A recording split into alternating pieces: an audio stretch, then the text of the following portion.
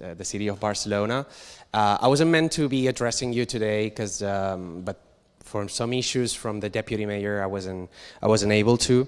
But I wanted to be here to thank you for choosing Barcelona for this Global Democracy Forum and for bringing the forum to Barcelona, especially as we are taking part of the European Capital of Democracy from September 2023 to October 2024.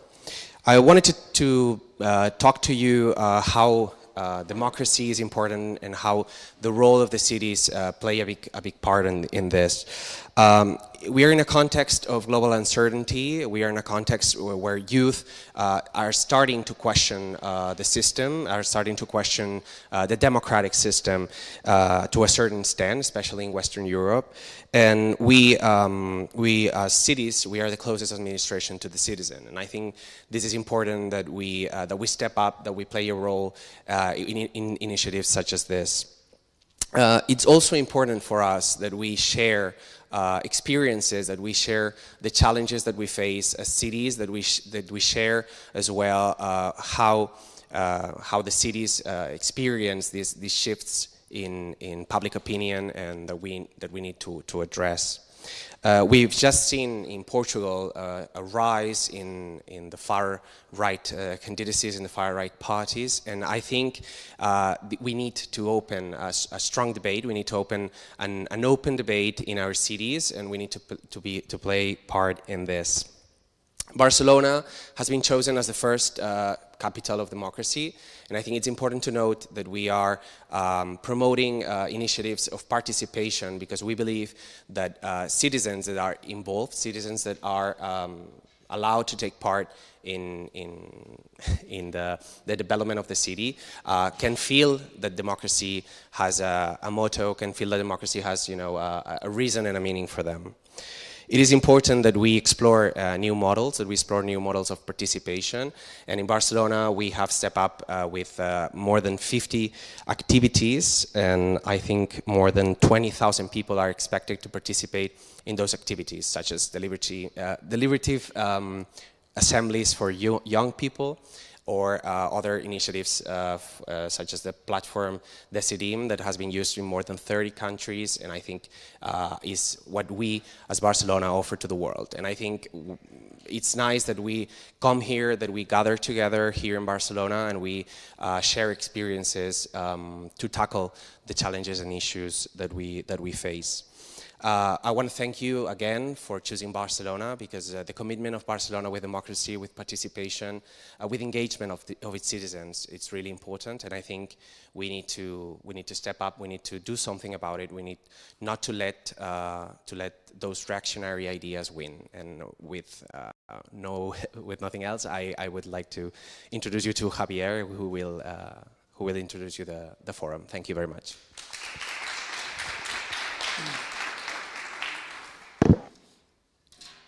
Thank you, Javier, and welcome to the European Forum of the Global Democracy Coalition. My name is Javier Pérez. I'm the director of Political Watch. For those who don't know us, we are a think and do tank based in Spain. We develop civic technologies and build strong and diverse alliances to try to nurture the democracy of the future. Fighting for a fairer, more sustainable and more peaceful society, a society where everyone has the power to have a meaningful say in the issues and to protect their rights on the issues that affect them. On behalf of Political Watch, I would like to start with some words of thanks.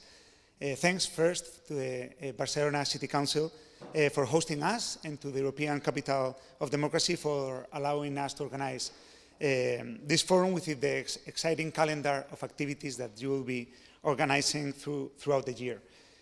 Thanks to all the participants, some of you coming just from a few miles away, but some others coming from every corner of Europe. It's really thrilling to see this room full of diverse and interesting people. Special thanks to the spectacular lineup of speakers that will be participating with us today. And last but not least, thanks to the Global Democracy Coalition for trusting Political Watch to carry out this forum. As you probably know, this forum is taking place in the context of the Global Democracy Forum 2024, which is anticipated to be a week-long celebration of democracy.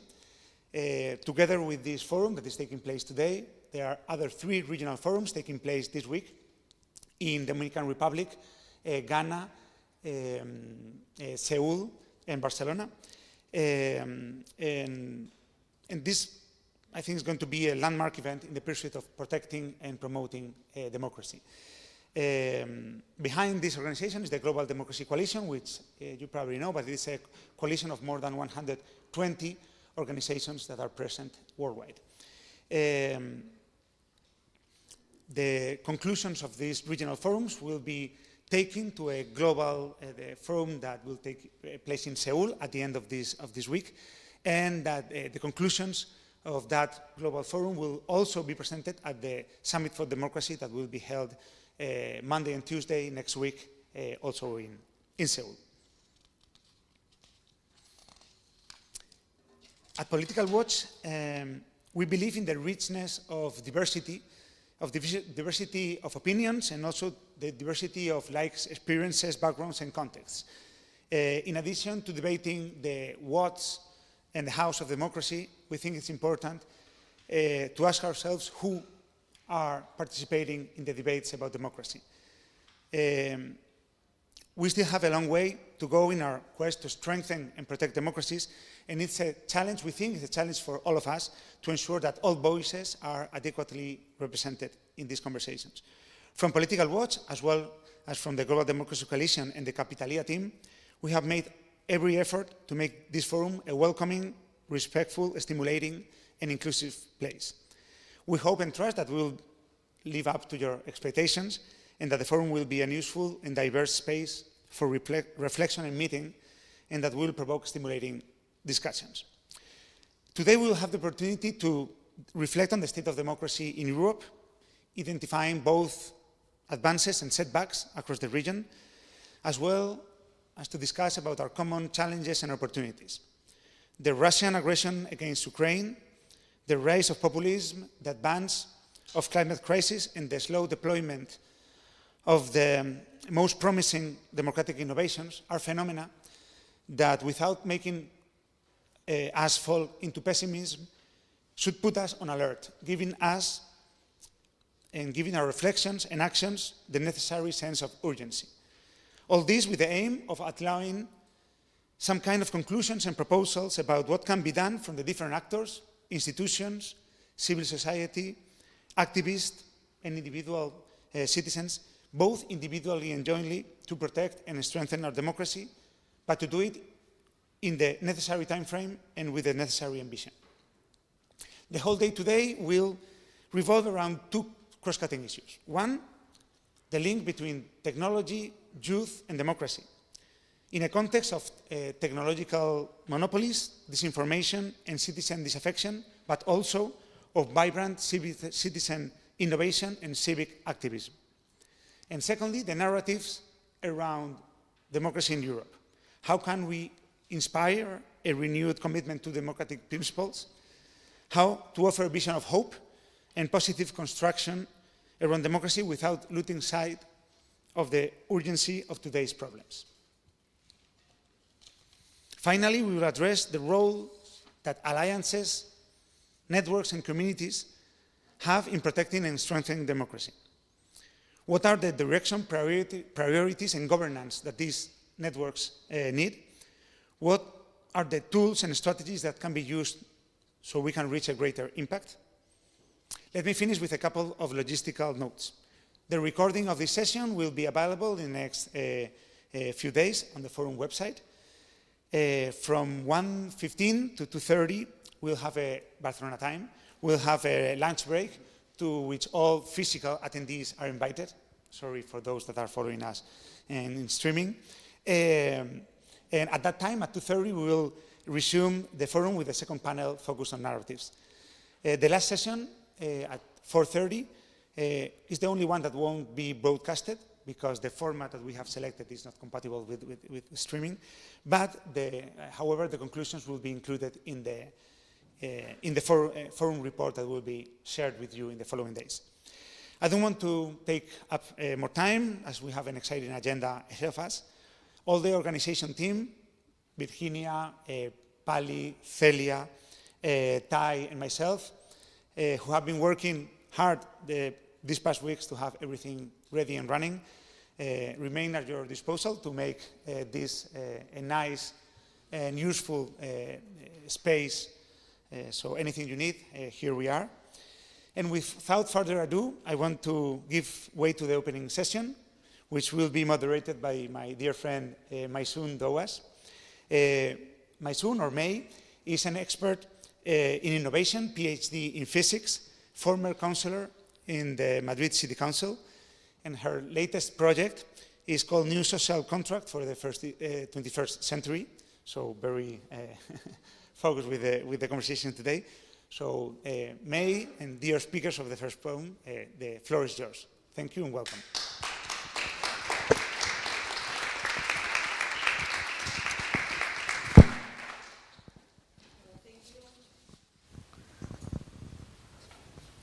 Thank you, Javier, and thank you, all of you, for joining us physically or online.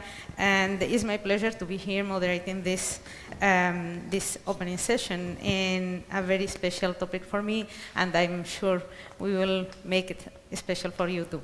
So, as Javier mentioned, I am Maysoon Douas, and as he said, Political Watch is very committed to make the space very diverse. One thing that I usually omit, I don't show so many times, that I've been and I am the only, and I was the only hijabi Muslim in the Madrid City Council, and I do think that democracy is built and crafted for each one of us from diverse perspective and also our personal views.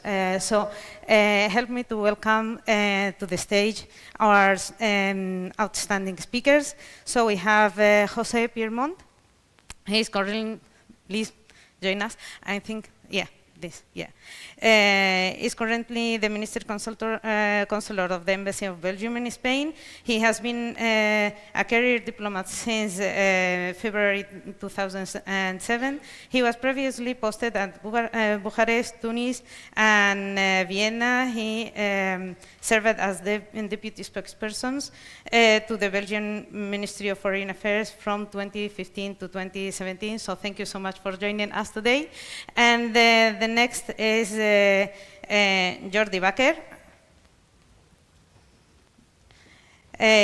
Is Secretary General of Metropolis, an international association of metropolises, which brings together around 150 global cities and metropolitan areas from all continents and have more than 1 million inhabitants.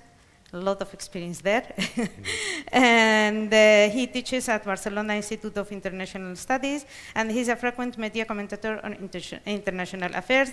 And last but not least, Carolina Romero is a technologist with 2 decades of experience in information technology projects, specializing in digital transformation, open government, and networked interaction between administration and citizens.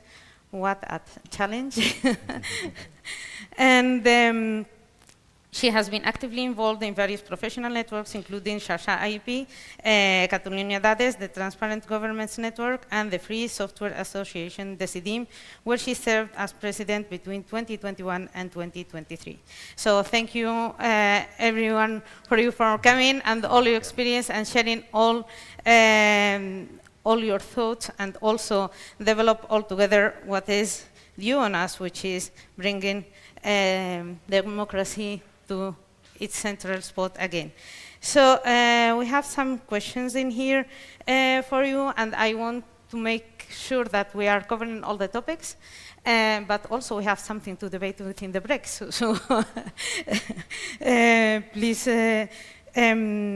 feel comfortable, but also concise. And also we will having some questions from the audience, and so we will try to make it so interesting. And for Jose, I will start by giving you some questions, a couple of them for each of you, and then we will open the debate and the floor for questions.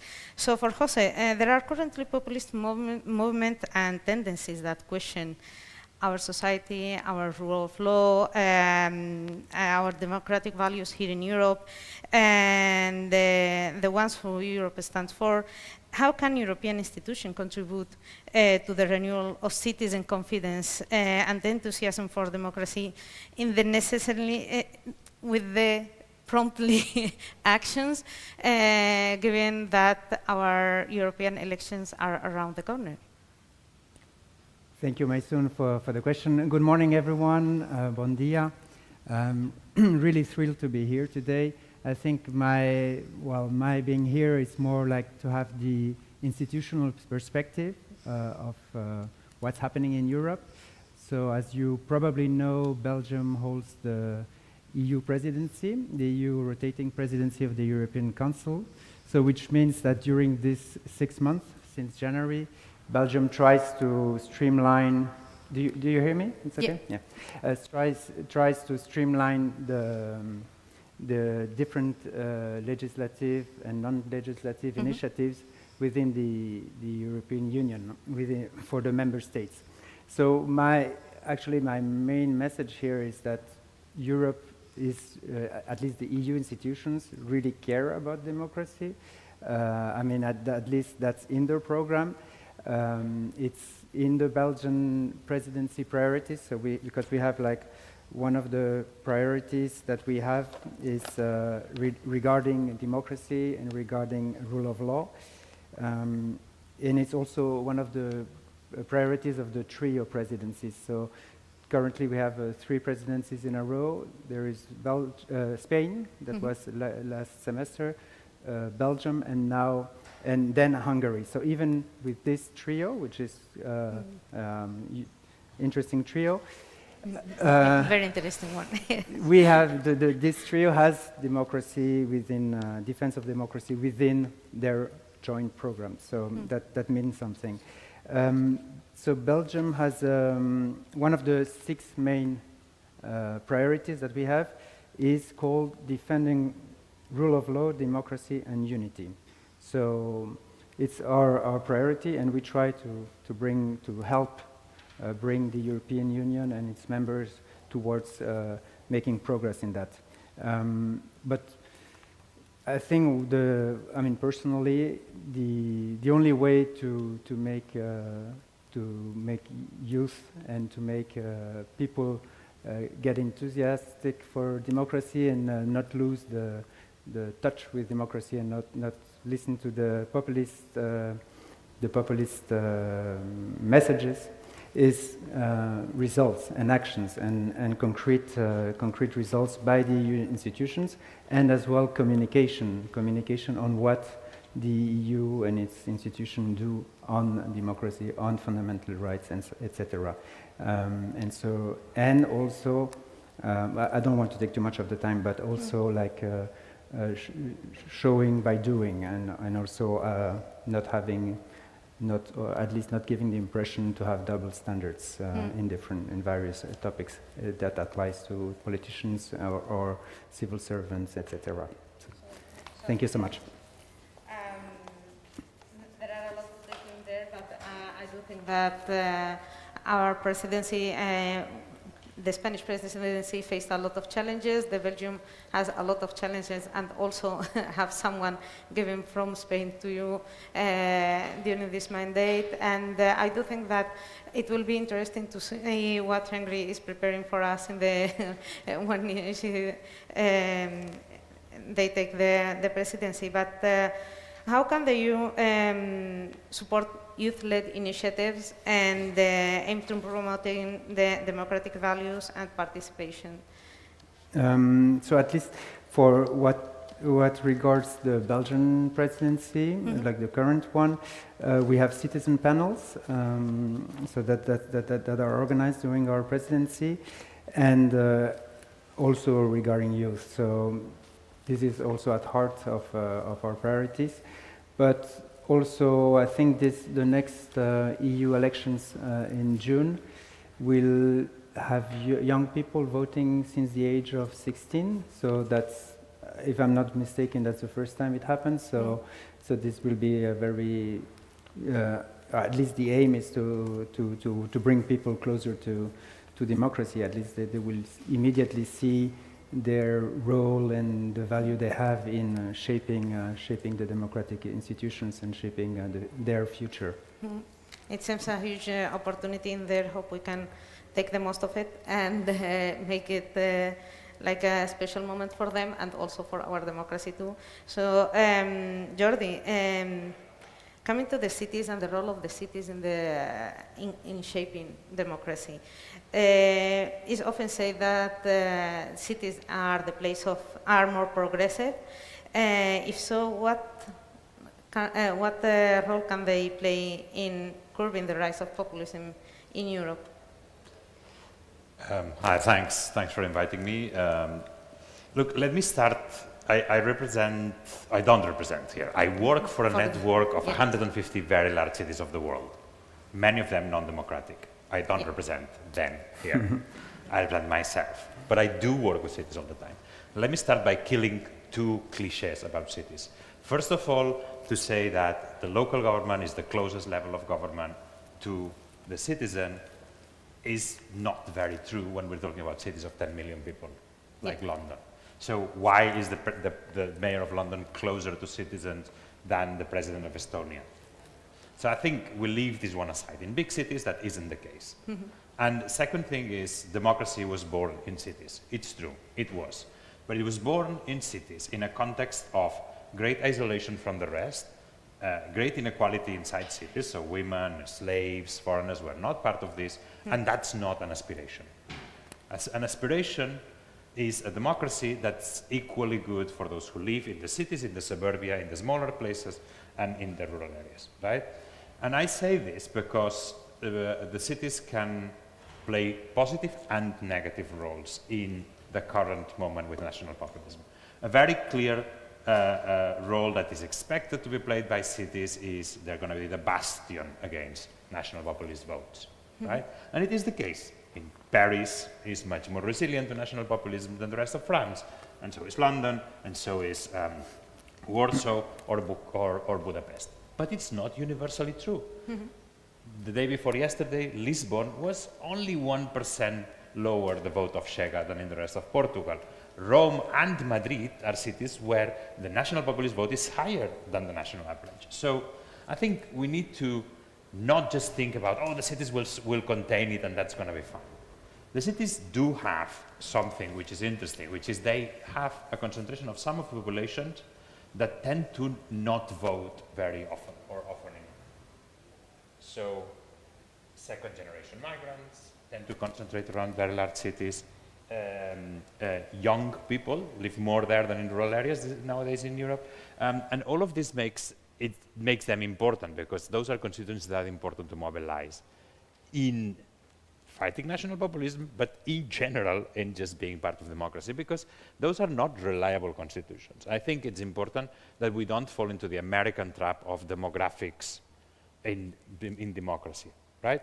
Young voters are resilient against national populist votes in some parts of Europe, and actually the #1 voters of national populists in other parts of Europe. So we shouldn't be just thinking if more young people vote, then there's going to be less national populism. We shouldn't be instrumental about this. It's good that young people participate, and it's good that national populists go down, but one should not think of this as a trade-off, right?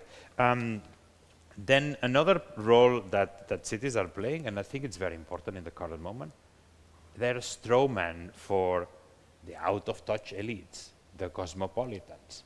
Now, in a context of agricultural protests, of post-industrial devastated areas, the Gilets jaunes in France, they are what there's interestingly a national populist minister of the previous Polish government called the vegetarian cyclists, right? Saying, oh, these vegetarian cyclists, they live in another planet, right? They have become the cartoon that's super useful to national populists. And I do believe that there is an obligation of some city leaders and city dwellers to really pay more attention to what's going on in the suburbias, in the smaller towns that are being devastated, that are losing demography, that are losing services, and in the rural areas. Not just the rural areas, because the rural areas is a very small part of the European population. The intermediary cities is not a very big part. It's not a very small part of the population, right? I think, and just to finish then, and then there have been laboratories for democracy, and very interesting things have happened in cities. Not necessarily big cities, by the way, in cities in general.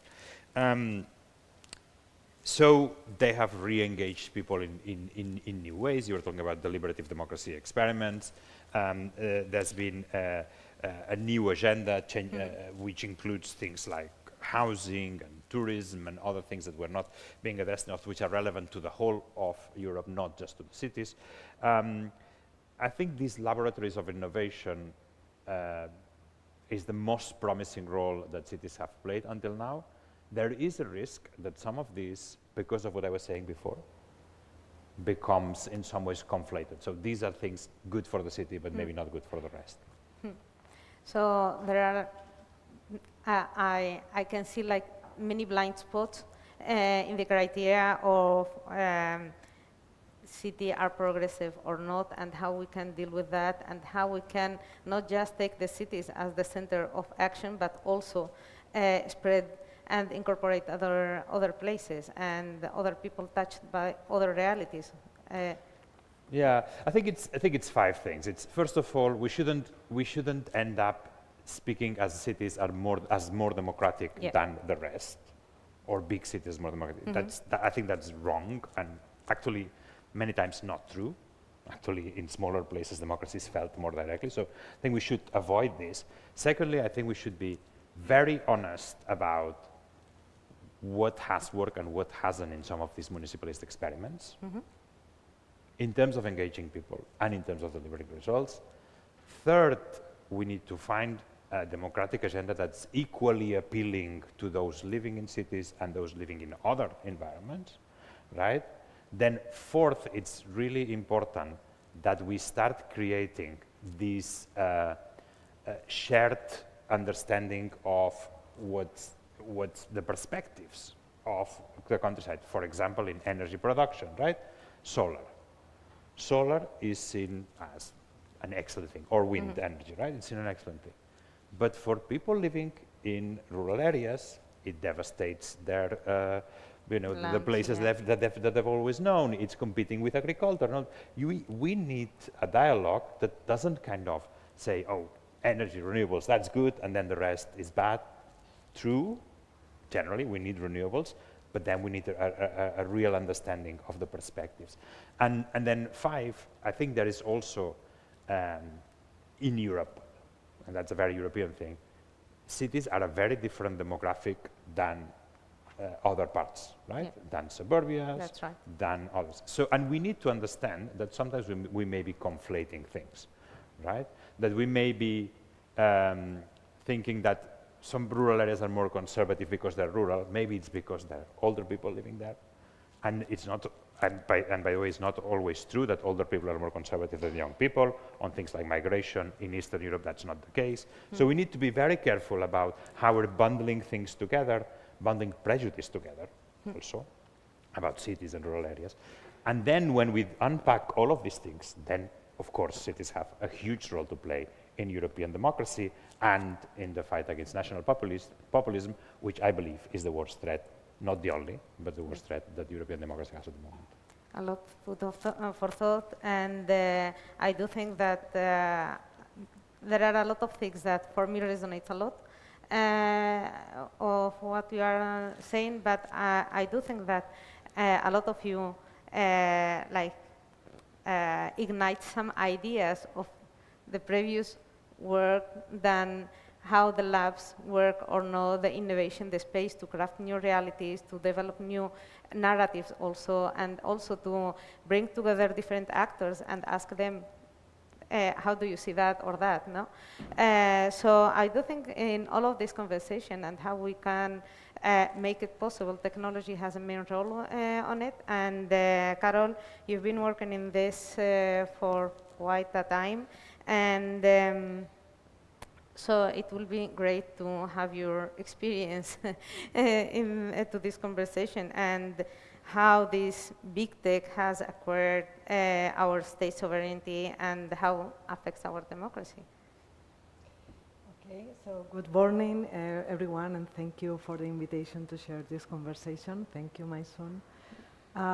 It's a big question, indeed. I think when we think about big tech, we need to also think about the everywhereness of big tech, right? Because we are living in an economy where the market is absolutely dominated by these companies because they are providing the critical infrastructures that underpin our essential social services, no?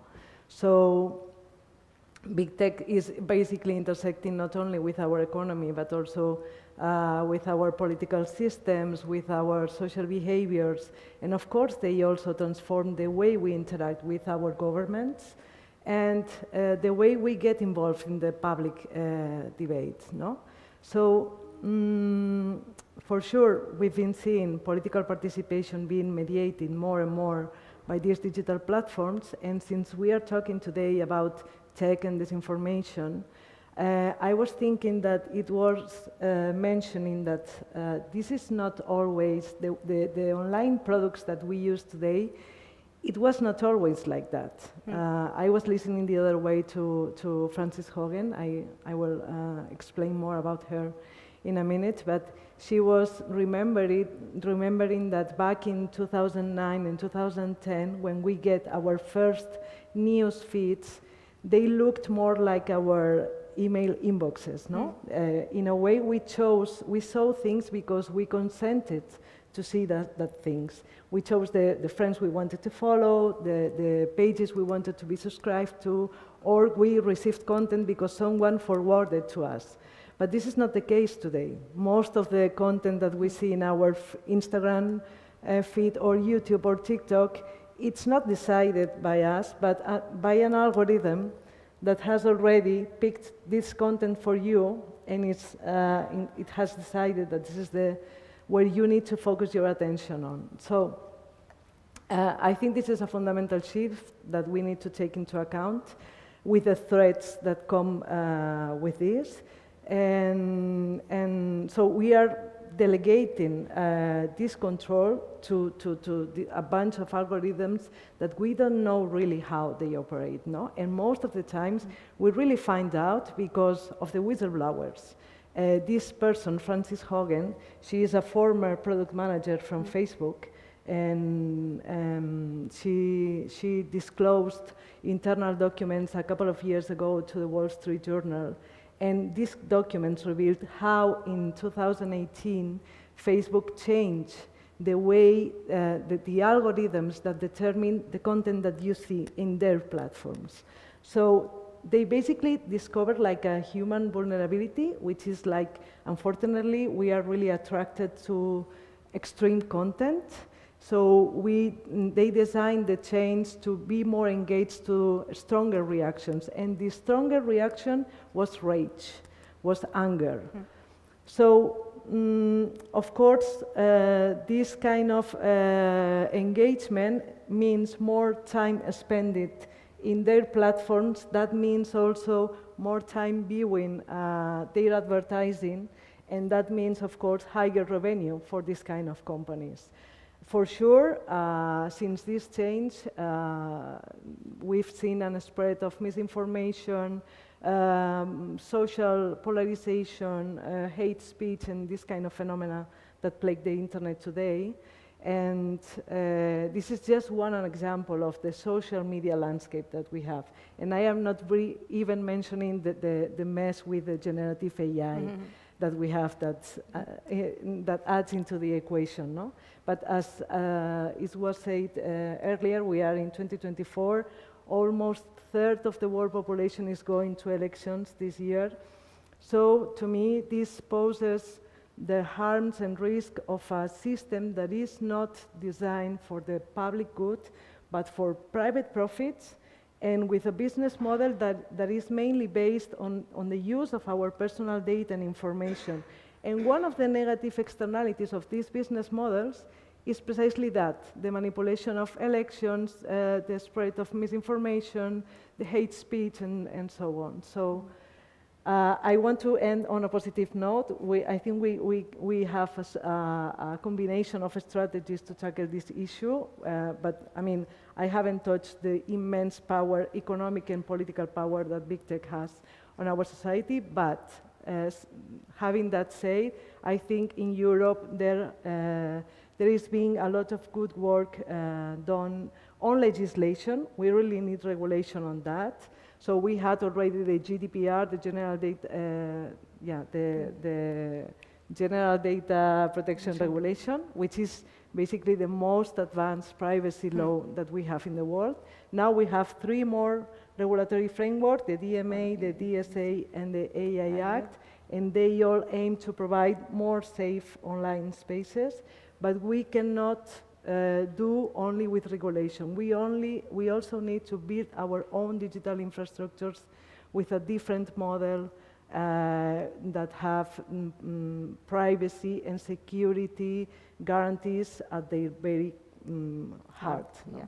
So coming to this positive note and remarks, our concern is what generative AI will do with us and how we will interact with this new phenomena.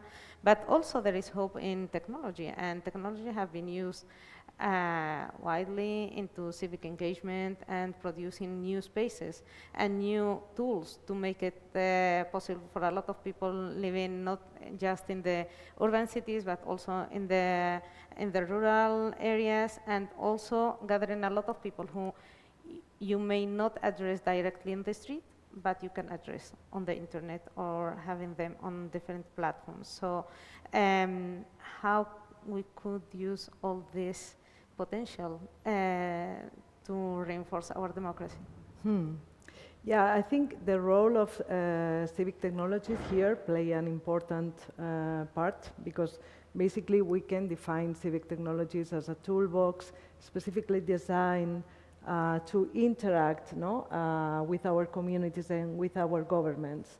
And I would like to talk about this role from the experience that we have from the project that I've been participating in, the CIDIM, that it was born 7 years ago in this city, in the Barcelona city, to answer the needs of the city in the first place.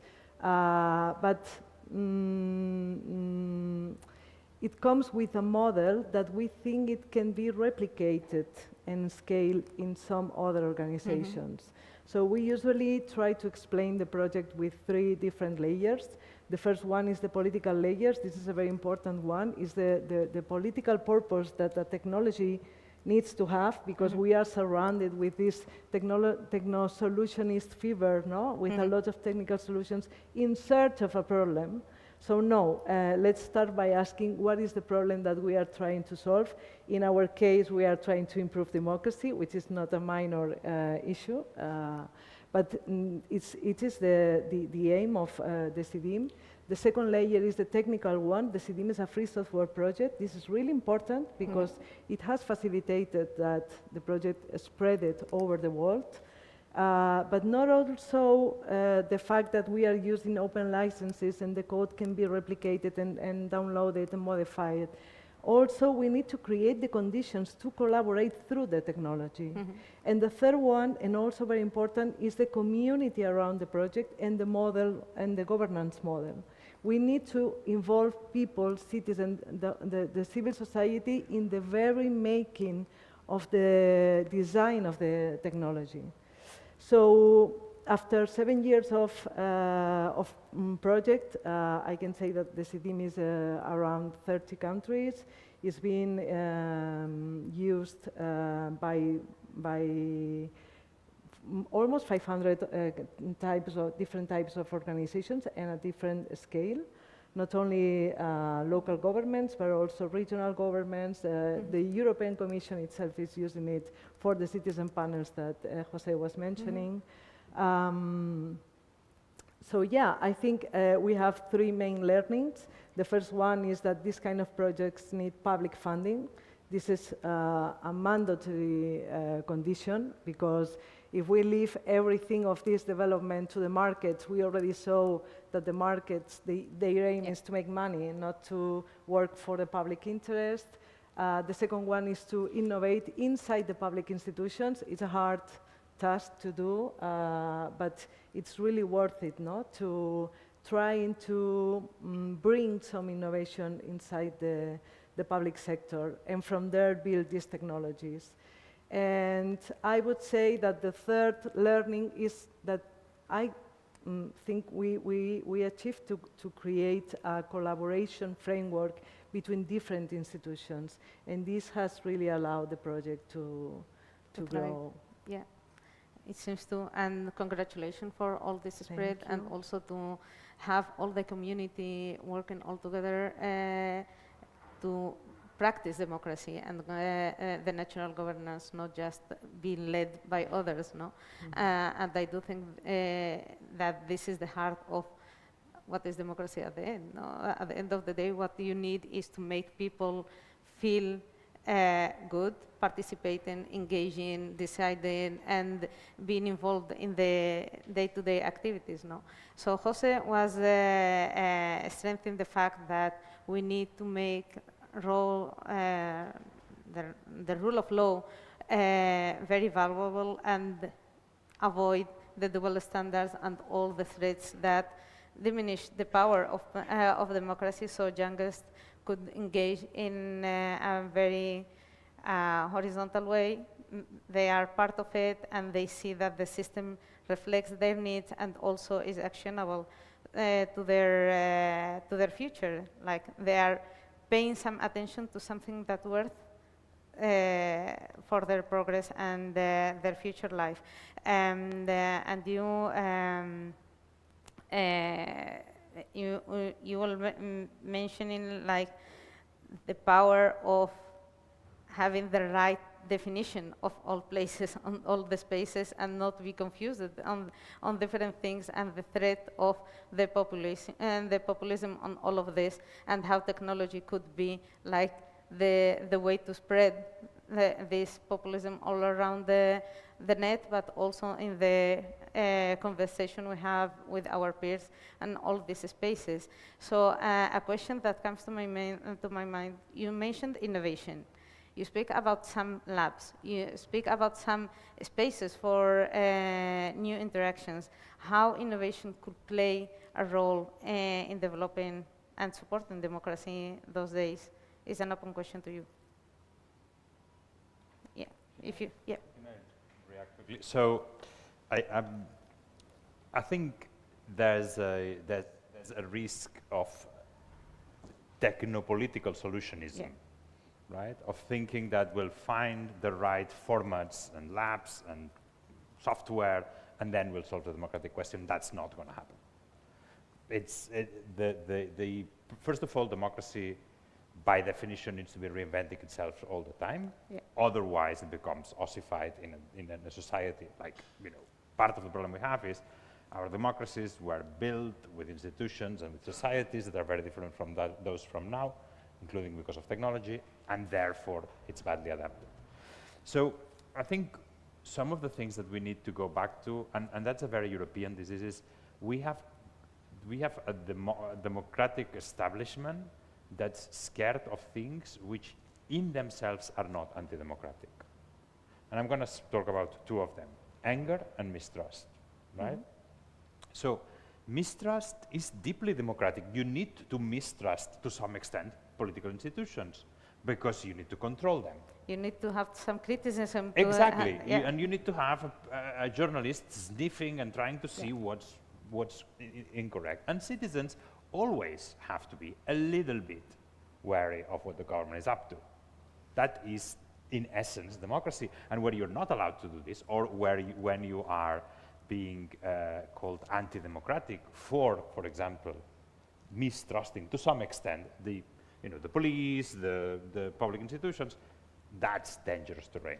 And that's exactly what happens in not democratic environments. So mistrust is very important in democracies. But without some trust, democracies cannot work. It's an issue of balance. But when one hears some of the, Brussels people talking about trust and mistrust, no, you need to trust, and it's a disaster that all this mistrust. Well, you need to earn the trust, and you need a degree of mistrust in the system, both. And then let's talk about trust and mistrust, and let's build new trust and all these things, right? Trustworthiness for me is much more important than mistrust. Are our institutions really worthy of the trust of citizens? Are they really working for their best interest, or are they captured by big tech or others, right? So if you're very worried about trust, make sure that your institutions are trustworthy first. And anger is the other one. First of all, the anger thing has been used to silence women typically.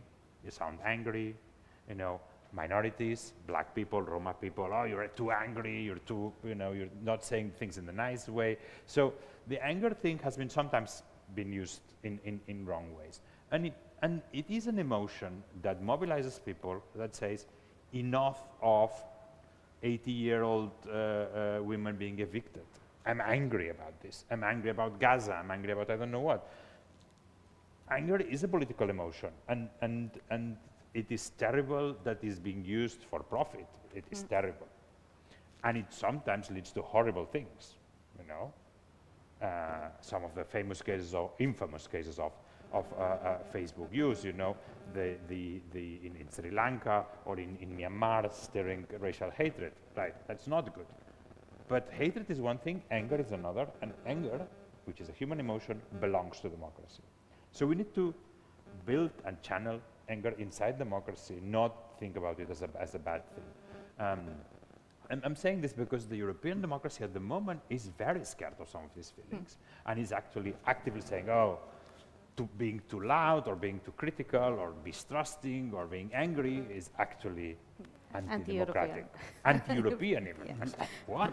But, how did this happen? But Jordi, at the same time, we need like the spaces to feel safe being angry and being critic with our systems. But if we ask young people to engage in politics but not be angry and not be mistrustful, that becomes a very boring proposition for a young person, right? Yeah. So what I'm saying is we need to have a democracy that's lively and loud and confrontational and all these things, which it was in the 20s in Europe, right? It's not new. And then be comfortable with this and channel it in the current circumstances with, you know, the degree of urbanization we have, the use of technology we have, and everything else. So yeah, maybe I will be out of what you said, but correct me if I'm wrong. You are saying that we should be less or careless about angry and all those emotions and speak to people and let the conversation be like as natural as could be, not like framing people like if you want to be engaged in politics you should behave in such a way or have this attitude or expect this kind of experience in the process? Especially my student, yes, especially my student, because those conventions tend to favor some people in the system and tend to leave other people out of the system. The people who don't speak the language in the way that's, you know, supposed to be. Yeah. And it's, I mean, it's not me inventing it. It's known, for example, that when women are more assertive, immediately they are labeled aggressive, for example. That's classic, and there's a lot of evidence about this, right? So when you kind of fall into this civility, we're European and we don't do mistrust and anger, then very quickly you're starting to tell some people in the room that actually the way they interact, the way they speak, the way they do, their feelings are not right. They don't belong here. That's, I think, not a good standing.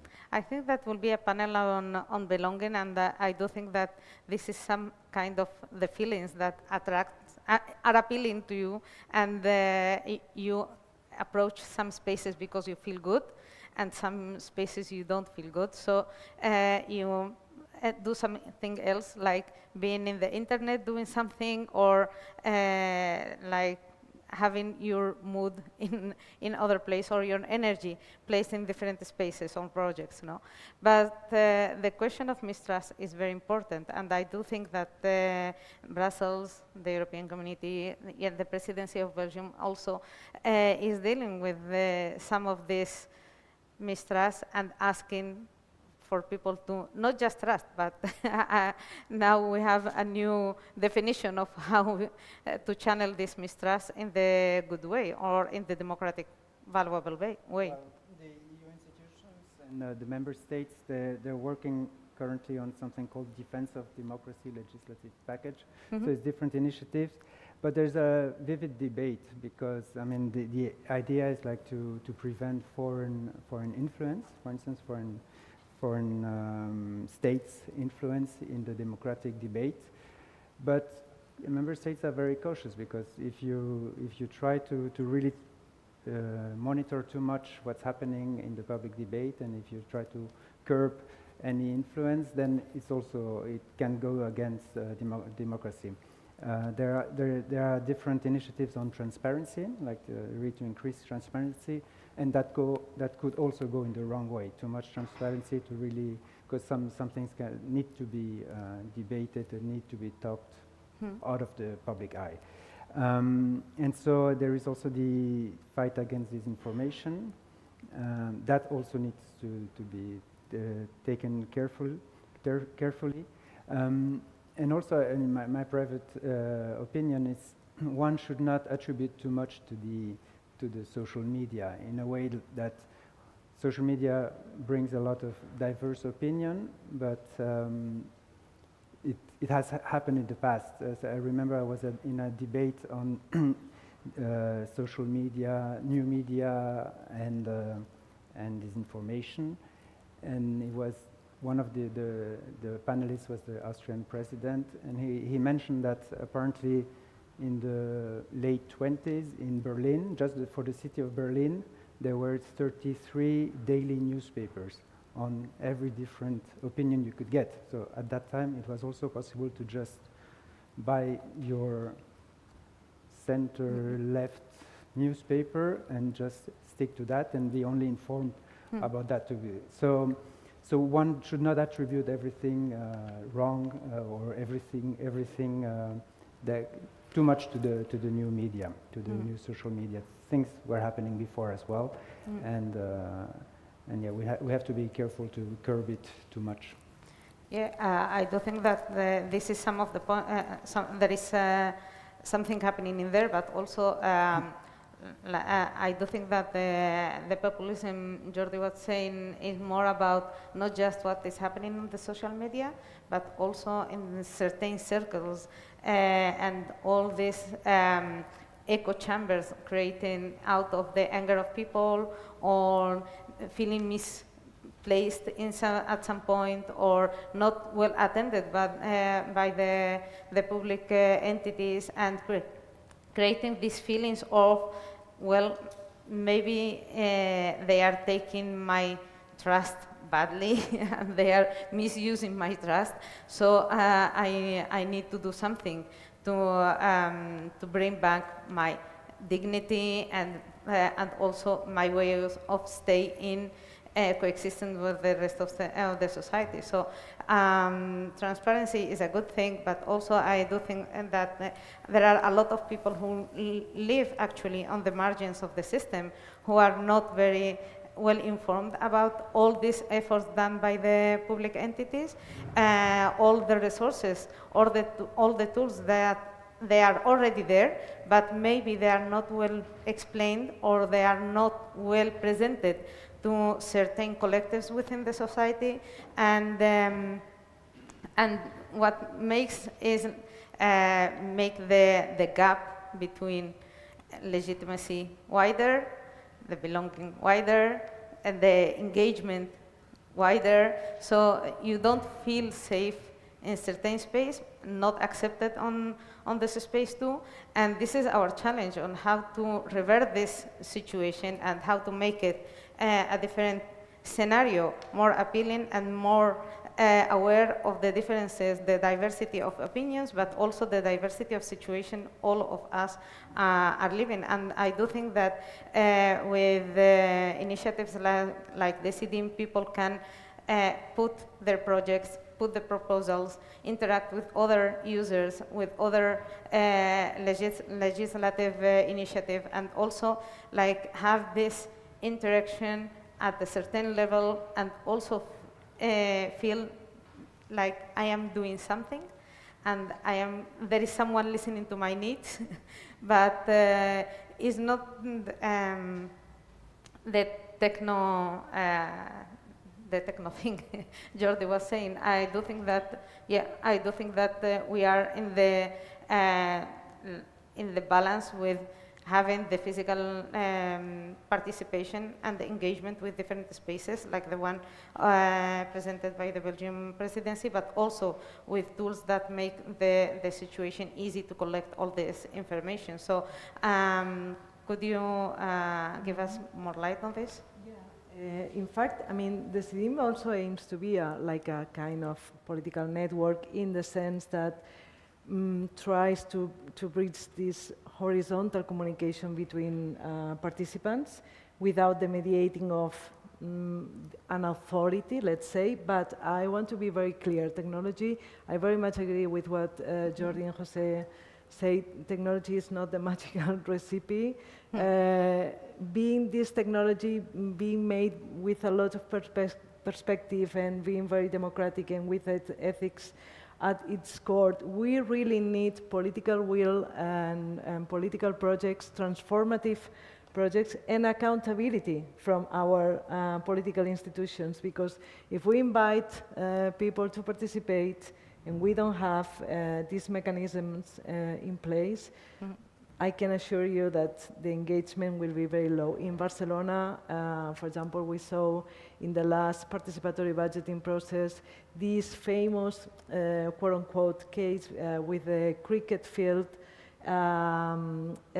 launched by a minority, really, not that minority, I would say. The Pakistani community in Barcelona, they play cricket very often, and you know, this is not a very popular sport here, and they were using an equipment that is not prepared for practicing this sport. So they went to the city in Barcelona, they posed their proposal, but the magical thing in that aspect, it was that there was really a genuine will to support this kind of citizen proposal. So people were commenting on their native languages, and Urdu and in Arabic. So there were this translation happening in the platform. They were helping this collective to better improve the proposal. So, you know, it's part of a process that you need really to see the advances and the accountability, no, of the final result. So this ended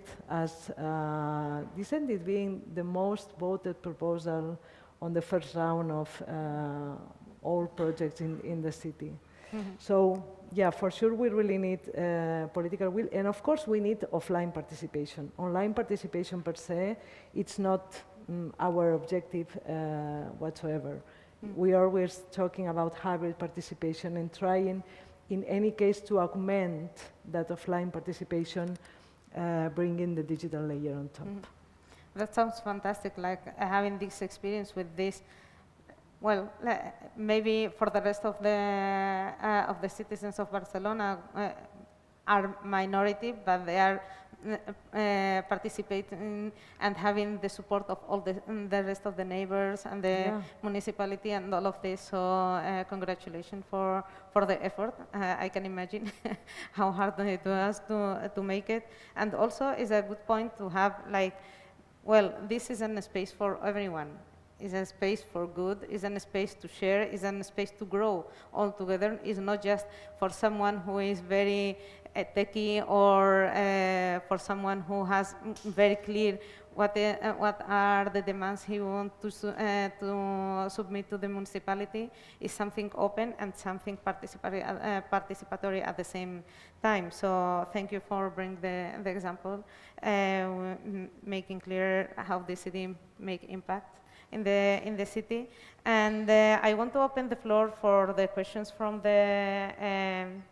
from you, the audience. I don't know if you have any comment, any question. Yeah, Urban? I think we have a mic, so the people online can hear you.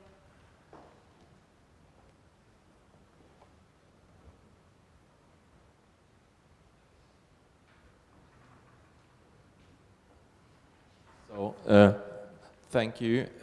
My name is Urban Strandberg. I'm the director of the International Youth Think Tank. So thank you for a very interesting panel. I have two questions, I guess. So one question to you, Jordi, about the cities. I think you said many interesting things about our expectations of cities and that you were questioning some of those expectations. That it wouldn't necessarily be the case that cities are optional.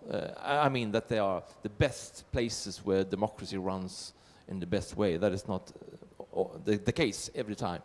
Anyway, when I think of cities, I think that the particularly nice thing is the thing about diversity and pluralism that almost comes by definition. The bigger a city is growing, because it couldn't be in any other way. There are so many different walks of life of people in the city. And I mean, that is something, so I want to hear what you have to say about that, because much of the autocratic political movements of the world, they are questioning diversity. They want to simplify what a human being are. I mean, gender-wise, religiously-wise, or whatever. So they don't like diversity and pluralism. So from that perspective, cities would be bringing hope for the future. So do you agree? What's your view? Is the city beacons of diversity and pluralism? And then I have a question to all of you. I mean, we have challenging times in different ways. Russia is waging a war on Ukraine and Europe, you could say. So people could be scared off and depressed for that reason. We have just recently suffered quite much from COVID. Not least young persons have been quite isolated and depressed. So mental health from COVID is definitely a challenge. Well, we have the climate crisis. People would, fear the future. And we have the AI revolution. I mean, many things are said about AI. So we have big problems. Do we have any positive things? Are there any dreams, any future dreams that could make it reasonable to take to the ballot or take to the streets, to be angry, to ask for something? Because maybe that necessitates a dream for the future, a dream for a brighter future. Do you see those dreams? Are there embryos for dreams for the future? Thank you so much, Urban. I don't know if we answer and then we take some more questions. Okay. For example, yeah. So diversity and cities being like the example of this cosmopolitan view. Yeah. Yeah, so yes, obviously, the experience of diversity for someone living in a city almost always is more direct. Evidence shows that usually the people being most directly in contact with communities that are different in some way, whether it's by sexual orientation, or that it's by religion, or by race, or whatever it is, those really living side by side tend to be less prejudiced. And that those who are very prejudiced are not those who are very far from diversity, but those that are just close enough that they sort of see them, but they don't live together with them. Mm-hmm. right? So that's usually what happens. So in that respect, it's not the rural that would be the least open to tolerance, but the other ones. Well, I believe that this has a small danger, which is the urban snobbery, right? Like, oh, we do diversity and we don't mind lesbians and you're kind of backward. So that's dangerous because that then becomes a self-fulfilling prophecy.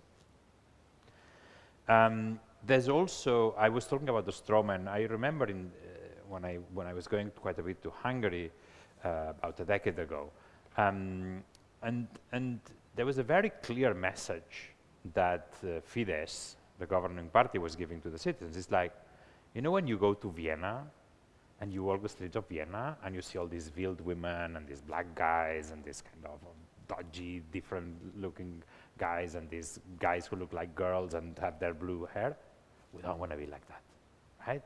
That was not the subtext, that was the text of what Fidesz people was saying then. So in some ways that cities are like this isn't necessarily seen as a positive by everyone else. So the challenge here is not to turn everyone like cities, right? Even by demographic. The challenge here is a transformation that goes deeper. I think the best example I can think of is attitudes towards the LGBT community in Spain, which have changed not because those who were homophobic in their youth have all died, or because, you know, the cities have, you know, this become a more urbanized country and in the countryside they're still like backwards. That's not the case. They have really changed. I'm going to be very quick on this anecdote, but I think it's very illustrative. Equal marriage was approved in Spain in 2005. In 2008, there is a piece in the news about Abenojar, a village in Ciudad Real, which is what we would call deep Spain, right? So it's a very rural area in central South Spain. And the piece of news is the village has a procession to Our Lady of Incarnation. Procession goes out, and lots of people are wearing a green T-shirt saying "Incarnation without discrimination." Why is that? It's because the hairdresser of the village, who's a woman, has married another woman and has been banned by the bishop from going to the procession. Why do I tell this story? This story is about a procession in a village of 1,500 inhabitants. These people are protesting against the bishop banning someone from being part of the procession. That's cultural transformation. And that hasn't happened because Abenojar is now a big city. It has happened because transformation has gone deep. The goal, therefore, is that diversity is not scary, whether or not you live in East Berlin, right, or Central Paris, or whatever in London, right? I don't think we should be idealizing cities as all of Europe should be like this, because that's actually a threatening proposition for lots of people. Instead, we need to do the hard but actually possible work of cultural transformation everywhere, including the countryside, including the post-industrial, non-attractive, kind of aged communities of many parts of Europe. So thank you, Jordi. And I don't know if you want also to point out about the question of the big problems, the big dreams, the big... I spoke lots. I'll let mine. Sorry, I will just add something to what Jordi said. In another panel, I heard there is a study, or there are several studies that pinpoint the fact that cities of around 10,000 inhabitants are the most prone to, or the most perceptive to like hate messages or like populist movements. And so that's just like an econometric data.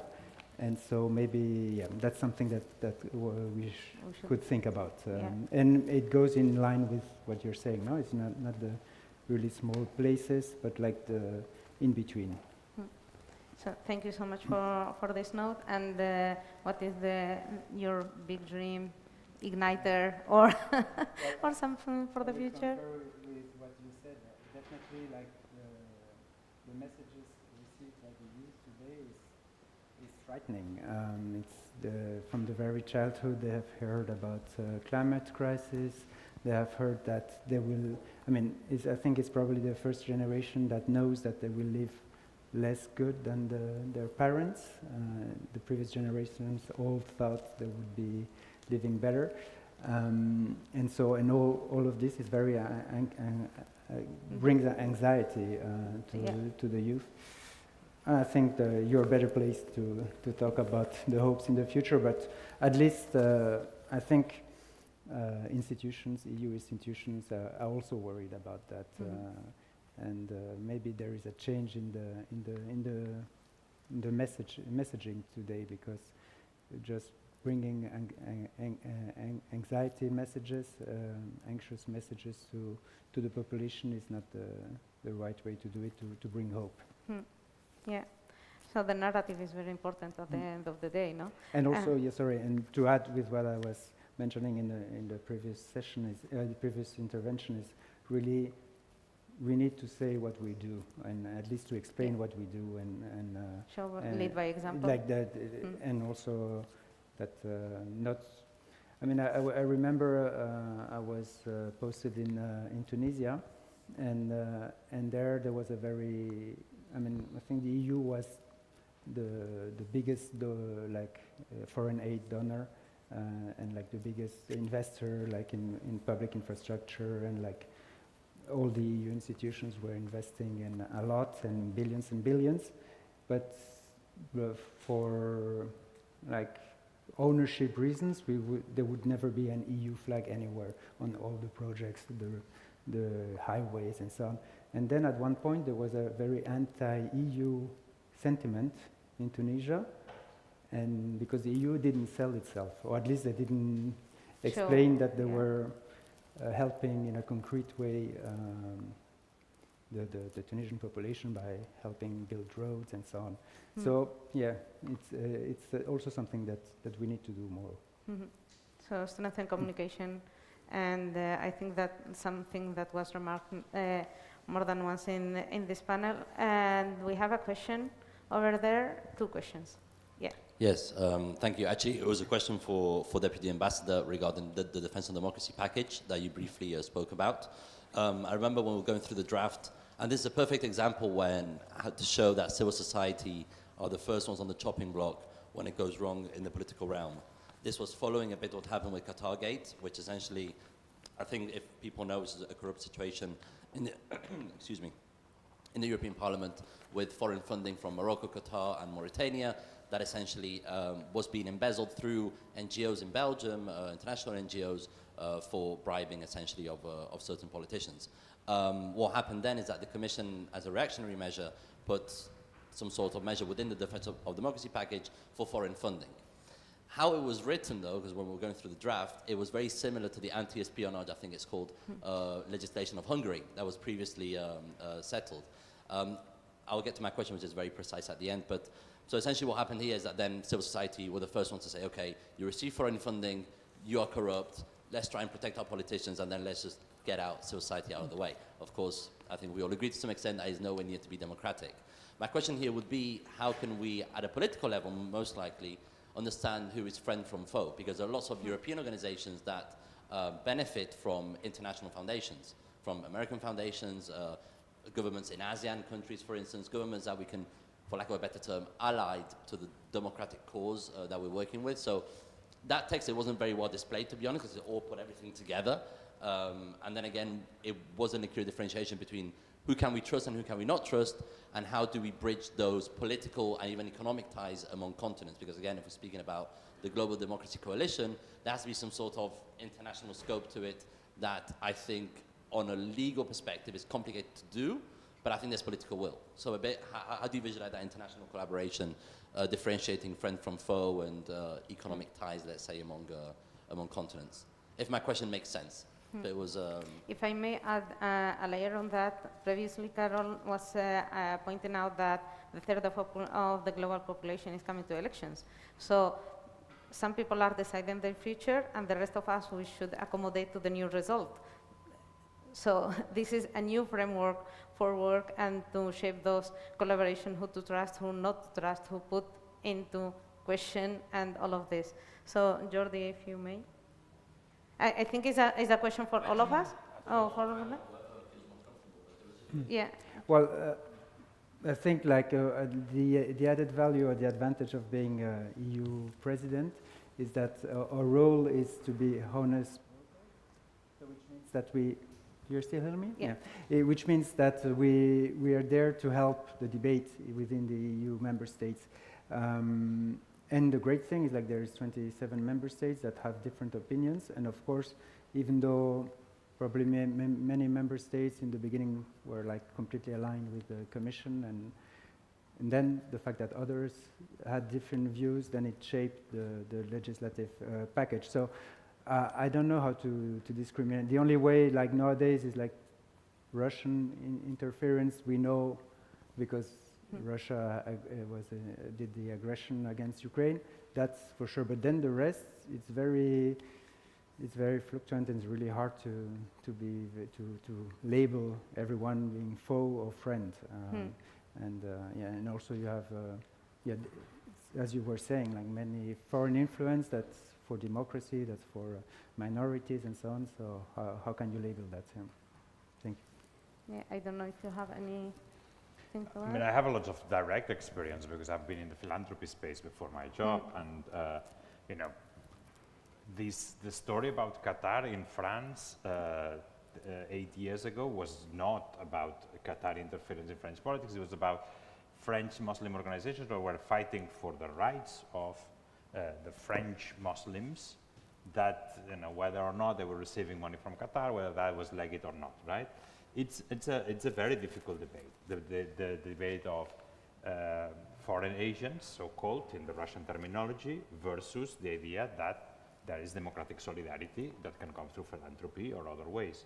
And I don't think there is a clear-cut answer, but I do believe, like you, that the defense of democracy package needs to be very, very, very careful, because you would be enabling things that we've seen in Romania and in Hungary before, and actually probably there's people actually cynically doing exactly this, so that they can then afterwards use the package in this way. So it's always extremely difficult to legislate these things. I think, though, there is a very, very clear line, which is lawmakers being very directly at the service of certain interests. And I believe that's not only public foreign interest, there's also private interest, foreign and national, and we have a general problem with representative democracy, which will not be solved by the defense of democracy package, which is, it's very hard to ensure that our legislators are working for the general good, all of them.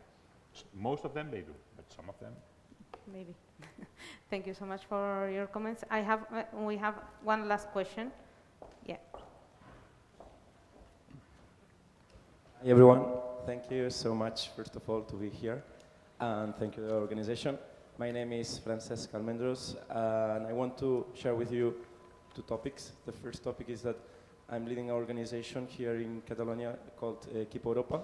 We are a youth organization that we want to bring the EU institutions and democracy inside them to the youth, well, not only in Catalonia, also in Spain. So I wanted to know which type of activities your organizations, or how do you try to approach youth people, or which type of contacts you have with them. And the second part, I'm also leading another project that is involved in all this ecosystem. It's called Palumba EU. Maybe some of you have heard about it. I'm coordinating this with a partner here in Barcelona. And basically, for the ones that haven't heard about it, we are developing a voting advice application. And we want to basically create the first touch for the youth organizations, well, for the youth generations, with democracy through app. Basically, in this app, we want to show different statements, and you're going to swipe left, right, and after these answers, you're going to have a match with your Europe family, so you're going to have easy access to know what you want to vote, and your interest, and so on. And with this, we want to fight disinformation, we want to increase the value of democracy in youth generation. So basically, I wanted to know also your feedback about these projects. We can talk more about it in the breaks. And also, I wanted to share this question in the next table, but I will have to go because it's about youth, the next one. And that's also, thank you so much. Thank you so much. So, two interesting topics. I don't have a very good experience with this. So we supported voting advice apps in the 2014 EU elections, and we could not find, we could find evidence of lots of people using them. We could not find evidence of these mobilizing people who would not have otherwise used that. My advice would be look for the evidence, because we never found evidence that in 2014, and I don't believe in 2019, this worked. And I think it's very important to be evidence-led, not led by the good idea, but what we've seen to work. And I have never seen that they lead to more mobilization. If that's what you want to achieve, I haven't seen this evidence. If what you want to achieve is just, that people enjoy these and use it and have big number of users, that's a different thing. But we actually looked for the evidence, because we had invested money in supporting voting and voting advising apps, of which there are many. The Netherlands are super popular, for example. And the evidence is not conclusive that this leads more people who would otherwise not have voted to vote. Carol, do you see any progress in that with the city? Do you see that people who interact more have shaped ideas? We don't have any experience with this kind of voting advice apps. But regarding your first question about how our organizations promote this participation from young people, in my case it's a bit difficult, because we really work with hundreds of different organizations. I can point it out that now, because Barcelona is the capitality of the democracy, they are launching a project which is called Volem Decidir.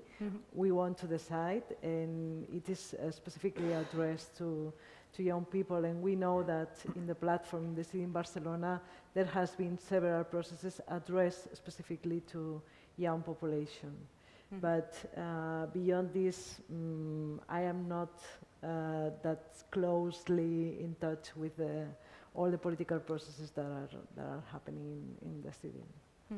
So thank you so much. We are coming to the close of this session. Just to sum up some of the ideas that have been shared. Well, our idealization of metropolis have changed somehow, and we owe to ourselves also to see democracy outside the cities too, and to involve everyone, and also that technology could be an ally, and we should work more, maybe not just in regulation, but also in how to make it part of our civic society in a natural way, and how Europe is also involved in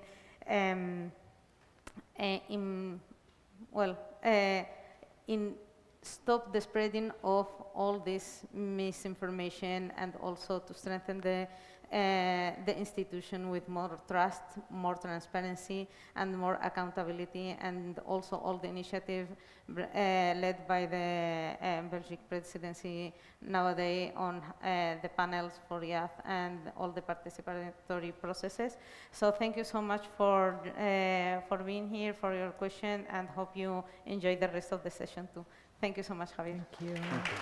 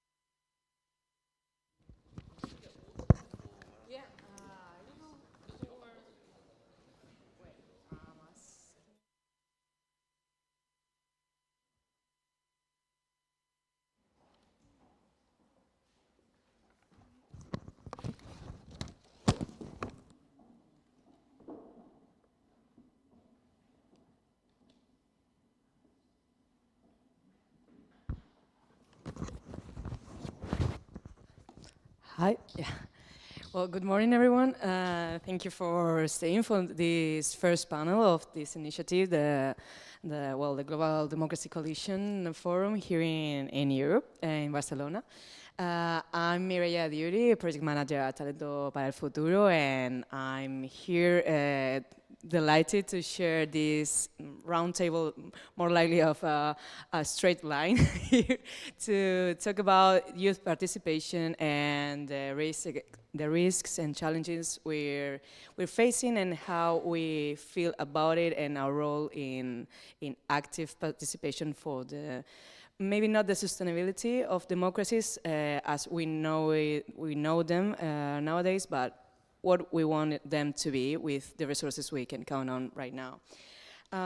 For those who are who have joined us now streaming, and those who have joined us here in presence in Barcelona, the Europe Global Democracy Coalition Forum is the materialization of the commitment of a lot of initiatives and projects and platforms, etc., to bring all together and discuss about what our role is, and specifically here and now, the youth participation. I'm about to introduce a little bit each one of you, if I may. First of all, I'm starting right across the line, Ismael. Well, here's Ismael Paez. He's Vice President of the European Youth Organizations, also known as the European Youth Forum. And this is an international non-profit association which puts the focus in the value of the youth participation in decision-making contexts and spaces. Welcome, Ismael. Also, Darina Onishko, welcome. You're youth coordinator in the Community of Democracies, which is a global organization composed of member states that strive to foster and strengthen democracies around the world. Welcome, Darina. Also, Pablo Slatis. Am I all right? Yeah, perfect. Thank you. As a person, as I was telling you before, with a special surname, I'm aware of the importance of pronouncing it as well as we all can do.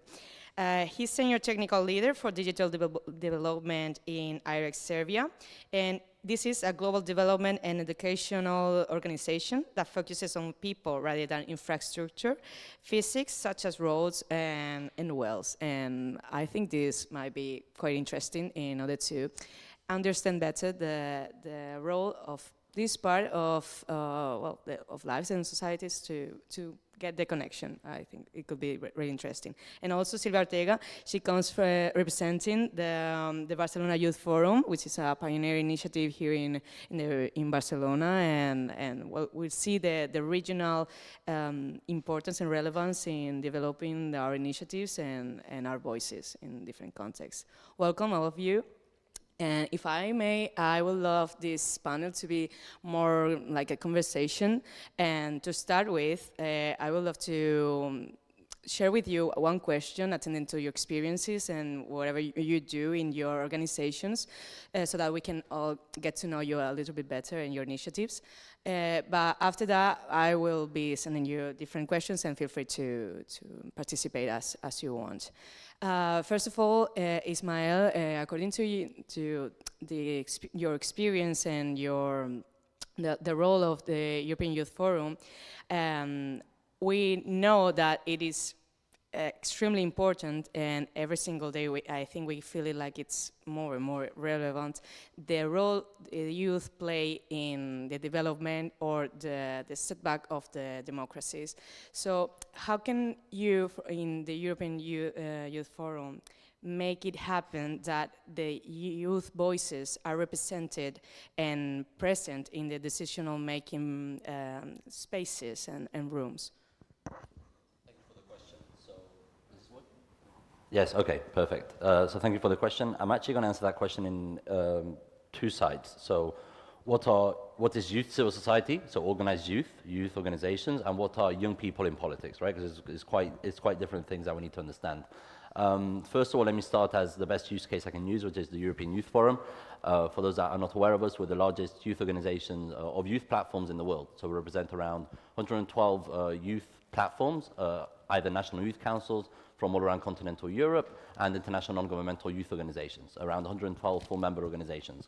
And within our structure, well, of course, we have our general assemblies, we have our internal working groups, our internal expert groups, that then, within the members, whether it's the Ukrainian National Youth Council, the Spanish National Youth Council, together with the Scouts in Europe, together with the Erasmus Student Network, and other international youth NGOs and national youth councils, we develop positions on specific policy topics that affect youth. So again, we have our internal processes. We don't decide ourselves as the network what our positions are. They are voted and agreed on internally upon the membership, that they themselves represent millions of young people, if we're speaking about national youth councils or international non-governmental youth organizations. So that is what I would describe as organized youth.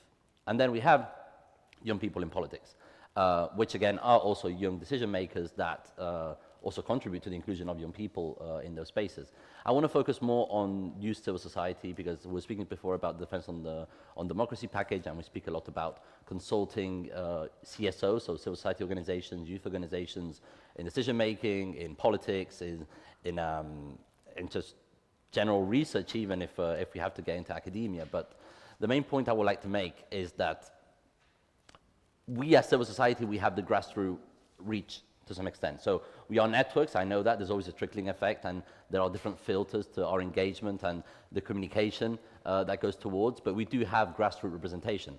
So we can assure to some extent with these networks that we can get the grassroots information back to our higher management, if I may call it that way, and then from there relay that information to the governments. We were speaking before, I think Jordi, he was speaking before about it's not necessarily true that city councils are always the one closest to the members or to the population. I think to that extent that might be true, but I think that's why also international networks are so important, and the inclusion of international civil society organizations that have the overall European view on what's happening, because this young person or this youth organization in Serbia told us the same thing as a youth organization in Poland, as a youth organization in the UK, right? And you need someone to actually bridge that communication among European CSOs specifically to bring back to decision makers and then getting included. As specific use case scenarios, the best example I can give, not necessarily about the inclusion that we are trying to promote, of course, through all different sorts of campaigns, internal political party culture when it comes to including young people, because in some countries like Spain, they are closed lists, for instance. So it's not if you get more votes you get in, it's depending where you are on the list of your political party. So in some, it depends on the countries, of course, but mostly internal political party culture needs to change a lot, and we are seeing these shifts bit by bit. But then also when it comes to future-proofing to some extent policies, so then young people in 10, 15 or 20 years time to have to say again, but this doesn't represent us, and that's where we developed a tool called the Youth Test, which we're very happy some institutions, the European Economic and Social Committee implemented it last year, and now the European Commission announced they're going to start their own version, which is a youth check. So essentially what it is a risk assessment and mitigation tool for every single policy that comes out of these institutions to see how does it affect young people today and young people tomorrow, right? So I think this is a tool that, again, it's a tangible thing that you can see, that you can use within the institutions, that works quite well, and we are very happy again that the institutions are following this trend. And I think initiatives like these are a way to include, of course, young people's perspective and young people's ideas and young people's consultation. We can't include every single million person or million of young people in a roundtable discussion, but we can make sure to try to reach the information as much as possible throughout organized youth networks and organizations, and try to get that grassroots information back to us, let's say the international community, or what we call the EU bubble, quote unquote, to get those ideas back to decision makers and hopefully make a change through these tools, for instance. If that more or less answers your question, but I know I went in different directions. No, for sure. I mean, well, we're in Salento para el Futuro makes these initiatives, and we're really aware of the relevance of coordinating all the initiatives and to bring all together a common project, and so we can communicate better and create that bridge with other institutions or other NGOs or the third sector, the private sector, and I think we can quite understand the relevance of it. But regarding this, or related to these actions that are certainly really important, I would like to ask you, Darina, from your experience there in Common Democracies and as youth coordinator, from your experience, how have you seen the evidence that we got to hear before of mobilization of the youth? Like, how can we reach it effectively? First of all, thank you so much for having me here, inviting to this event. I'm very glad to join this European gathering that is part of the Global Democracy Coalition sessions before the global one that will be held next week at the Summit for Democracy in Seoul. And thank you for the question. It is actually quite an area of my expertise. So the Community of Democracies, I manage youth portfolio that really has several initiatives. So it's really focused on bringing young people into spaces and the intergovernmental level mostly. So we have a youth advisory group that guides our member states. The Community of Democracies is a coalition of countries. We have 30 member states that are the most active at this point.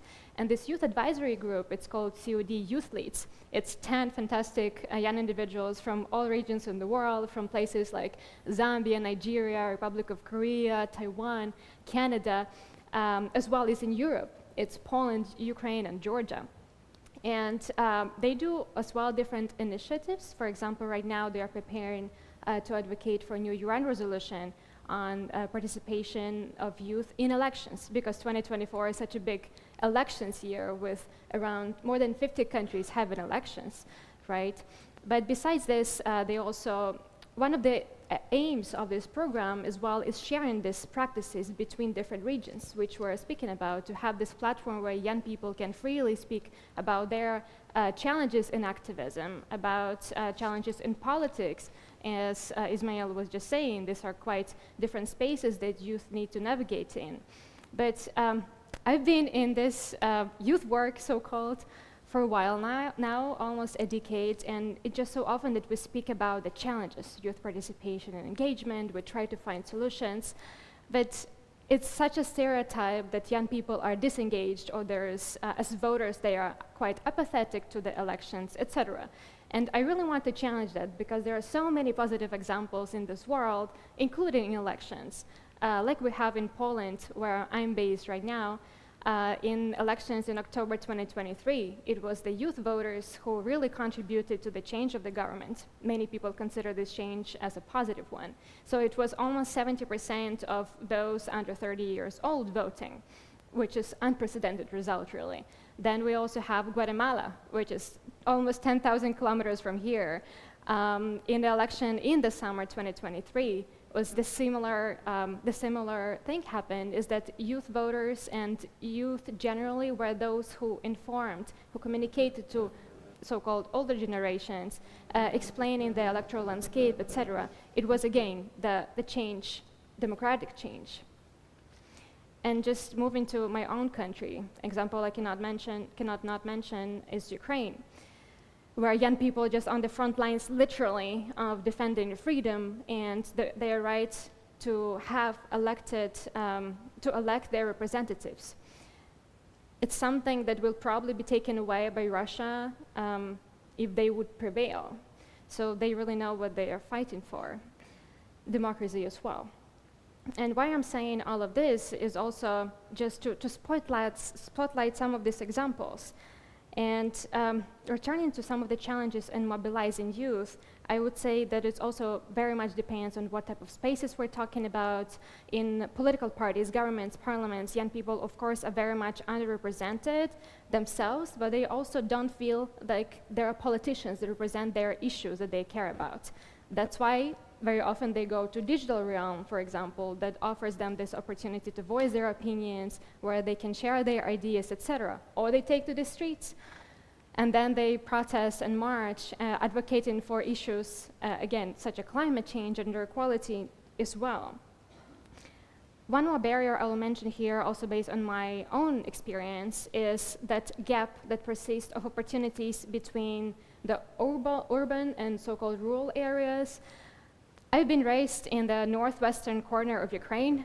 It's not a rural area. I was raised in the city of around 250,000 people. But still, when I was in school, I have not seen any debate clubs or camps or people that were around me civically active. It was when I moved to Poland, I noticed such a big difference. And it's not even rural area that we're speaking about. I will be wrapping up here, but one last challenge I will mention is that the challenge regarding young people who are not seeing those opportunities, who are labeled as ordinary citizens, who like to focus more on their own businesses, on their own development careers, maybe the private sector. Sometimes they don't perceive democracy as important, the values. And I think it's also the job of international organizations, civil society organizations, donor community to really face this challenge more closely and come up with this more like interesting, creative programs that would bring these people closer to democratic spaces. And this can be, for example, having young people as part of election observation missions, or asking political parties to create more mentorship programs, etc. I want to close on the very positive note, though, is that, yes, many believe that young people are not involved and they don't want to be involved, but there has been a survey done by the UN Youth Office, and it said that 1 in 3 young people, those under 30, would consider running for the office if they were given the opportunity. So we're really just to capitalize and to build upon this potential that we have. Thank you. Thank you for your reflection and your story.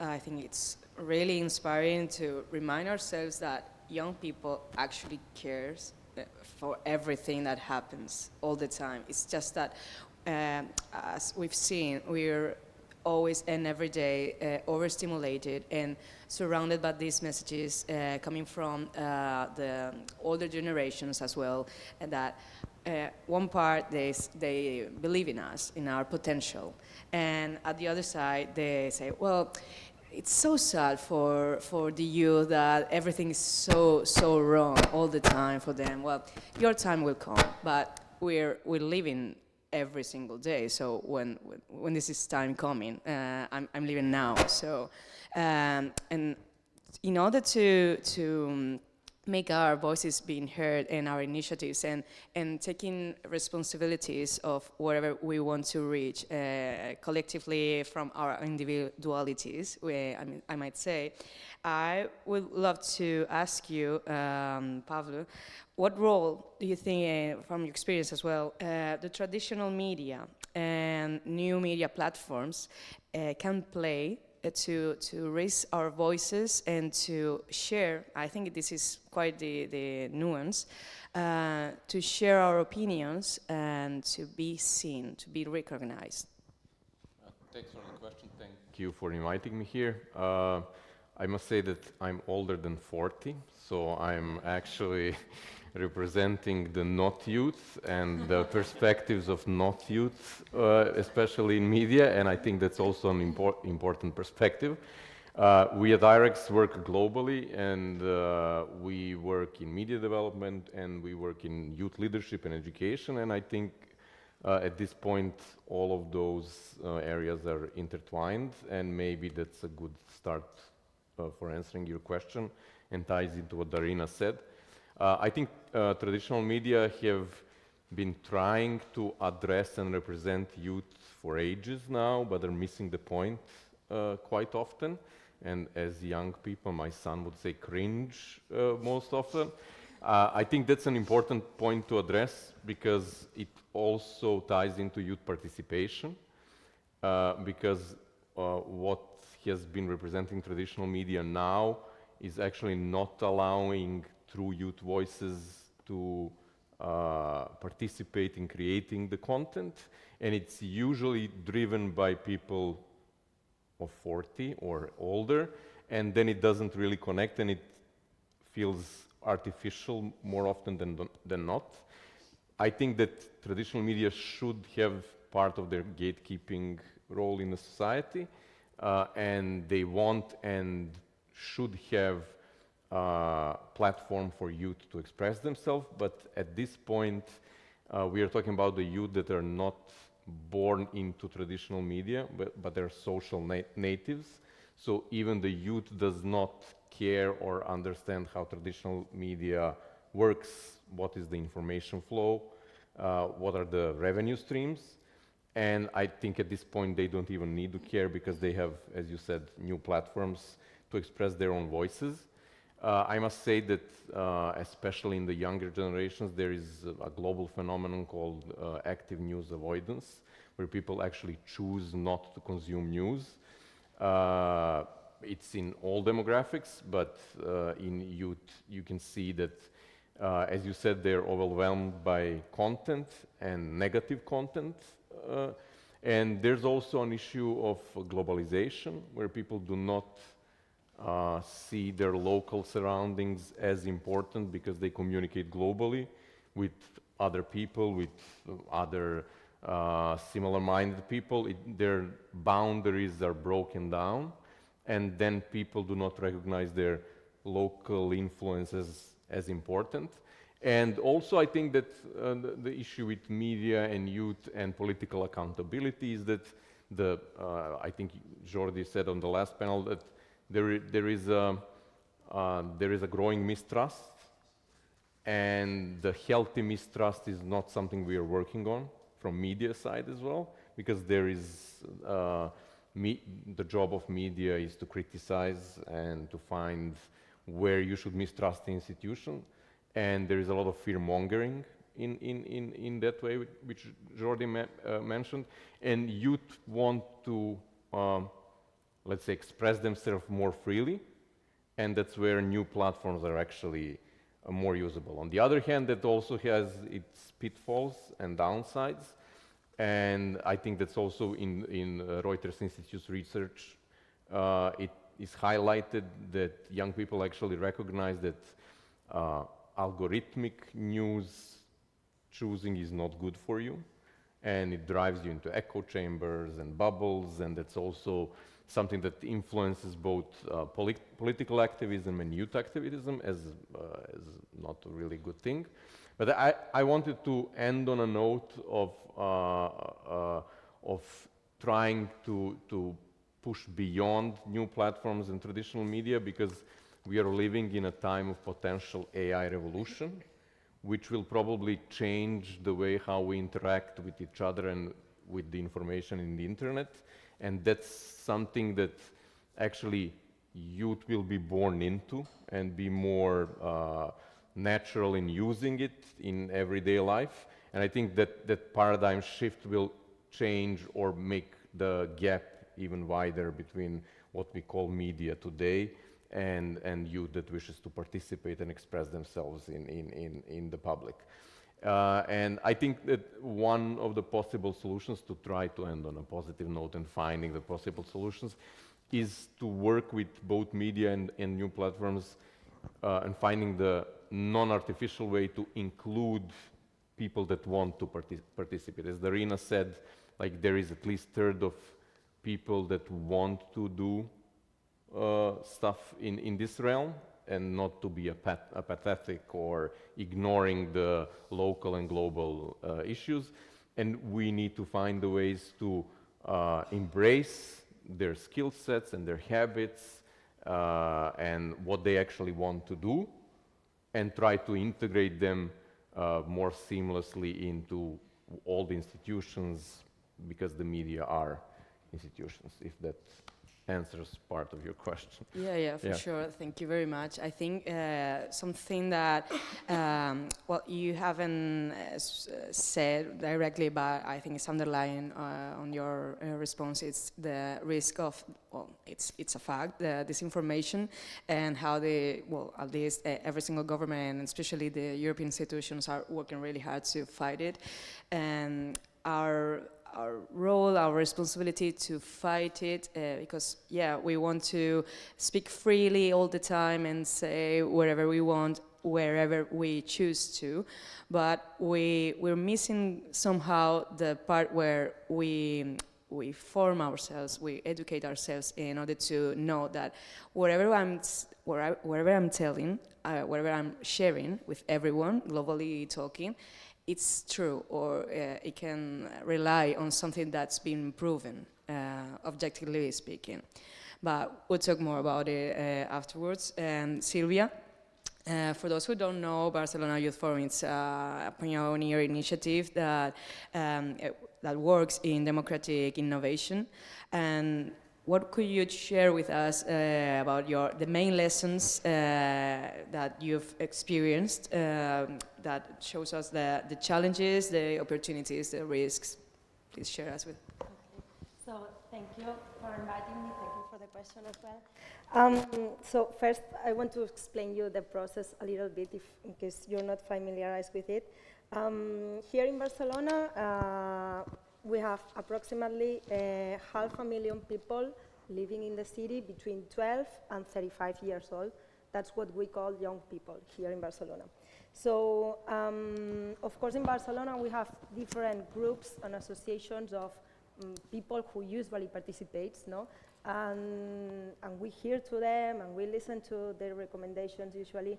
But from the Barcelona City Council, we also wanted to listen to that people who not always is participating, no? What my colleagues were saying before. So that's why in 2021, we organized the Barcelona Forum Jove for Youth Forum, okay? For this process, the first thing we did is to choose a sample of 200,000 young people. So these 200,000 people from among 216 people registered in the city between 16 and 29 years old, they received a letter from the mayor of the city inviting them to participate in this Forum Jove. From all these letters, we get answer from 1,600 people interested in participating in our process. And finally, through a second stratified draw, we chose those 99 final participants. So all these draws were done pursuing the maximum representation of the city, taking into account also the plurality and the diversity of the society, the young society we have here in the city. So we took into account, of course, gender, of course, age, but also the place of birth, the neighborhood of residence, and the socioeconomic level. So we had really represented the whole city. These 99 people had to answer one simple question. As a young person living in Barcelona, what would you need to carry out your life project? Quite easy, quite difficult, you can choose. So with these 99 people, and for 6 months, we had 12 meetings in which they were deliberating about those issues they were concerned about, and with a clear objective of political incidence, okay? And through these meetings, the topics that themselves finally prioritized were 3 of them, were emancipation, education, and mental health. And from these 3 topics, 22 proposals were raised. Those 22 proposals were written down from them. Finally, 20 of them were accepted by the Barcelona City Council, and they had to be included in the adolescence and youth plan of the council that was being done at that moment and had to be approved the following year. So, well, this more or less very short explain how it was the process. And of course, we faced many challenges. I have chosen 3 of them, let's say. So first of all, listen, but listen is not enough. There has to be a commitment to really collect what was agreed and to execute it. From an administration, sometimes this is hard, but you have to find that commitment. The third challenge is, and it's incredible, it's a challenge, is that you have to be honest. because it's not always easy. You have to explain that sometimes everything cannot be done. Maybe because there is no budget, maybe because it's unfeasible, whatever. But you have to be honest. If you explain it, it's okay. And also the third challenge we faced is the cost of the process, not the cost economically speaking. Of course, there's an economical issue here, but also this process was a really time-consuming process. So it has been a whole 1 year working every day, well, almost every day, and you have to be prepared for what is coming. And you were asking also about the lessons we learned. So we learn many things from young people. You can learn always things. But I have chosen 4 as well. So first lesson is trust. You have to trust. You have to trust the process. You have to trust your organization because you are working hard and you will do it. And especially you have to trust young people. During the whole process, you are empowering all these participants. And you know, because you did it at the beginning, that they are representative from the whole city. So trust those young people and hear all the voices, also those that sometimes are invisible. The second lesson I want to stress out is that it's super important to keep record of everything. You have to collect the entire process, you have to take the minutes of the meeting, the minutes of the sessions with the young people, the service you have done, take photos, take videos, everything you can do is super important. For us was very useful also the CDM platform, because there was like the record of the whole process, and where it was super useful for us. The third lesson, sorry, always do a return. That's for all the collectives, but I think that for young people it's even more important. What are you going to do and what not? Remember, you have to be honest. What is going to be done? When is going to be done each action? And when the whole process has finished and the action starts, which is the execution degree. This is also, with the STDM, is quite easy to follow. And the fourth lesson we learned, this is not from the process, but this is from the outcomes. We learned that we, in the administration and in the Barcelona City Council, young people call us, we are so boomers. Okay. One of the main things arising this Forum Jova process was that they don't know who we are, what we do, if we do something for them that is interesting or whatever. And actually, during the process, they discovered that the Barcelona City Council is making a lot of services and programs and everything for them. And they were so frustrated that they didn't know.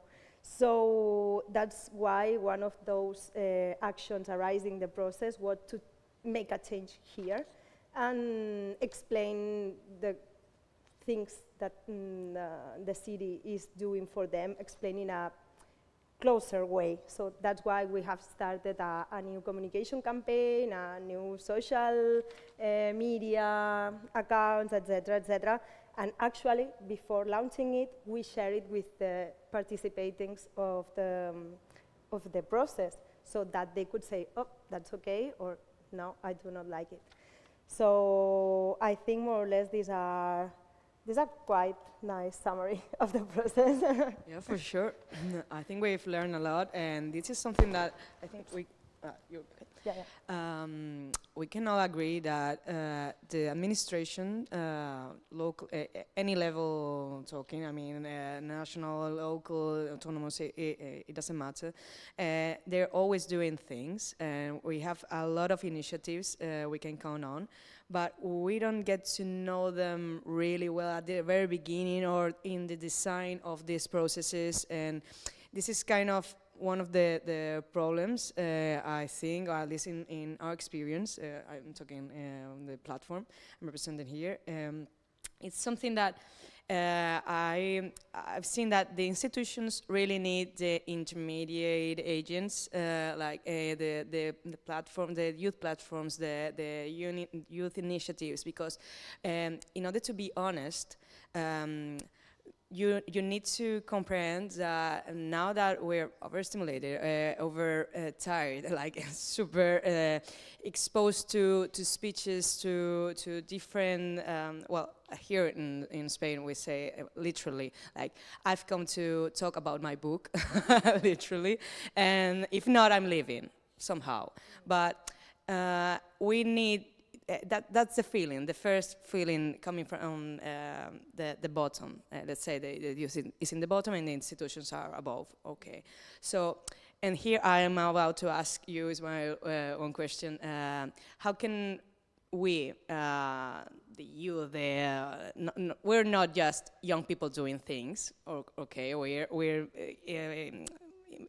being involved in every step we take. And how can we make sure, and in the European Youth Forum, how do you work on building these intergenerational bridges in order to enrich our sense of democracy, and also addressing new challenges, well, according to the speed of the implementation of new technologies, and they're supposed to be our allies in being heard and being in places, talking and debating, but also come with risks. So how do we get to do that?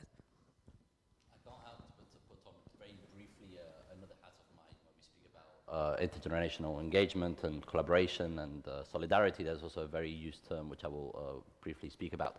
I mean, I'm a board member at the European Youth Forum. We're volunteers, so I do have a everyday job, well, full-time volunteers. And my everyday job, I'm also director of the Confederation of European Senior Expert Services, which we work daily with senior expert volunteers, so pre-retired and retired individuals. So you can imagine my everyday is, during the day, seniors from 50, 55 plus, and during the night or weekends, it's young people from 18 to 30. So myself, it's a bit shocking because for some people it might seem I'm working against myself, depending on the day sometimes, and sometimes I'm speaking for young people, other time I'm speaking for the older generation, and specifically mostly pushing for active aging and active citizenship and volunteering, right? But I see a lot more similarities than people might think, especially when it comes to tech. The only thing that mainly changes when it comes to even the digital transition, without even speaking about AI, because that's another rabbit hole that I'm not going to get in right now at this point of the conversation at least, is that even millennials of the 90s are still not up to the tech specifications that you have young people now of 20, 15, 12 years old that really did grow up with an iPad in their hands. I know, and the only main difference is tech savviness to some extent, right? Is knowing how to use the tech, the tools, a phone, a computer. I mean, it might seem straightforward to most people, but Excel is not an easy thing to use, right? And now it's a pre-requirement. And some people don't have that knowledge. Well, now I think in educational systems, people, I'm not entirely sure, but in some countries they are using how to use Excel, how to use Word, how to use PowerPoint, etc. Just everyday normal tools that most jobs now require to be able to use. And I'm going to bring back an anecdote speaking with some of the people, board members in the organization where I work in my everyday job. And he told me something quite interesting, that most of this intergenerational collaboration happens within the household. It is difficult, of course, we can create the spaces, we can put organizations discussing with each other. As a youth forum, we did sign an intergenerational declaration with the H platform, which is a platform of senior, I was going to say volunteers, but not volunteers, of senior representatives, let's say, or representing the senior society. So we do have some common goals. As European Youth Forum, we have a project called Meet, which is essentially meeting different generations for common goals in view of the European elections. So we do work a lot on intergenerational collaboration around the elections, around politics, around media and everything. But one thing I really want to stress is that if we're lucky enough to have close family, grandparents or parents, etc., is mainly those connections that help the grandparents learn from the young people and the young people learn from the grandparents, right? And I think we underestimate too much the impact of social family connections or social connections themselves, or even volunteering. I mean, I've met lots of young people that go volunteering in retirement homes, for instance, or people like that. And those kind of initiatives, I think it's a lot more, if you worked with a person over 50, it's a bit complicated you to arrive as a young person and say, I'm going to teach you how to do something, right? It's not usually taken in the best of ways for good and bad reasons simultaneously. But I think in more colloquial or in more natural environments is a lot easier for those kind of things. And when it comes to media literacy, when you would say here, how do you bridge that intergenerational gap in terms of digitalization, I think they are both just as vulnerable when it comes to all of that. I think critical thinking is not something necessarily assigned to a specific demographic. I think it's something that needs to be all across a bit more standardized when it comes to ages. Of course, you have to adapt it. You can't give the same recommendations to Meta for the Facebook platform, which is mostly more the older demographic using it, than using it for Instagram or TikTok, which the communication flow is completely different. It's a lot more instant. So you need to adapt again, of course, your recommendation to your policy, depending on the platform and depending on the demographic. That said, media literacy is still a whole problem among generations, and the easiest way to do, again, is just speak and stop dividing and speaking how do we do for demographic X, Y, or Z, how can we just improve the social media services that we are using, essentially, independently, because Facebook, Instagram, Twitter, TikTok, Threads now also that is doing competition with Twitter for mostly political reasons, right? This is speaking about ecosystems. That's the best example. A couple of years ago, it was something called, I think it was Truth Social, opened by Donald Trump. And then it's like, again, it was just pure polarization, and there was no common place. What is happening now again with Twitter and Threads. And that is not an intergenerational gap. That is a societal gap. I think there's more societal gap than actual intergenerational gap when it comes to these big questions on how do we use tech to communicate and to collaborate. At least from the way I can see that. And again, old and young people are more than happy to collaborate with each other if done in the right circumstances. And I don't think any of the demographics need to take an entitled position towards them. I know how to use this better than you, or you better than me. I think we have information to cross both ways, and civil society can play a huge role to offer the space, like we've done in the Youth Forum numerous occasions with the intergenerational declaration we signed with the Age platform.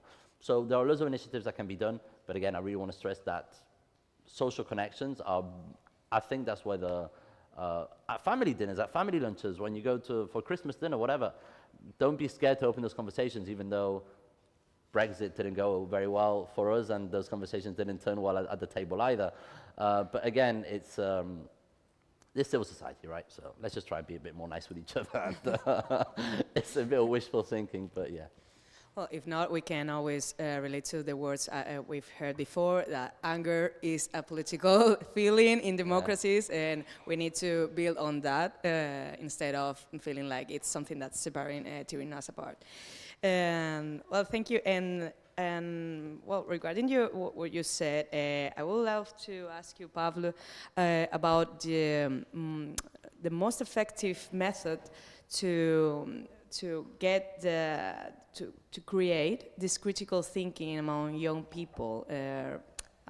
As we see that it's really difficult, at least that's what I've seen in the family dinners with my cousins. It's really, really difficult, and they're, at least in my case, of course, it's really difficult to maintain a long conversation because it implies that you need to think what you're saying more than 5 minutes. Like, where are you coming from? Where is this knowledge coming from? From a book or from an article in the news or wherever? But you need to stop for a minute, even for this argue at some point. But what would be the method, the most effective method, in your opinion, to create this? Yeah, I just want to latch on what Ismail was talking about, the importance of critical thinking, never mind the generation. I think using terms digital literacy and media literacy is a bit archaic now because they are all tie into the critical thinking, and that maybe ties into your question.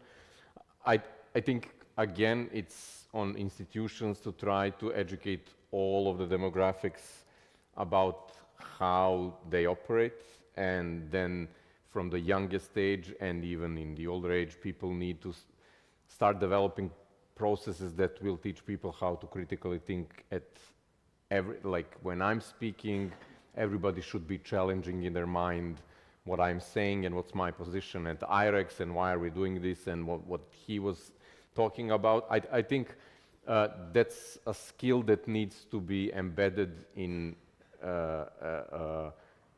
all of the areas of our daily lives, be it choosing food or choosing your media source or choosing the topic on the Christmas dinner. I think that's also really important. And I think I really liked the last panel when we were talking about the healthy and non-healthy mistrust. And I think we need to start understanding that polarization actually happens because of unhealthy mistrusts, and that the bridges that needs to be built are basically based on healthy mistrusts and challenging everything you hear. So if this little philosophical thing starts to answer your question, I think like as a society and as institutions and as civil society organizations and even as digital platforms that we all know are profit driven, everybody needs to play a bit of a role of trying to allow people to think for themselves and stop, as you said, after 5 minutes. And I just want to challenge one thing, and that's the myth about low attention spans. In latest media research, there are findings that actually say that both youth and older generation still like to read articles, so it's not only headlines. And usually it is because you just doom scroll, but there is capacity for young people as well to consume elaborate pieces of content. And we can see that in podcasting, where people are actually listening to long-form podcasts, be it news or gym stuff or entrepreneurial stuff. But even when they consume, let's call them news podcasts, they actually do it for prolonged time. So it's not 15 seconds or 3 seconds to read a headline. So we need to understand that the narratives that we are hearing a lot are not always true, which also ties into critical thinking. You need to challenge those narratives and allow be any demographic to tell you what they can consume. Because I'll return to the first question about traditional media. A lot of people that are traditional media try to reach now have never experienced, for instance, a local newspaper. They never saw it in their life. So they cannot even say, we did a survey in Serbia about, do you want local news? And they say, yeah. And we ask them, like, do you know how local newspaper looks like? And they say, I have no clue. So we need to create new formats that will tell them, oh, this is how local news looks like. It doesn't need to look like my local newspaper for 40 years ago. It needs to, as you said, like, it doesn't need to use boomer language. So it needs to promote communication between someone who's creating content and someone who receives it to understand like what's the most viable solution. And I land on that point that to get back to my expertise, which is media, especially youth demographics do not care about brands that much because they do not go to news apps or websites directly. So they actually care more about individuals, what they call content creators now.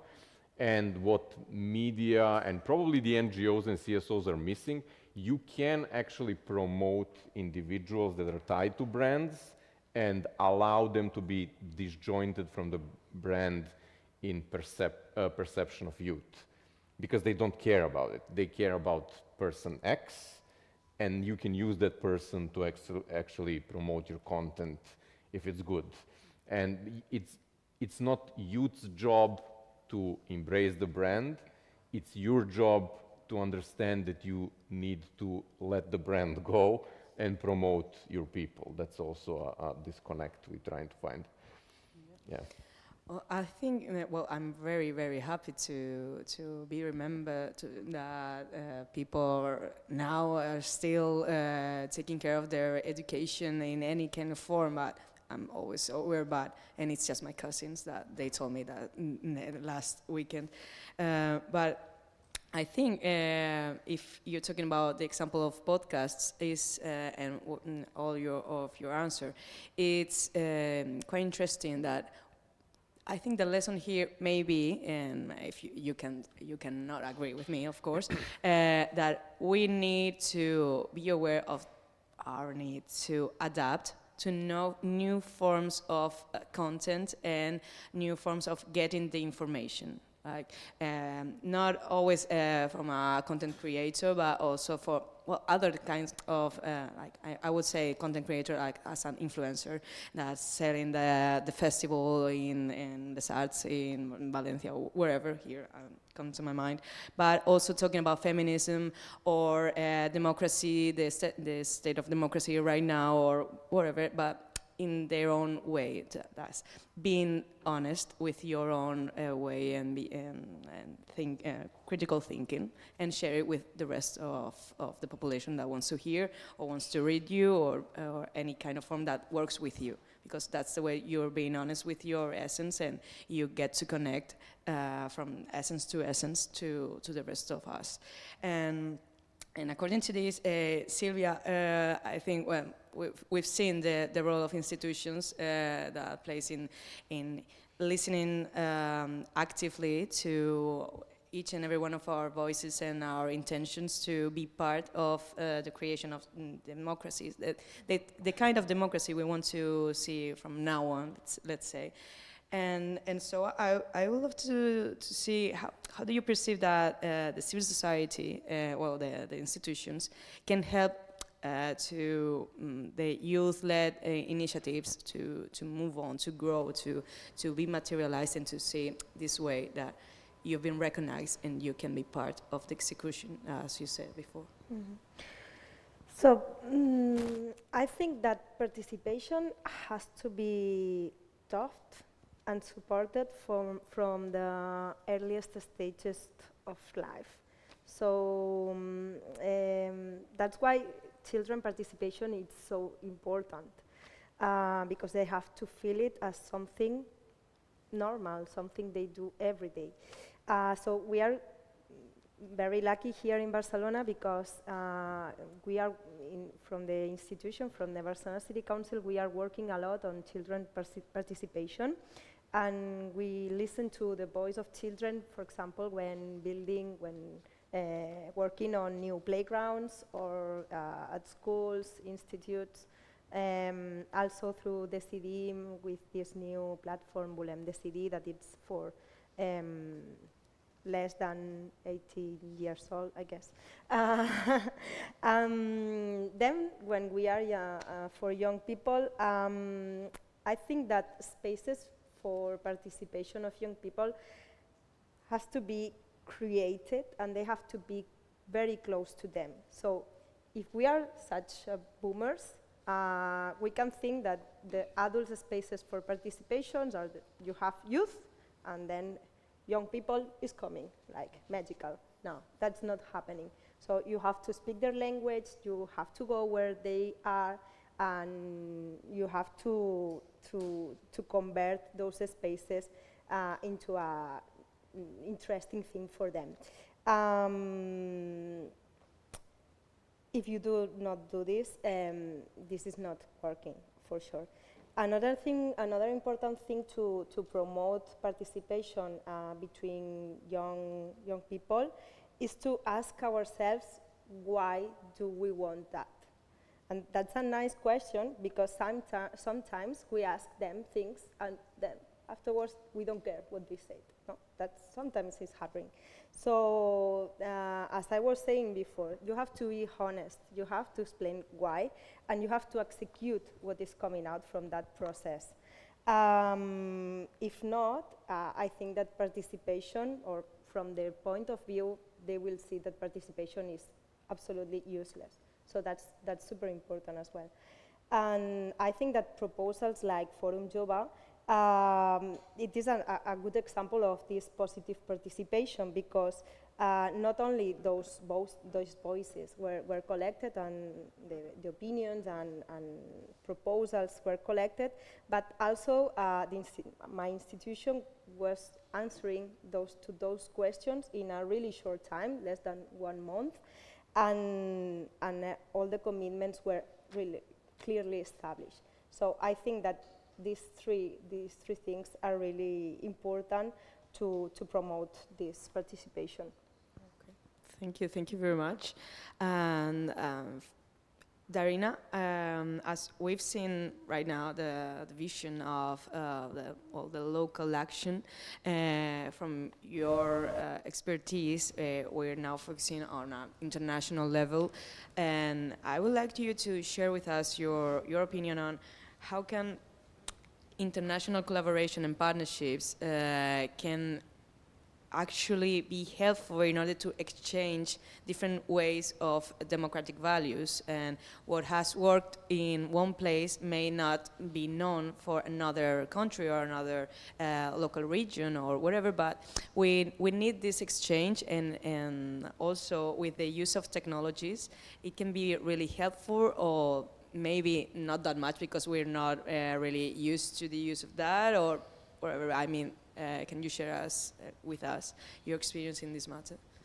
Thank you for that question.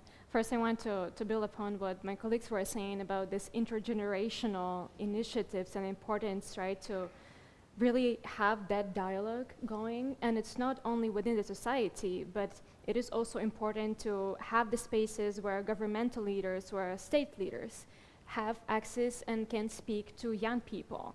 And this is something that we're working on at the Community of Democracies.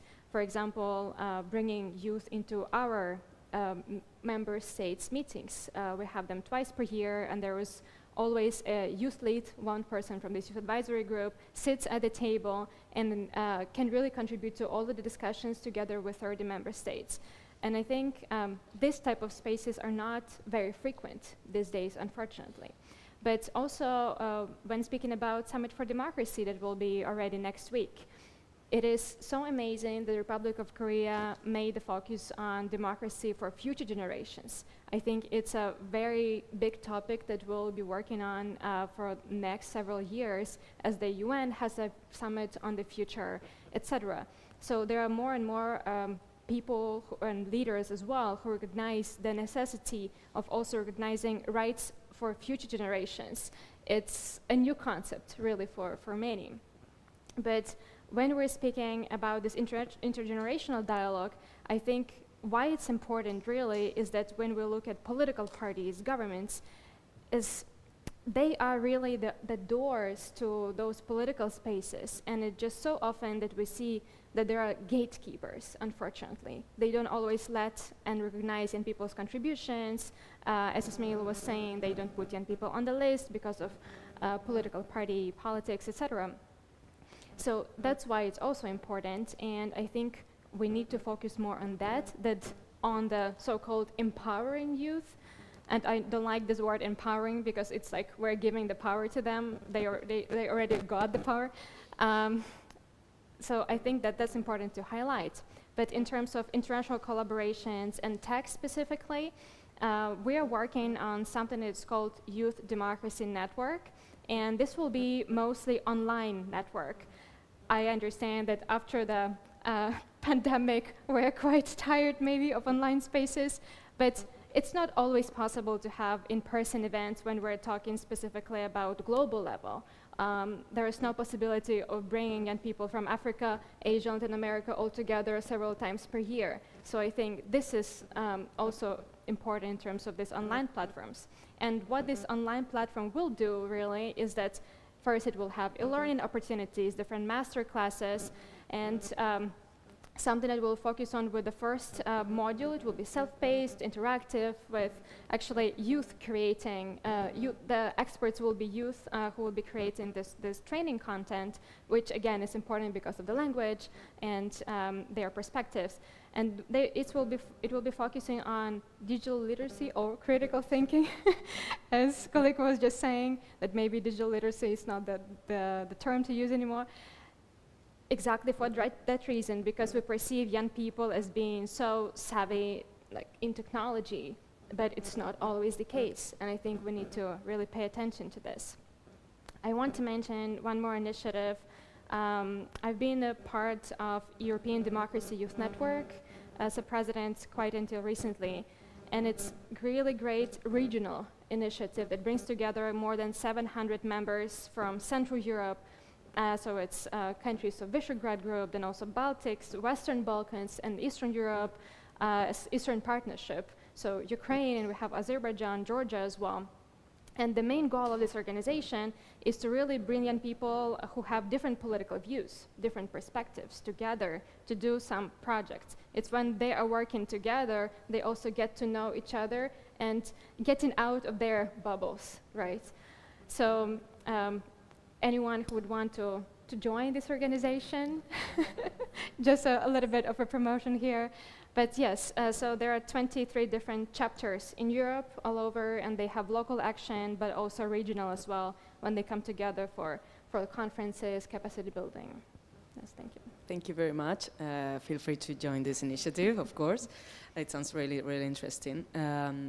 And just to end this round of questions and give the floor to the audience, I would like each one of you to share with all of us one thought, one opinion, one reflection about the optimism we should have on the future for the democracy we want to see, but not losing sight of the urgency and the kind of feeling of the problems we're facing each and every day, and to be more even resuming everything you've been saying here, how can we make true the commonly known phrase that says, think globally but act locally? One thought, each one of you. I start you.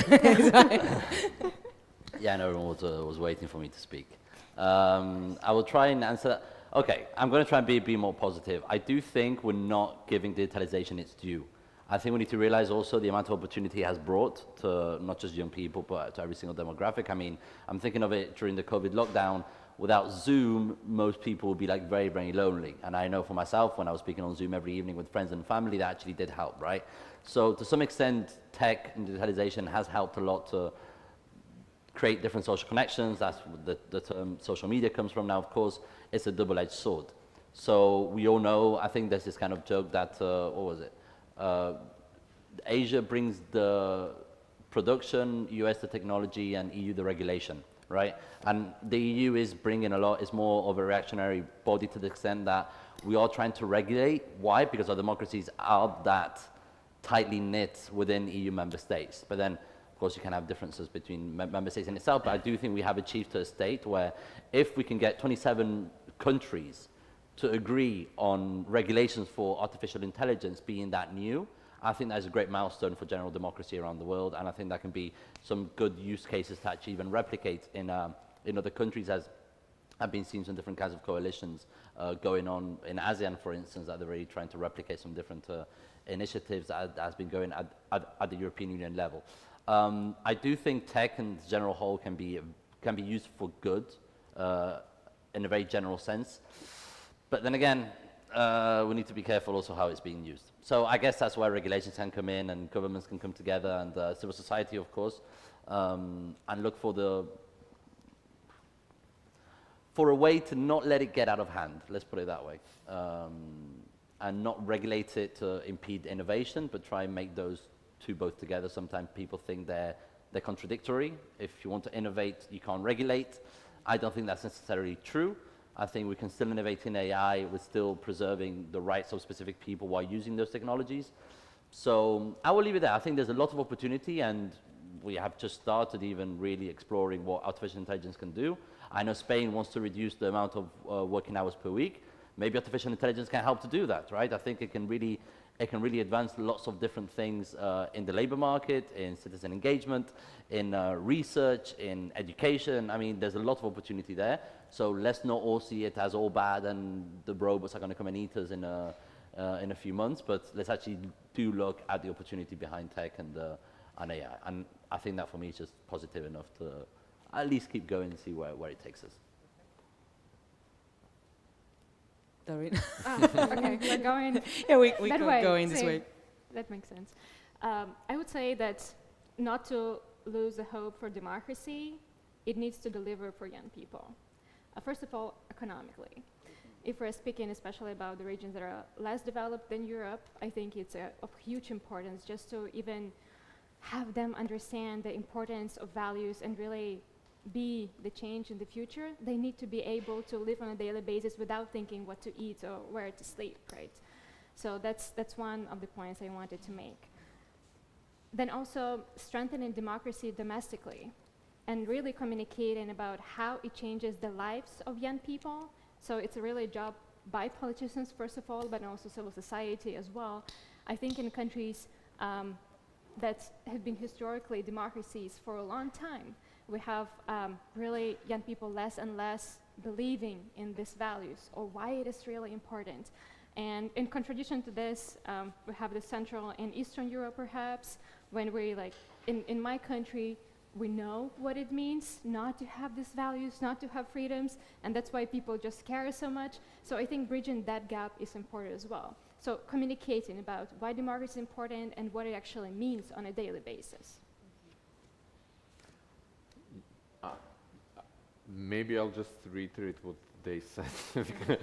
I think, as with everything, the question is at nuance and balance, and we kind of are, in the recent years, in Europe and globally, losing the ability to understand the importance of nuance and balance, and everything is polarized.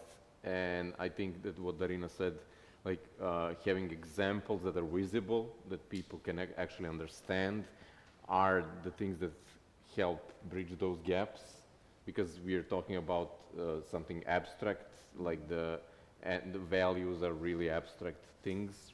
And if you have an example, and from the media standpoint or technological standpoint, there are things that empower us, sorry for the term, to actually show those examples. But again, we need to balance it with understanding the needs of the youth and the needs of the society, and to send the message in a right way to reach the biggest audience should be the goal for the institutions, be it through regulation or allowing the technology to thrive, or institutions to do their job. I think we have kind of lost ability to search for the balance in things, and especially in Europe in the past 8 years maybe. And I think we should try to find the nuance in because everything is exclusive nowadays. It's either this or that, and if we move more towards the middle, I think we will then both address the problems of this time and probably for the future, if the decision makers are actually thinking about the future. So for me, well, I'm coming from the youth department of the city council, so I'm thinking locally and acting locally, sorry. But my positive message, I think it's that what it has been talked before, no? Of course, young people care about things, and the only thing you have to do is to find them and speak their language and get closer to them.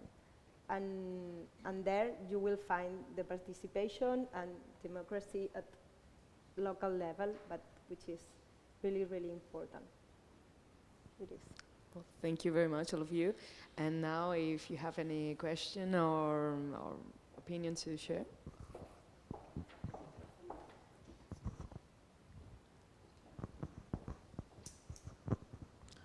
Hello, my name is Pamela. I'm director de Coopera Mundo. Thank you so much for panel. It's very interesting. My question in Spanish for desde vuestras organizaciones, ¿qué estáis haciendo para implementar el talento de las personas jóvenes con discapacidad? ¿Tenéis algún programa específico? ¿Cómo generáis ese engagement con los jóvenes con discapacidad? Excuse me, if it's a question to me, I don't understand. Okay,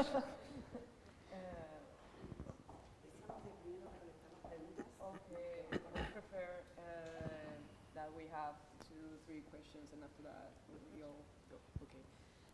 Well, she was asking about your initiatives of each one of your organizations, but that specifically for disabled people, well, young people.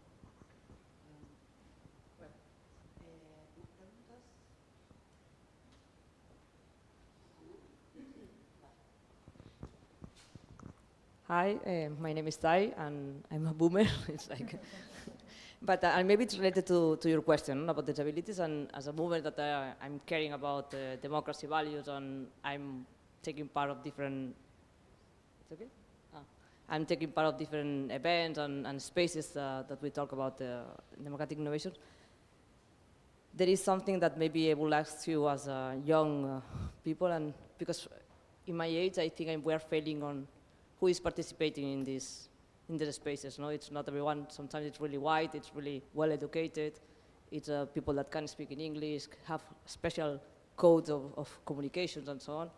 And it's not easy for everyone not to be involved in there. No? So I have the hope that it's changing. No? In other circles, it's not my age. So I'm just asking you how it's, if you are more racialized communities, low-income communities, much more involved in this in your organizations, or what are the challenges?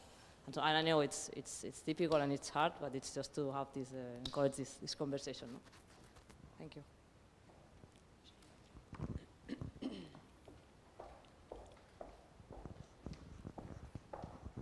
Well, it feels a bit weird now because questions have gone in another direction, and I was going back at the beginning, mainly because.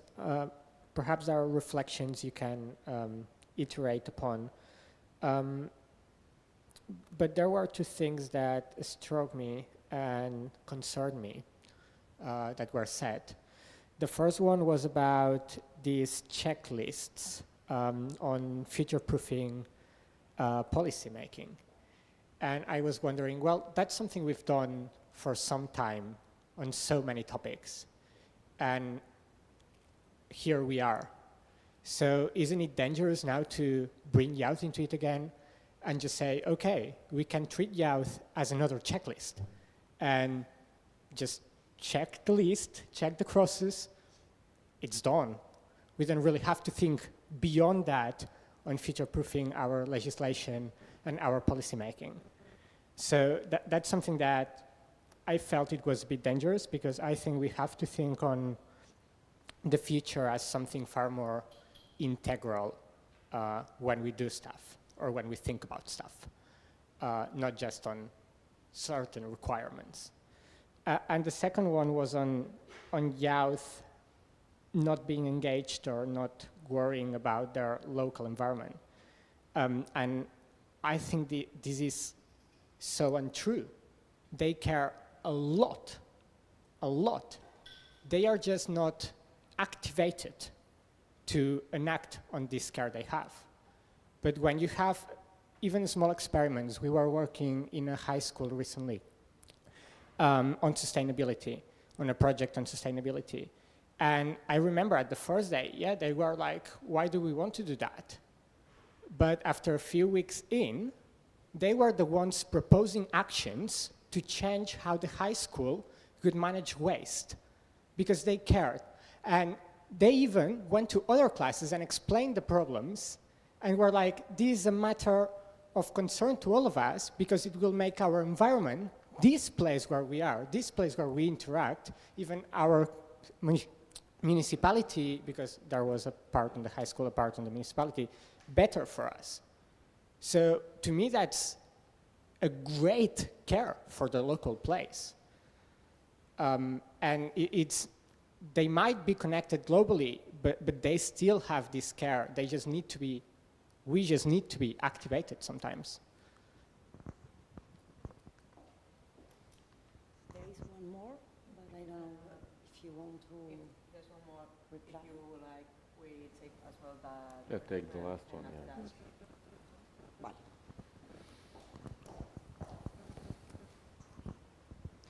Hello, my name is Ana Revuelta. I will intervene later as representative of the ONCAC coalition, but I have a very concrete question now to you. So as experts in youth, or on youth, how do you think that youth are equipped to distinguish real versus fake or information or misinformation, and what are you doing or what can we do?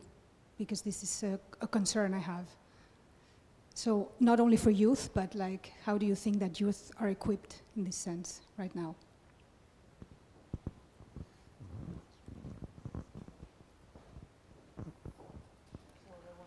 Yeah, if I can just answer on the reflection about the engaged youth, that was exactly what I was trying to articulate. So I'm not saying that youth are not concerned about their most local environments, but they, at least from what we have back in Western Balkans, do not believe that there is a possibility of change because of the local decision makers are not influenced by their action. And exactly as you said, until the point you actually activate them, they, as you just said, the first impulse is, why would I care?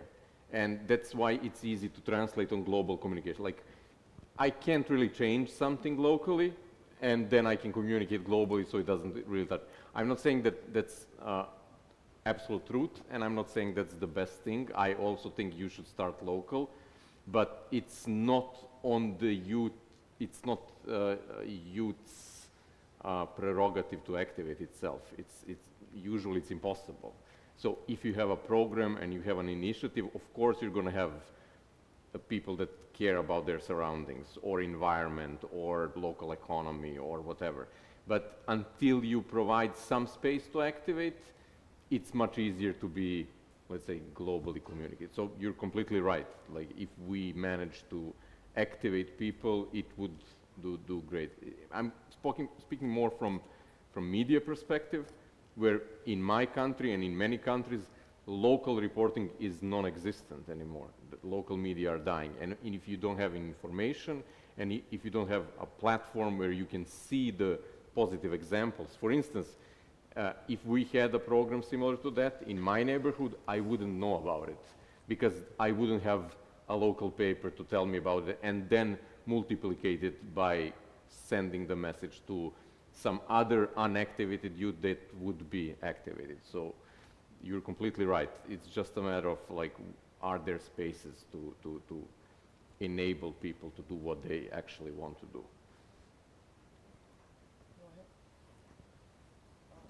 Thank you. I would want to respond to your questions, actually, to both of them, or try to do that.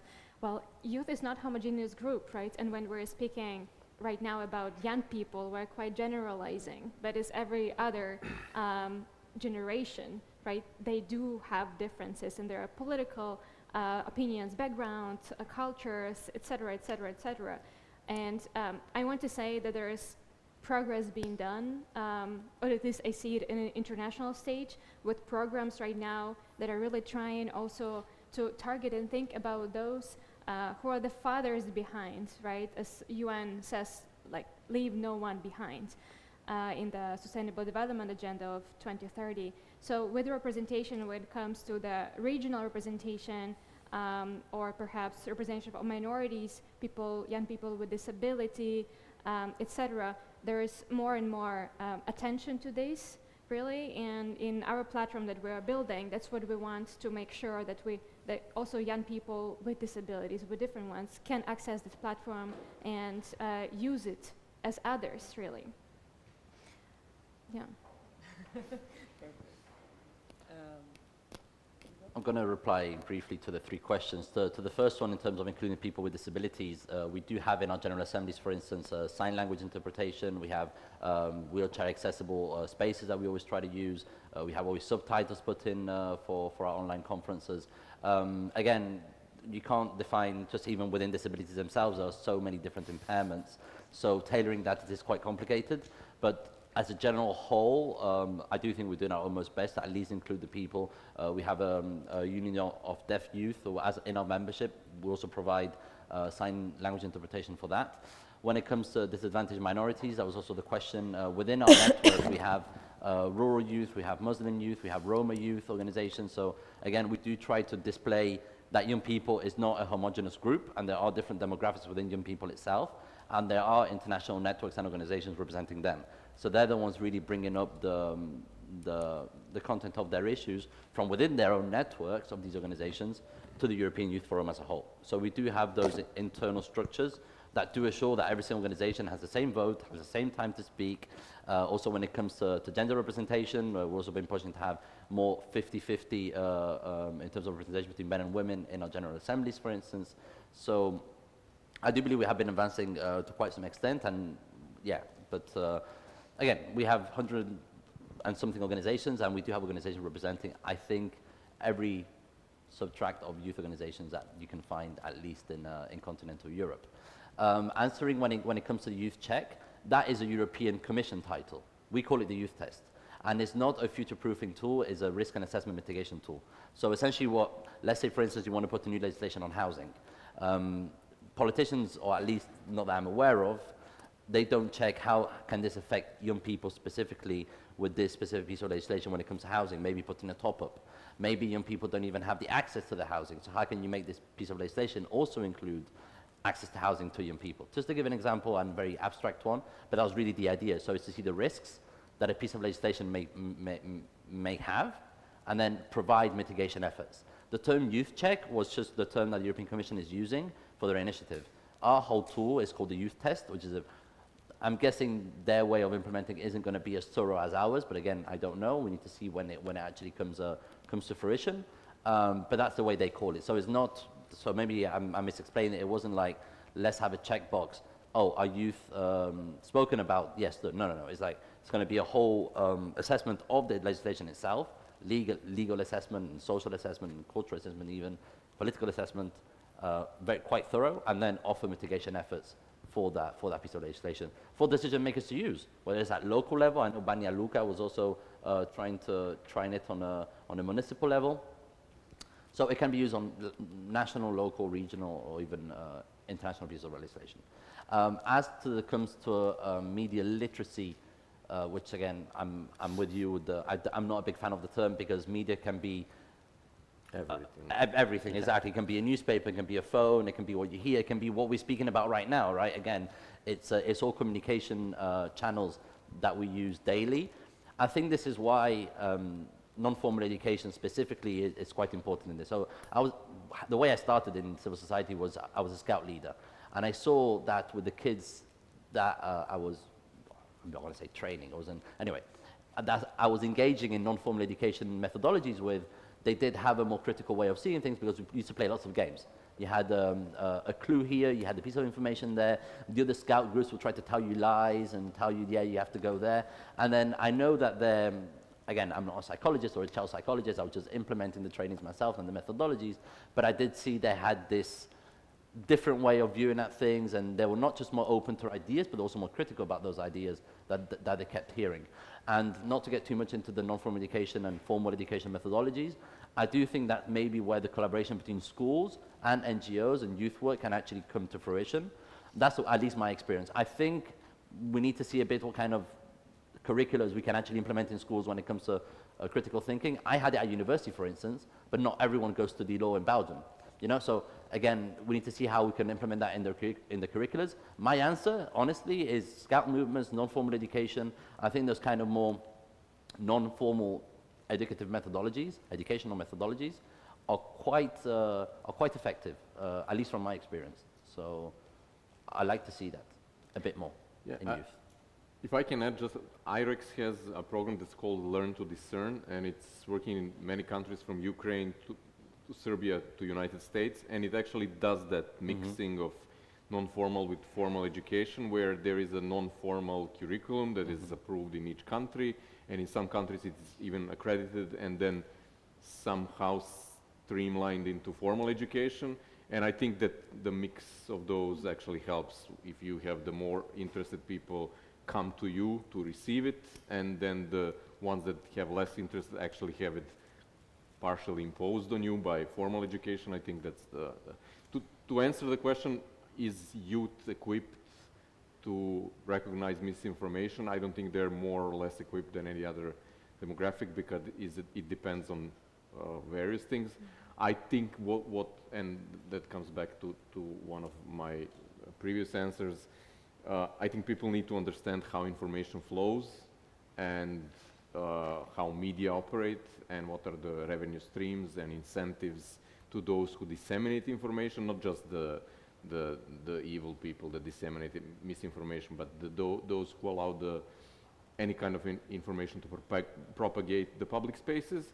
I think that's where the critical thinking actually starts. So we need to equip people to understand how flows, technological or media or mouth-to-mouth actually works, and then they can start challenging the information rather than trying to impose like this information is bad for you, because that also comes into, it's not basically critical thinking, it's putting a badge on information, and that kind of counter-interacts with the ability to critically think. So again, I think in many cases youth are more equipped to do it because of the savviness in technology and understanding how social networks work.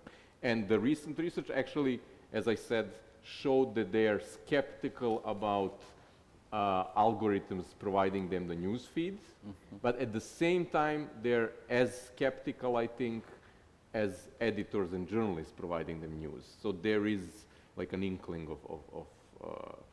but I think it's a wrong thing to, as Darina said, we are talking about youth as a singular thing. It's not.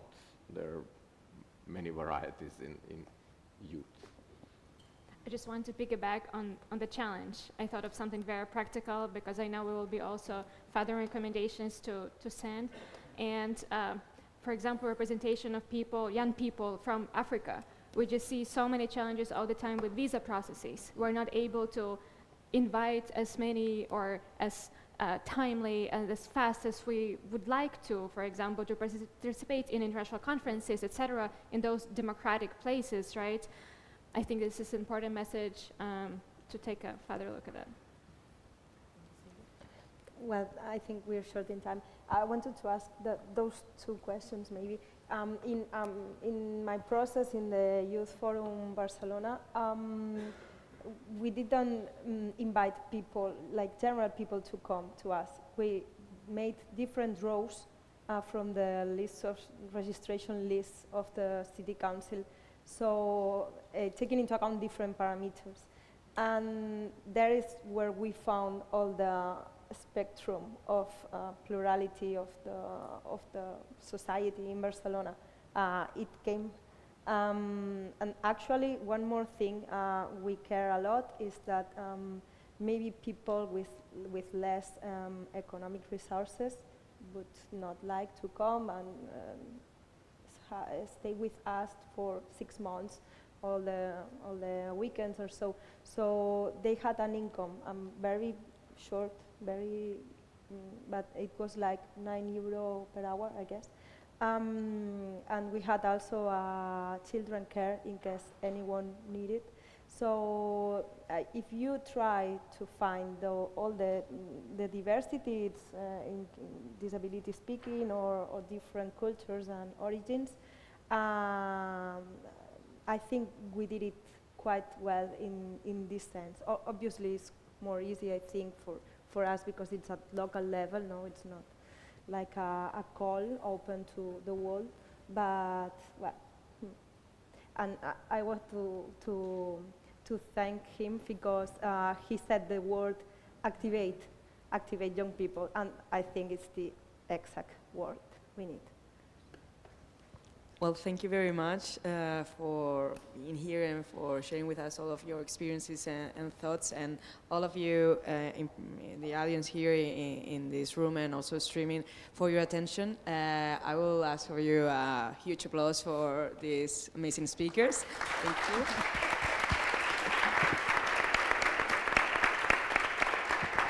And that's a wrap. Just for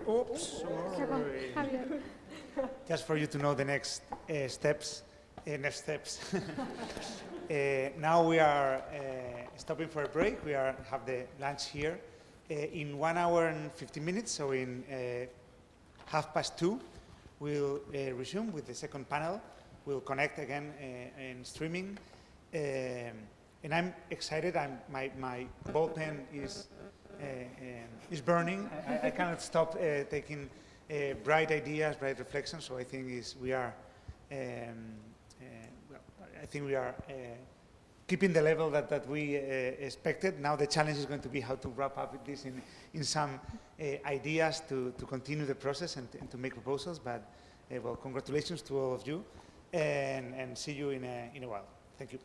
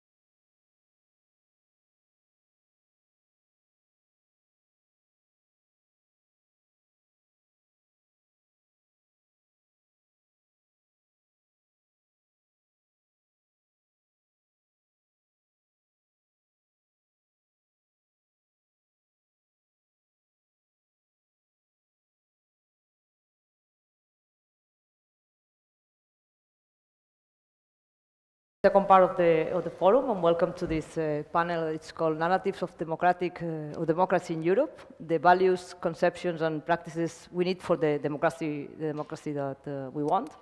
My name is Thijs Panik, and I'm the Director of Strategic Partnerships at Political Watch, and I'm super excited to be here with this amazing panel.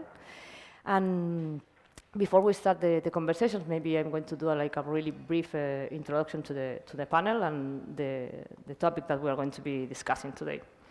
So, the state of democracy in Europe varies from country to country because Europe it's diverse and it's plural. But maybe we could all agree that we are facing some common challenges in our region.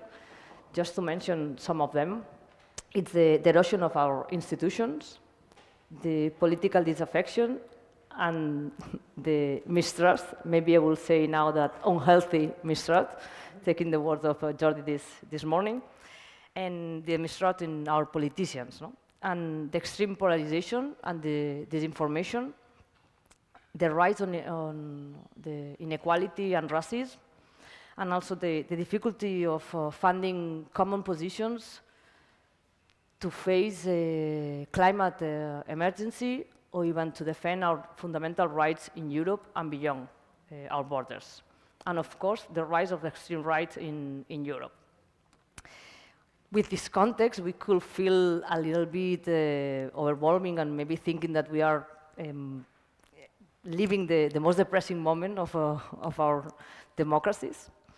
But today, I would like to extend an invitation to all of you to try to change our mindsets and try to imagine the democracies that we would like to have in our countries and in our region. I'm fully aware that this is a really, really difficult and hard task, but maybe because one of the things that we need to be aware is that the most mainstream thinking when we think about future is dystopian. It's a negative future. It's like a catastrophe. Or maybe it's in the other side of the coin. It's like this technosolutionism that thinks that technology is going to save us, and it's not. And so the possibility of imagining futures in which collective experimentation and social organizations are driven by the general interest and the common goods seems to have disappeared. And this is a problem. It's a really, really big problem, no? Because with the absence of these imaginaries of positive and the purpose of imagining the hope, then, because we need to think that hope is the most powerful driver for political and social change. And with this positive thinking of the future, it's a really fertile growth for the extreme right to grow, and this it's a really, really, really challenging and problem, no? But I want to say something positive too. Otherwise, it's going to be a really hard conversation. And the positive thing is the trends are changing, and we start to see some initiatives and some people working from academy, from grassroots, from cultural and artistic spaces, thinking how to design and working on positive futures for all of us. And maybe I want to say too that it's not something new, but democracies can no longer be taken for granted, and we need to defend it, and we need to improve them. And while we reflect on how to renew our institutions in this kind of forums, in seminars, conferences, international events, and so on, we need to pay attention that all these reflections are based or growth in people's life experience.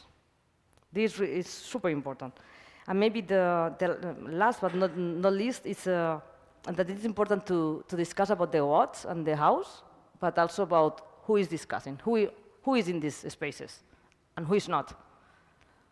Who are the people that are discussing and reflecting on democratic innovations? And this is an open question too, no? Today with this panel, we just want to open a dialogue and a collective reflection with all of you to think about how we can start creating and imagining the democracy that we want, no? Because it's always easier to think in negative ways and always think about the challenges, no? That I don't know, remember who was saying it before, no? We always talk about challenges, but there are also opportunities. So this is an invitation to discuss about it. That's why we have invited 3 amazing speakers with different backgrounds, different experiences and practices, just to start out this conversation, no? We don't expect that they are going to have the recipe and all the solutions for all of this. It's not. It's just to share your views and your visions and opinions and to start exchanging some opinions, no? So let me introduce them. Miriam. Miriam Juan Torres is a multidisciplinary social scientist with expertise in polarization, authoritarian populism, conflicts, and human rights. She currently works as the head of Research and Democracy Belonging Forum. Welcome. Then we are going to have Artan Islama. He's the head of campaigning at Operation Libero, founded in 2014. And Operation Libero is a Swiss civil society organization working to preserve and advance liberal democracy by campaigning and advocating for an open, progressive, and just Swiss society. And then we are going to have Jean Ferrey-Picot. He's a fellow of the International Youth Think Tank, and it's a think tank which youth take the lead for empowerment and democracy innovation. He's also a member of the government of Catalonia's Youth Advisory Group on Climate Change Action. And recently, he co-established the Institute for the Future. It's the Catalan Institute for the Future, a laboratory for projects on future design. Okay, we have prepared a question for each of you, and then we'll have a common question for. So, Miriam, beyond the cultural differences between the European countries, it cannot be denied that the narratives linked to the hate and fear have become widespread at the regional level. What similarities do you find in the processes of polarization that are taking place in various European countries? What can we learn? And what should be aware of based on the experience of the countries that you have been radicalized more quickly? Thank you. Thank you. Is this working? Just wanted to make sure. Hi, everyone. First of all, I wanted to thank the organizers for inviting me and for putting together this event.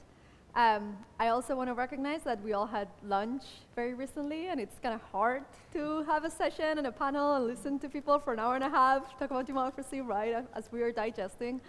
So I'm trying to do my best and bring the energy to the room. But I guess, like, we were talking a little bit about the positive. Obviously, if I'm going to be talking about polarization, authoritarian populism, perhaps we'll get to the positives in a little bit, because obviously we are in really hard times. And we've talked a lot of things. So I'm going to try to not repeat myself based on what has been said before, but also trying to think about polarization and the rise of authoritarian populism, which has come up before. I guess the first question that I would have is, like, how many people here, by show of hands, is absolutely certain about what polarization is?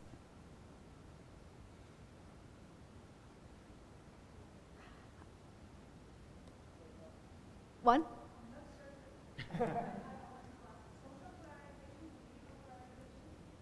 Well, I am not certain either, and I've spent my career doing this. And that's a really good question. How about who would put their hands on the fire and say, like, this is what democracy is? Okay, so I'll come to you later. But I'll start there. I'll start with polarization. So polarization has become a very popular word. If I'm not mistaken, I think it was chosen, but I am not exactly whom as the word of the year in Spain last year. So we've been tossing around the word polarization for the past few years, particularly since Brexit, but not only. And when we can talk about polarizations, we can have, like, many imaginaries of what polarization is like. We can think about polarization across, like, issue-based polarization, as we talk about. Like, there is one particular issue. It could be abortion, LGBT rights, migration, and there's very polarized view in societies. Usually, when we talk about polarization in the way that we are most concerned about, we talk about something called affective polarization. which is that us versus them, that creation of an in-group identity, and you strongly identify with a particular group, and then hate for another group that we call the out-group. This is what's usually used as a definition of polarization in academia, but others also talk about polarization as a hyper problem, as a problem that makes solving any other collective challenge much, much harder. If we think about this affective polarization as a hyper problem, we can think about the difficulty of achieving consensus, of compromise in any political process, which is part and parcel of what democracy is. But we also need to think about whether polarization is really a state, a given, as things are, or how we got to that polarized state. You're asking about commonalities and trends across countries. And in my previous job, I worked for an organization called More in Common. And when we looked at was at public opinion, and we were trying to see whether public opinion society was really polarized. And we saw a variety of things. We started by looking at it in the US, which is the paradigm of what a polarized society is. And I guess I should start with the caveat already, like most of the research that we have on polarization comes from the United States, and there's huge methodological issues that we could have when we're talking about polarization. But we saw a variety of things. There are political identities that are becoming more entrenched, and that us versus them is more and more about like what are your political views, and then that manifests along a variety of other issues as well. It is true that there was a lot of elite polarization, and that's one of the commonalities that we see in a lot of the countries, whether it's the US or whether we're talking about European countries, that we see that those political elites, but also those that are more politically active, are actually more and more polarized. And we did a study, for example, where we checked something that we call the perception gap. And we saw that Democrats had very off views of what Republicans thought, and the other way around. Republicans had very inaccurate views of what Democrats thought. But what we saw as well is that the more education Democrats had, the more inaccurate their beliefs about the other were. So this festers a situation where it's really, really hard to face collective challenges, as we all are, be it the pandemic, be it climate, and so on, because you're thinking more about like who's sending that message, who's proposing that policy, and so on, that who is actually, that what the substance of the matter is. But that being said, we also saw that there's a lot of people in society that are not equally polarized, that are disaffected, disengaged, as is something that's come up today as well, but also that polarization can be a tool. So who polarizes? Anyone can polarize, and polarization is not necessarily a given. It can be a tendency, and there's a lot of conversation around the social psychology and how we are tribal and tend to identify with groups, and that's something that I want to tackle in the most positive side of the conversation later on. But polarization is, for example, for progressive movement, a very effective tool to mobilize the base. Polarization can have very detrimental consequences for democracy, but it can also be very effective. So we need to think about when we're raising the heat and where we're lowering the heat based on the particular issue that we may be confronting. At the same time, polarization, underscoring or nurturing divisions is also what we know as an authoritarian tactic that we've seen play out over and over and over in our society and in our history. And I guess like that's one of the areas where I think thinking about that comparative lens and the common trends that we see is super important, because we're seeing a rise of authoritarian populism or the far right. Polarizing is a very effective tool in order to achieve power for these particular movements. And we need to think about the leaders, the movements, and the subcultures, and I could speak into that. But the way in which they're polarizing is very similar across countries. It may take a national flavor, but it has a lot of commonalities. It used to be said that it was impossible to have a far-right international because the far-right authoritarian populism are so nativist and anchored in their idea of the nation state, America first, Britain first, which is actually where the slogan originated in the 70s, or the Nouvelle Droit in France. But in reality, what we're seeing is a lot of emulation and cooperation. I think it was 2018 that Steve Bannon was parading around Europe and saying, I'm going to create the movement, and I'm going to create this far-right international. And that failed, and we know that there isn't such a thing as like a very solid far-right international that cooperates in that way. But that being said, we know that there's a lot of mimicking and emulation. there's a lot, whether it's, for example, in public policy. So if you want to analyze the policies that Ron DeSantis is passing in Florida based on teaching around LGBT rights in schools, book censorship, you only need to look at Hungary, which tried those policies. Only last month, I think it was, that Hungary or banned the new agency called Sovereignty Protection Agency, which targets foreign funding and NGOs and so on, is a carbon copy of what Putin was doing in Russia and has done for decades as well. So there's that copying of policies. There's that cooperation as well in terms of storytelling and the narratives that get deployed across countries as well. So there's a freak out about wokeism and woke that's being deployed also to label anything that one doesn't like. So that's woke. And we only saw it as well, like I think the past week with the new environmental governance and sustainability risk indices, where it's been called woke capital as well. Even capital and private investment can be considered woke these days. We also see it with the great replacement issue, which is at the core of most of far-right movements across Europe and the United States and Canada, and also India and Tunisia. We're seeing these similar stories deployed as well. And there's also similarities a lot in terms of tactics.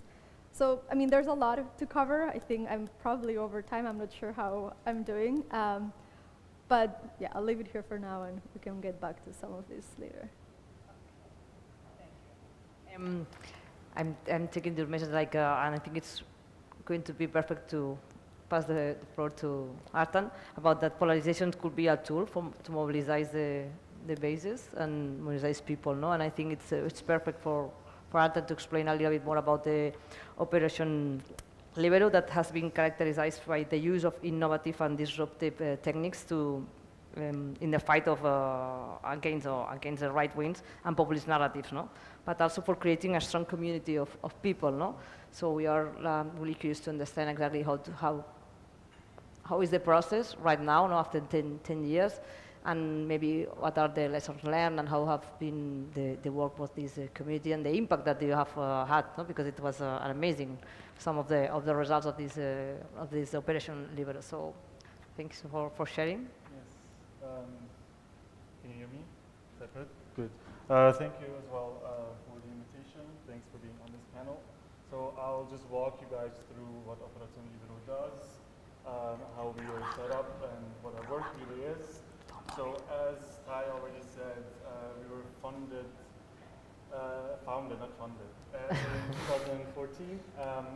That was after an election where the Stop Mass Migration campaign went through. Yes. A huge shock for many people, and this is why a lot of people got together, like around 50-ish people got together 2 days after, and we're like, okay, this is not gonna fly. Our vision or the potential we see in Switzerland is not to be simply defined by SVP, the Swiss populist party, which in fact is right-wing, and yeah, even Trump's AfD in some aspects. Exactly, so that was 2014. We're now celebrating our 10-year anniversary throughout the year, so leave some likes on our posts because we're happy we're still here. Yes, maybe about the actual system. So there's 6 people actually employed full-time. Then we've got a national board. They are in charge of strategy, also content, and have the expertise. So whenever we do, no, I'll get to that later. Then we have national, regional teams. So throughout Switzerland, mostly German-speaking part, we've got different regional teams that work together, do some local activities as well. So we touched upon that before in this forum. And there's also then teams that are actually involved in a campaign. Sometimes people overlap or are in different groups, but that's something we see as a positive thing because they get or they are rendered into bridges into the other teams. Yes, we are an NGO, we are a civic societal movement, we do political campaigning, we also are a platform for people to do activism, which is progressive and helps our vision of an open and progressive and liberal and also social and fairer Switzerland. Yes, Then, currently, there's like around 5-ish campaigns we're going through. You can divide them up in 2 groups. One is like agenda setting, which is something that came with like within like the last few years, 2 or 3. And before it was mostly agenda reshaping and really combating right-wing attacks.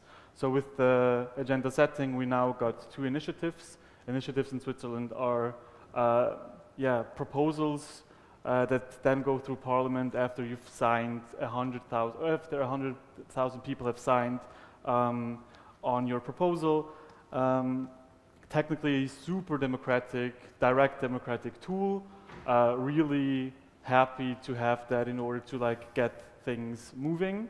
There's also downsides to it as well, but I think we'll maybe talk about that later, although it's very specific to Switzerland, so I'm not sure how much of interest that is. So we've got 2 initiatives.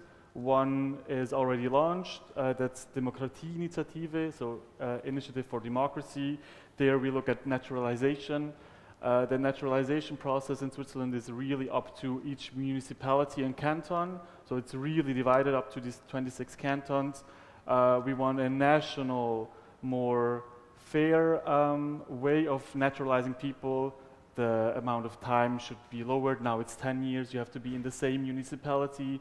If you leave and go to the neighboring town, like the counter starts at 0 again. Like there's huge deficits in our democracy. And we just want it to be less random and more objective as well. We're currently on the streets now getting signatures to get this into Parliament, and then we'll see what happens. Then we're about to launch the Europa-Initiative, Initiative for Europe. As you may know, Switzerland is not part of the EU. It is, however, part of Europe. This is something we've been saying for 10 years. Europe has a very difficult position within Switzerland. There's lots of isolation, usually from right-wing populists that feel any part of sovereignty would be lost whenever we would normalize ties. So we want to put some pressure on there. Last Friday, actually, our parliament decided to get to the table again and talk with the EU. And I mean, you can see then reactions throughout Switzerland, mostly the right-wing party, that would call the parliament traitors or whatnot. So it's intense what kind of framings or narratives are actually perpetrated, or reiterated rather, throughout Swiss contexts. But then our alliance that is going to launch the initiative in the 2nd of April, hopefully. We've been doing it, or like postponing it a few times because initiatives are difficult, but again, a very cool democratic tool. And yes, then it's really go back to the streets, get as many people involved as possible. And then on the defending part, I don't want to get into too much. There's just, again, from the same party, sometimes also alliances with other like middle parties, initiatives that concern the cutting of budget for media. I mean, we talked about media literacy and how important it is for democracy. We also call it the 4th column of democracy, and see any attack on that as detrimental. There's of course also big calls or initiatives for migration to be either stopped fully or stopped at a very random point, like 10 million. Like if Switzerland has 10 million inhabitants, then like we should cut all ties with all the neighboring countries. This is something that will go to Parliament and then probably to the voters in around 1.5 to 2 years. So there's a lot of things happening. And the way that we try to combat that, or also do the agenda setting, is really go back to the community, bring in as many people as possible. And working in our campaigns or being part of our organization is connected with as less hurdles as possible. We really try and just get in touch with people through either social media, through our mailing lists, or through mouth-to-mouth propaganda. And it's interesting because you have people that are like in your vicinity or have been for like almost 10 years. And now we just did like a climate campaign last year for the elections in May. And it was like the first time we engaged in that topic because we thought it was super important to actually do something. We also won with a huge alliance, which was amazing. And that was also the first time that like some people really came into Operazione Libero and worked with us to get that across the line. So in the sense that we are super spread out thematically, it's also an advantage for people to actually come in and really pick and choose where they want to actually volunteer and do something. Yes, I mean, lots of people in this room, I assume, have already volunteered throughout their lives anyways. We all know how much it costs to actually be a volunteer, so we're always trying.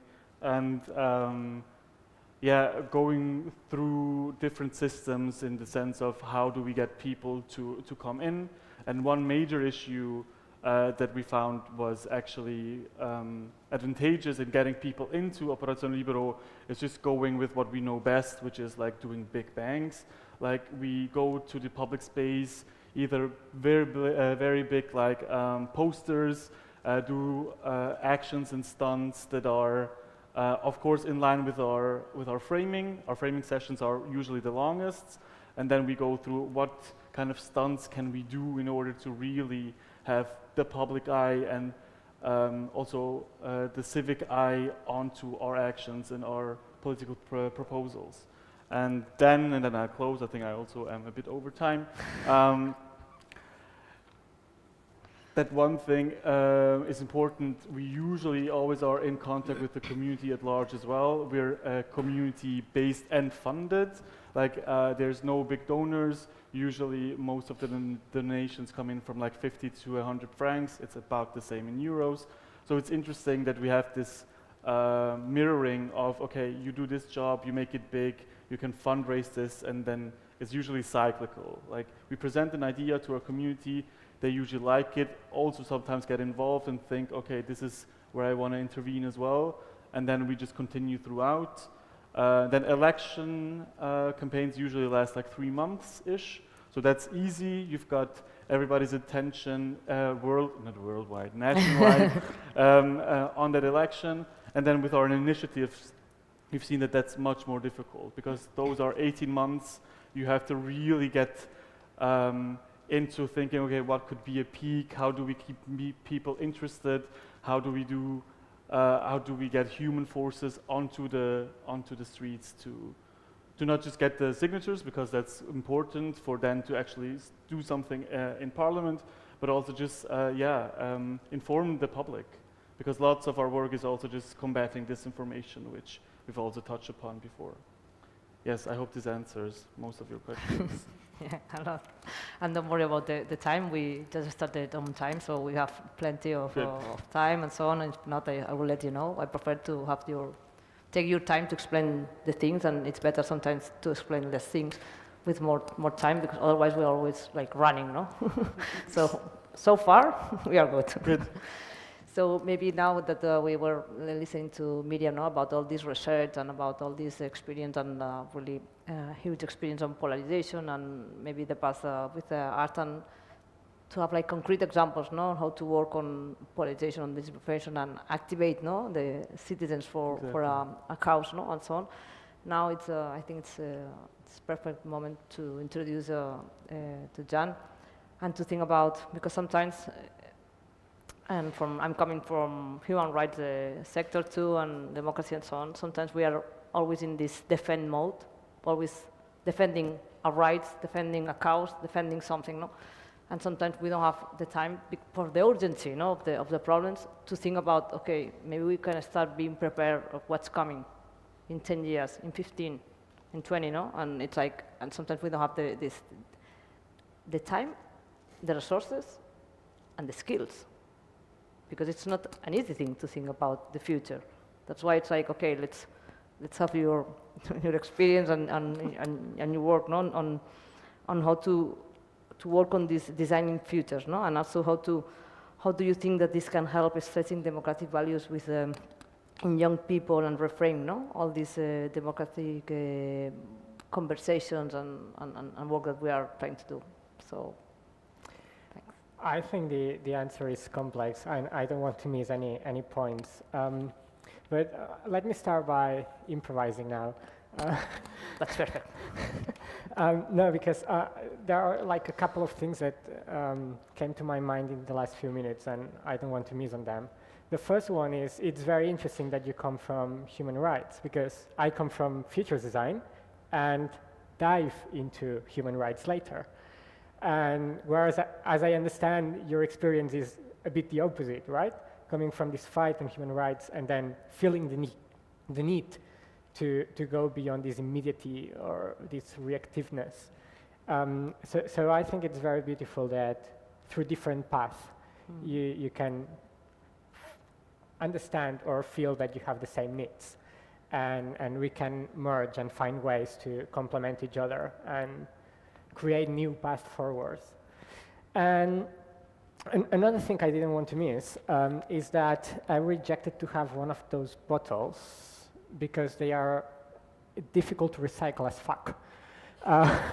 And I'm a climate activist too, so I just wanted to point that out. I know plastic looks uglier, but a PET bottle, a plastic bottle, is even easier to recycle than a brick, which it might be nonsensical, but things are this way. And as you might have seen, I am a bit dispersed, but I had my notes. I made drawings because I'm a visual thinker. And I think it would be good to begin with this idea of futures design and what it is and how it can make any sense in this whole think about democracy. So let me use an analogy on what futures design is, because it's a bit like a matryoshka. And we have this big field, which would be like the big doll, which is social design, and it's thinking about how can we apply design methods and collaborative methods to have an impact on society and to improve its dynamics. And this comes from the idea that through design, we can not only improve products, but we can also improve services. And a few years back, when designers understood that they could also improve services, which I think is very common now when we think of apps or so many digital services, they realized that they could also improve systems. So not only the service itself, but how different services, how different products, or how different institutions even can operate. And based on this idea, they understood that if we are to imagine new ways, because design is about imagining new ways for systems to work, they needed to plan for how to go from the current state of things towards where we want to be. So they invented that thing which they call transitions design. And they realized also that if we are to transition to somewhere else, and we are using design to imagine how that somewhere else should be, we should give a name to that somewhere else. And that is what future design does. Imagine that other place we want to be at, so then we can imagine the transition towards it. And in this journey, make society a bit better, and hence the social design. And because Matryoshka is open, no? So you can open the different dolls and you can see through them all, that would be an extra layer called speculative design. And the fine idea about speculative design is that not everything we design has to be very palpable or has to be rooted in current reality, but it could awaken wide and radical and wild imagination that brings us to other places, places that we are not imagining but could be possible, impossible places even, and start igniting this possibility of hope for something else that you brought before and that is so necessary.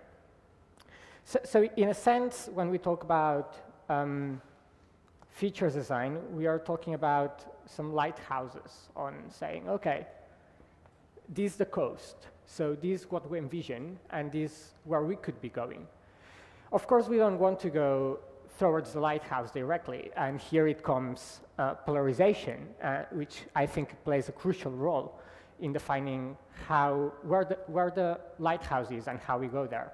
Because if we have this lighthouse and we go straight to it, we will clash against the rock. And I think this is what happens when we stick very narrowly to one vision and only to that vision, and we try to make it possible, and we don't account for anything else around us. So the idea behind it is that the future is made out of many different visions and many different dreams that very different people have. And through that combination, and through a dialogue between them, and even a negotiation on defining where we are going based on our differences, we can move towards not the lighthouse, but the harbor that it's next to it. And this is a bit the general idea. And I think then it's important also to speak about the importance of those speculations, not in just the sense of why do we want to go there, but in the needs of today and how we are living democracy today. And that is, I think, because we live in a very doomed imaginary of collapse. And that is like the main narrative we have around ourselves, like democracy is collapsing, like the climate is collapsing, social security is collapsing, we have an increasing population, old population, we have very few young people who will not be able to support this old population. So every structure we made, or every dream we had as a society, or the generation of my parents had, is collapsing. And as youth, we are living in this idea of everything around us collapsing and having to survive through it. And moreover, we have that pressure of older people saying, oh, you're the ones who have to solve it. So as you can imagine, there's a bit of a pressure put on us. And it is not a very nice pressure to live. But here is where futures can play a very, very important part. And the question in bringing future into the table is asking, okay, what if instead of those horrible narratives of collapse, we try to imagine something else? We try to imagine a new model for society, a new model for participation, a new model for collaborating, for love and care that goes beyond what we are currently living. And I think COVID gave us a bit of a picture in that, because suddenly it was a great collapse. We all lived together. And we didn't expect to imagine a way out of it, but we knew after it there was going to be a world post-COVID. And a world post-COVID means a place where we've went beyond that situation. And of course there's still COVID around to some degree, but we are not living under that fear, but we are living within a new structure where we've separated this challenge we had. And I think this is very powerful when talking about those futures and its possibility, and thinking about that after. Also, I think it can be a great way to deal with the low natality we are having, the adonism, the lack of activation that appeared before in youth, and therefore bring in or upraise political engagement. So what are the alternatives? I actually don't know. But I do have one answer I would like to provide based on a conversation we had yesterday. And Artan gave us the example of how in Switzerland they had some votations, right, or consultations, I think, on some measures that I think for all of us would be labeled as progressive. And people rejected them massively in elections. Well, not massively, but some of them were rejected. Of course, yeah. And I think this is like what I said to him is, this is a great example of how democracy can go wrong. And many times we're talking about democracy and the power we are giving to people, but democracy can go very, very, very wrong if we are not creating the conditions for it. And my question to you, which, yeah, might be a bit of unpopular to some degree, but I would ask, what sense does it make to give power to the people if they are not capable of imagining something else than what currently exists? Why would we want them to make different decisions than the decisions that are already made? And to make that happen, we really have to provide with those alternative frameworks, and we have to empower them to imagine those alternative frameworks that completely transgress the current structures we have. And I think this is where we have the power of imagination and dreaming, and especially with youth, who they are amazing, creative people if this creativity is well educated and incentivized from a young age, and they are guided through those processes. So I hope that answered a bit. Okay. Maybe we are going to apply maybe some responses to your provocation. No? I think it's a lively conversation. And thinking about this, no, and the lack of imagination and how to build these desirable or future, positive futures and so on. No? And with this absence of shared vision of positive futures and the landscape that we have now, that fear, insecurity, it's like hate and so on, it's really easy for some people to embrace some easy discourses, no? Some like dichotomic.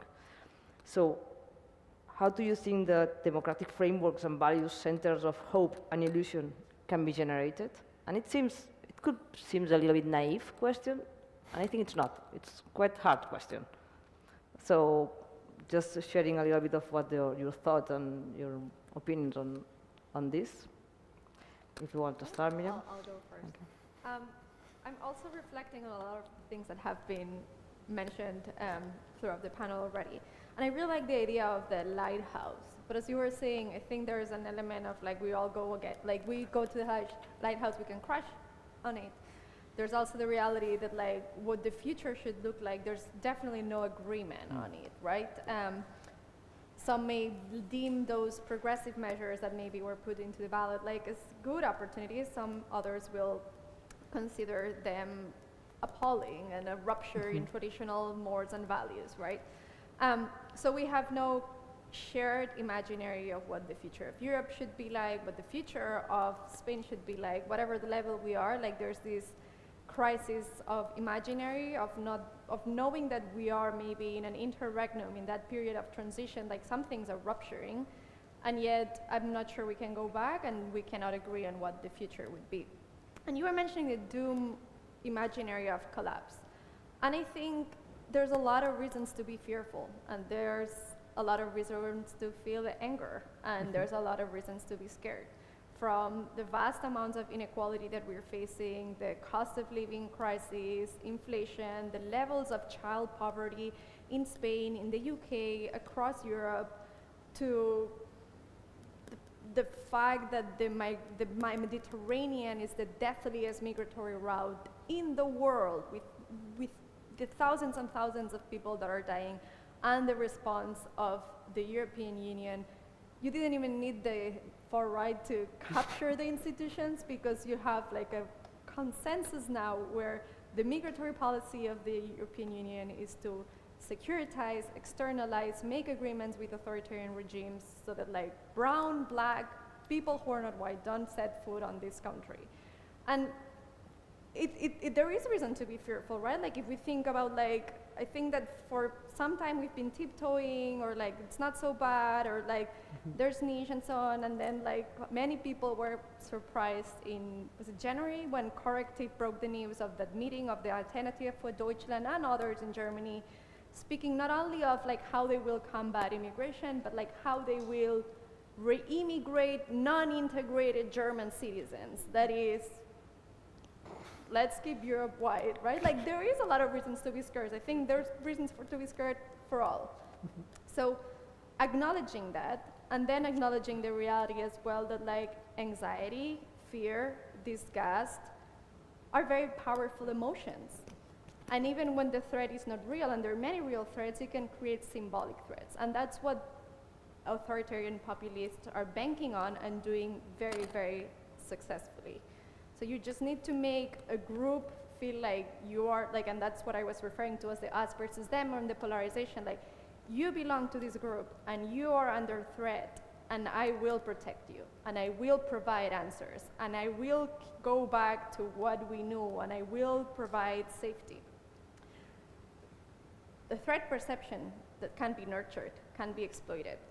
We also know, and there's a plethora of evidence from social psychology as well, is that we are in rapid times of change, and not all humans are equally equipped to deal with the vast amount of change that we're facing. We all have different cognitive needs, and I always bring up my grandma, and thankfully she doesn't understand English, so it's fine. But like, my grandma lives here in Barcelona, in a very, very safe area. And she has a very low threshold of threat perception. So she goes down the street in her very safe street of Sant Gervasi, and she thinks she's gonna get robbed every single day of her life. I, on the other hand, have done very stupid things in countries when I was broke as fuck as a student. And then I'm like, oh my God, like because my threat perception is different. This is just like how we're wired. There's an element of like nurture, there's an element of biology, this is how we're wired. Her fears are far more exploitable, but her cognitive need for stability, for oneness, for sameness is different. So as a society, like we need to ensure that we are providing or designing systems as well that can cater to the needs that different people have. Cognitive needs as well, because our societies are changing. We need to imagine something else. That's true, and I think like I love the transition design element of it, because we are in a crisis of belonging. And the far right is providing a sense of belonging to many people that are feeling they're not on solid ground. But then we are also in a reality that democracy has failed a lot of people for a very long time. It's been very, very comfortable in states that have like small minorities to say democracy is wonderful. But like, I don't know, I asked some of my colleagues here, like we were talking about to Maysoon about like the lack of cemeteries for the Muslim population in Spain. Is democracy delivering for Spanish Muslims? I'm not sure. I'm not sure, so what do we do with the idea of democracy? And that's also why I was asking, what do we mean by democracy, right? We can think of a minimal definition of democracy where there are free and fair elections. Or we can think about a democracy that is a liberal democracy that also ensures that there are certain liberties. And that would include freedom of the press, free and fair elections, freedom of expression, and so on.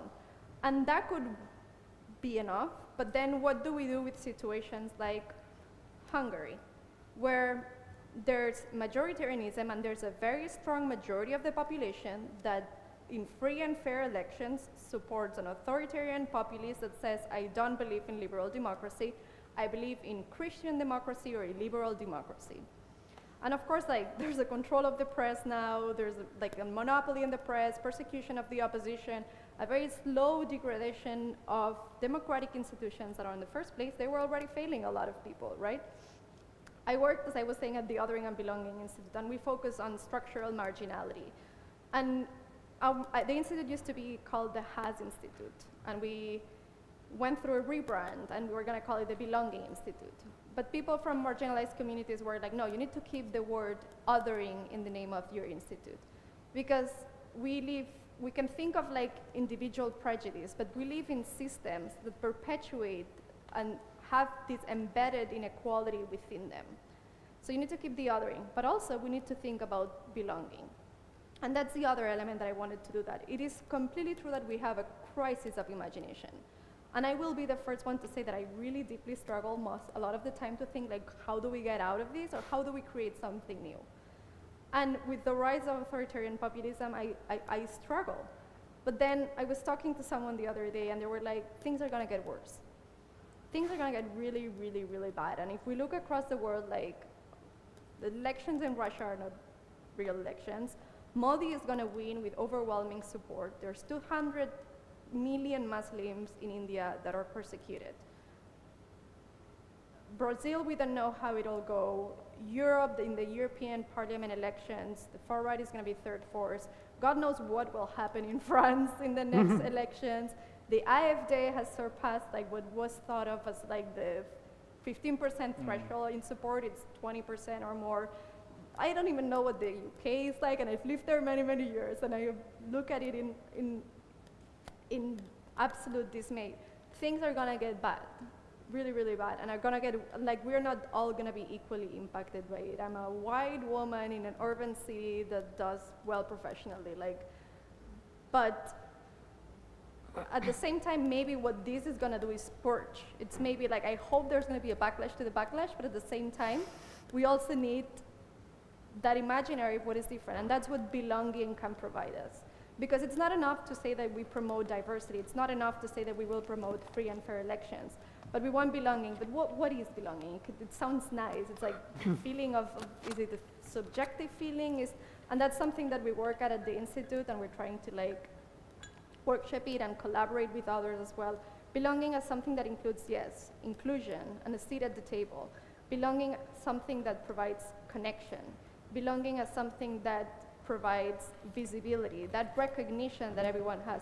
But belonging as an element, a core element of belonging, agency and co-creation, so that we all have a seat at the table. John Powell, the director of our institute, always say, like, this is not about like a society where a few are at the table and allow others and invite them and include them, and I include you. No, like, this is a whole team effort in which we are all envisioning collectively the future of our societies. And that, to do that, and am I still doing well on time? Because I can keep No. I'm Yes, starting to look at your eyes like, yeah. but it So wasn't I'll working. leave it with two things. My program is called the Democracy and Belonging Program. It is a transatlantic network of people who work in the civic space, academia, business, and are committed to the idea of belonging. And they work either in the democracy or polarization space or in the social justice space. And the reason why we created the Democracy and Belonging Forum are varied.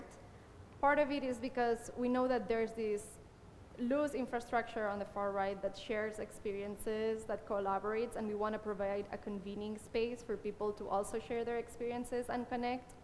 But also because we see a lot of breaking and a lot of moral purity in social movements, in progressive spaces, in democracy spaces, and so on. So we want to promote the practice of bridging, which is something that we have a lot of expertise in, and that we think is going to be key as well to build the democracies of belonging. I'll leave it here, and then if there's questions, Thank there's you. more. I actually want to pick up on two sentiments, that of belonging and that of anger. Because, I mean, yeah, we had elections in 2023 in October. The projections were clear. The right-wing party that has been in parliament, the biggest force in parliament since the 90s, is slowly but surely getting back to its peak, like a few percent away from it. And yeah, we really tried to capture then, I mean, at the same evening, this sentiment that was what initially started Operazione Libero, but also just the way we want to move forward. It's like, this is the time. We've been here for 10 years. We see how it's cyclic. Like the Swiss party brings in initiatives that they've brought through, and we've already like defended a few years ago. Like really try and yeah, also showcase that anger is a motivational force that within a democratic society should be used to actually do change. And then with belonging, I mean, I'm just thinking of our initiative for democracy, where 1/4 of the population in Switzerland is excluded from democratic processes because they aren't Swiss yet. And then people on the right would say getting the citizenship and then partaking in processes would be like the cherry on top after you've shown that you're Swiss enough and gone through this super shitty and super discriminatory and random process. And here just comes into play the way that we frame our initiative and the way that we respond to the super simplified narratives and framings from the right side. I mean, first thing is you have to have a well-structured and well-researched initiative and paroles, but then breaking them down is super important because the simplified version you can't just combat with something super complex that like nobody understands really. And yeah, it's just a thing of a belonging here is showing people, okay, you've been in Switzerland, doesn't matter how long you have, you're part of the society, and we see you being part of it through citizenship, making it easier, and this is how you can actually then also partake in democratic processes. But we also mentioned, and that's also very important, you can already, and it's not as satisfactory as other things, be part of the democracy even if you're not a citizen. I mean, you can go and have signatures or like collect signatures. You can partake in different organizations like ours. Like this is something that we have to stress all the time because the narrative from right wing till middle usually is one of, yeah, you don't belong. So I think that organizations such as ours really have the task to, within this democratic system, we're not quite out of there yet, I don't know what follows, but within the system that we have, use it as much as we can to really bring people in. Because, I mean, throughout Europe, I think throughout the West generally, the participation rate is super low usually through elections. I think that's generally a problem lots of countries face. But there's peaks sometimes, and I think we just kind of have to find out why people actually go to the polls and actually vote, and try to not do this in a populist way, because it can't be the future of just riling people up left and right, and that's why it comes into the showdown at the actual voting stations. So yeah. Chan, do you want to share your views? No, I love that this conversation went towards belonging. But I wanted to first acknowledge we do indeed have many reasons to be fearful. I totally agree with that. And we should use it. Yeah. And I think here, though, there is something very important, though, we have to acknowledge also, and is that we have to distinguish well between fear and anger. Because fear is a kind of, I wouldn't say it's an activator, but it's a way to notice and understand all of that that's coming over us and which might impact us. And anger is, I'd say, our reaction to that. As in, we get angry to that happening us, but the anger part, I feel, it's very necessary because it's the activator. Anger is energetic, whereas fear is far more passive. So I really believe that once we get to understand the fear and transform it into anger, then we have all that energy that we can put into transforming that anger into new imaginaries or actions towards something else. And I see, at least on my generation, many of my friends in this point between the two, as in I might get angry for some stuff, but for most of the things that are global, I just stay with the fear, but don't transform that into an anger. And then I think we need those external activators.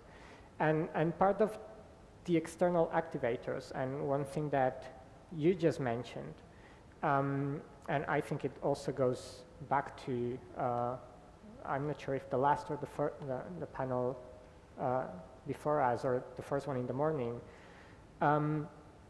was this idea of we really need to visualize action being made and current structures in place that can be used to. So it's very nice to think about the future and what there could be, but most of our society is living in a lack of knowledge on current structures and how they can use them too. So I think that rebranding that or looking for a way to communicate and engage from the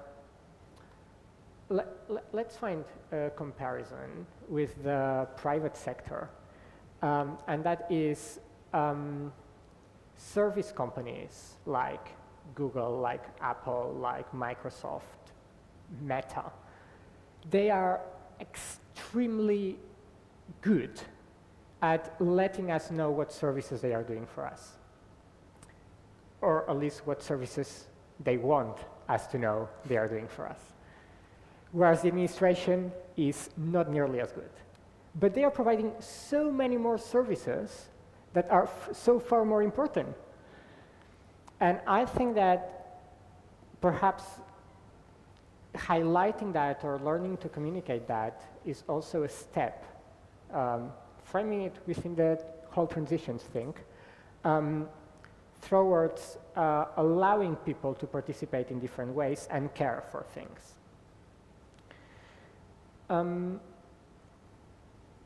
Yeah, I think then we can continue with the conversation. Oh, about belonging. I had something to say about that. I haven't experienced or I haven't worked with the idea of belonging itself, but I've worked with the concept of worldviews. And worldviews are these underlying structures within our culture and how we operate as individuals. And let us understand the world in very different ways. And you brought before the traditional one versus the more progressive or social-centered one, right? And I think that's clearly a conflict of worldviews, in a sense. So bridging this belonging with the ways we think, the ways we operate, the cultural structures we build, I think it has to be part of that imagining something else. And if we are to imagine a new possibility, we have to account the different possibilities of thought within it. And not necessarily the ones we have now, but the ones we could have, which could look radically different. And that also comes with that idea of the challenge we have. We have many challenges. And one of the big promises we are facing right now is this techno-fantasy of solving them all. Yeah, I heard a philosopher say that a few days ago, and it was like, it is that. It's a techno-fantasy, not techno-optimism. It is a techno-fantasy that with technology we can solve these challenges. One silver bullet. Yeah. And it's like, no, even if we are thinking about features, and even if features talk about overcoming current challenges, we will face new challenges. Yeah. So framing possibilities in terms of what other challenges we might face and how we will be dealing with them is also very important. So I wanted to touch on a clarification as well, because I think social scientists like myself, we have by training, habit, we always speak of left and right. And there's value in that, and I think it's a good analytical lens to understand things. But at the same time, if we're gonna build democracies of belonging, it's gonna take a broad-based movement, coalition that includes people on the left, people on the right, people who don't position themselves. And the left-right lens, like there's been a plethora of articles, like whether it's useful as an analytical lens, whether it's not. I've done comparative research and I've seen that like French and Italians don't think left-right is useful anymore, and in Spain, like people are like entrenched in those blogs, and that's how society works, and it'd be interesting to see how people feel or relate to that as well. But I do think we need broad-based movements, and that's why I also like a framework that an organization that I really admire and work with called Horizons speaks of, which is block, bridge, build. And we need to block the authoritarian populist advancements. There is a very conscious effort to keep espousing, promoting a white supremacist future for Europe, past future, like great replacement theory. We can see it how it permutates across countries, but it's deeply entrenched in the narratives of far-right and starting to percolate mainstream discourse. We need to block those advancements, block efforts to actually control the judiciary, reduce freedom of expression, monopolize the media, and so on. We also need to breach, because it will be a matter of how big our coalitions are. If we're thinking about the climate movement will never have the lobbying power, the ability to mobilize, the resources to combat like big extractive corporations. It's just never gonna happen. Migration, people working in the migration space, the intersection with climate is real. The way that gender is weaponized in some places to say that like non-traditional family models are bad, or the way in which we're seeing the Christian fundamentalists mobilize so that Uganda and Ghana pass atrocious laws, but also in Hungary, or like the attempt to pass no-gay zones in Poland. Whereas in some Western European countries, you see how in order to build an argument against Islam, the far right is saying that they're protecting women, right? Like, we need broad-based coalitions of people in different movements, but people of different ideologies. And this is where other emotions also come in place, because we need joy and we need love. And any efforts over the past few years that have triumphed have been broad-based efforts, and they have incorporated the idea of love and the idea of joy. And you were saying, oh, maybe it sounds a little bit fluff. I don't think there's any emotion that anybody cares more about than love. The Gay Marriage Same-Sex Equality Act across the countries, it started to gain traction when it was framed as like a love effort. Not a rights issue, a love matter. The abortion campaign in Ireland, efforts in Greece to ban Golden Dawn, and so on. So we need joy, and we need to build those broad-based coalitions.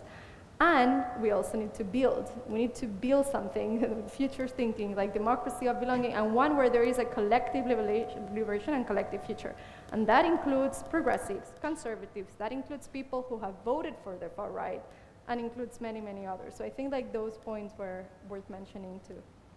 I want to pick up on that swiftly. Really short. Good. Yes. No, but I don't know if I stressed this enough, but I mean, we're cross-partisan. Depending on themes, we work together with different parties, different associations as well, usually in alliances, and also bring in nuances in discussions, because as we said, I mean, you've got this left-right lens, it works sometimes it's a bit hindering. Also saying, yeah, it's just this or that is also hindering, but then again, the reality sometimes, or at least in Switzerland, is that you go to the poll and then you say yes or no. So it's interesting to bring in the nuances before, but then actually kind of drive it home to like one cross or one little word that you have to write down. And then, yeah, we also had a campaign for same-sex marriage, Ehe für alle, so marriage for all. This was exactly what you said. We framed it as love is equal. We showed pictures of loving queer couples and also positioned them like in a sort of talk with also like heteronormative couples, and that really did something different. So like positive packaging of progressive proposals and policies really is a game changer, I feel. So it's important to combat whatever comes from a more like conservative point, but then to not combat it with also being super negative, but trying and communicate like value-based and also like put a positive spin onto it. It just grabs attention different. It moves people differently. Yeah, that was my little I would like to synthesize that into tools in half a minute. Okay. Or less. Basically, love, joy, being able to communicate those stories. We are talking about stories, using stories as the base for the future, for the changes we want, for whatever change we are doing. And using stories in with other tools as games. Demonstrations can also be a very powerful tool in that sense. They are a place of joy and community, and we create a sense of belonging. Yeah. Although, so. Okay, thank you very much. Summary of course. No, because I really wanted to save some time for the public and to have this open this dialogue and collective reflection. But maybe let me say just one thing. When I start to think about, okay, it's everything depressing, there are so many things that are not working, and it's like, it's really, we don't have the power, it's difficult and so on. What brings me joy, as something that like inspired me, it's the feminist movement. This is a clear example of that we are really breaking some rules, and it's that we are passing from the fear to the anger. And it's true the anger can activate things, and also and it's activating us as part of the border movement to think the future that you want, how it's going to be. What does it mean to be a feminist? What does it mean to be a feminist leadership? What does it mean to have like a feminist tech policy? What does it mean to have a feminist foreign policy and so on? So it's like, for me, it's an inspiration. It's because it's those different topics or issues that we are talking today. But now it's your turn. Let's have this lively conversation. So there is one here, another one there. Okay. Wait. Now? No.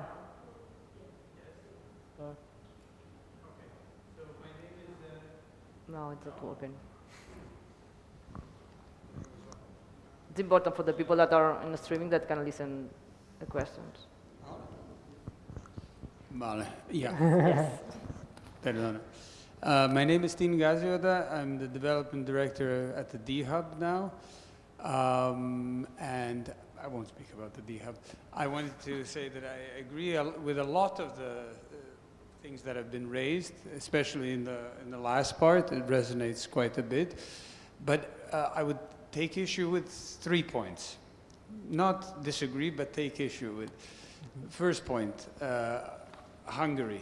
Elections were free and fair in 2010. Then by the time 2014 came, you know, I don't think as someone who was following this rather closely, you could call them free or fair, but by last year's elections, you know, even already in 2018 and last year again, this was even said by the OSCE in its official report. So, I mean, the point still stands that you're making, but just since it's for an international audience, I think it's important to mention that Hungary slid fully, and again, by Freedom House and even some others, is treated as no longer a democracy at least, but in most cases categorized as an authoritarian system. The second point is on voter turnout, and I think there was almost a decade where this was, voter turnout was even more of an issue.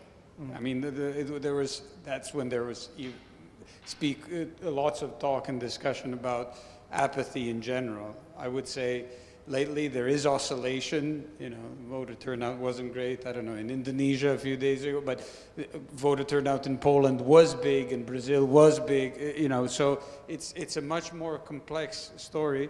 And in Poland, indeed, as was mentioned previously, voter turnout among youth was big in a country where actually youth, generalizing, right?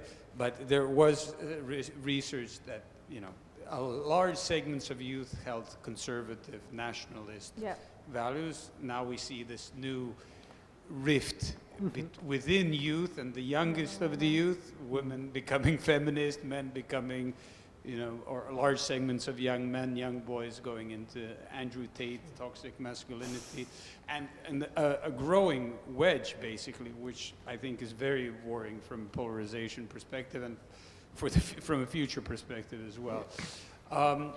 The main point, I think, and this comes to the issue of, like, what do we mean by democracy? But it's very concrete, actually. You know, conditions are important. Absolutely.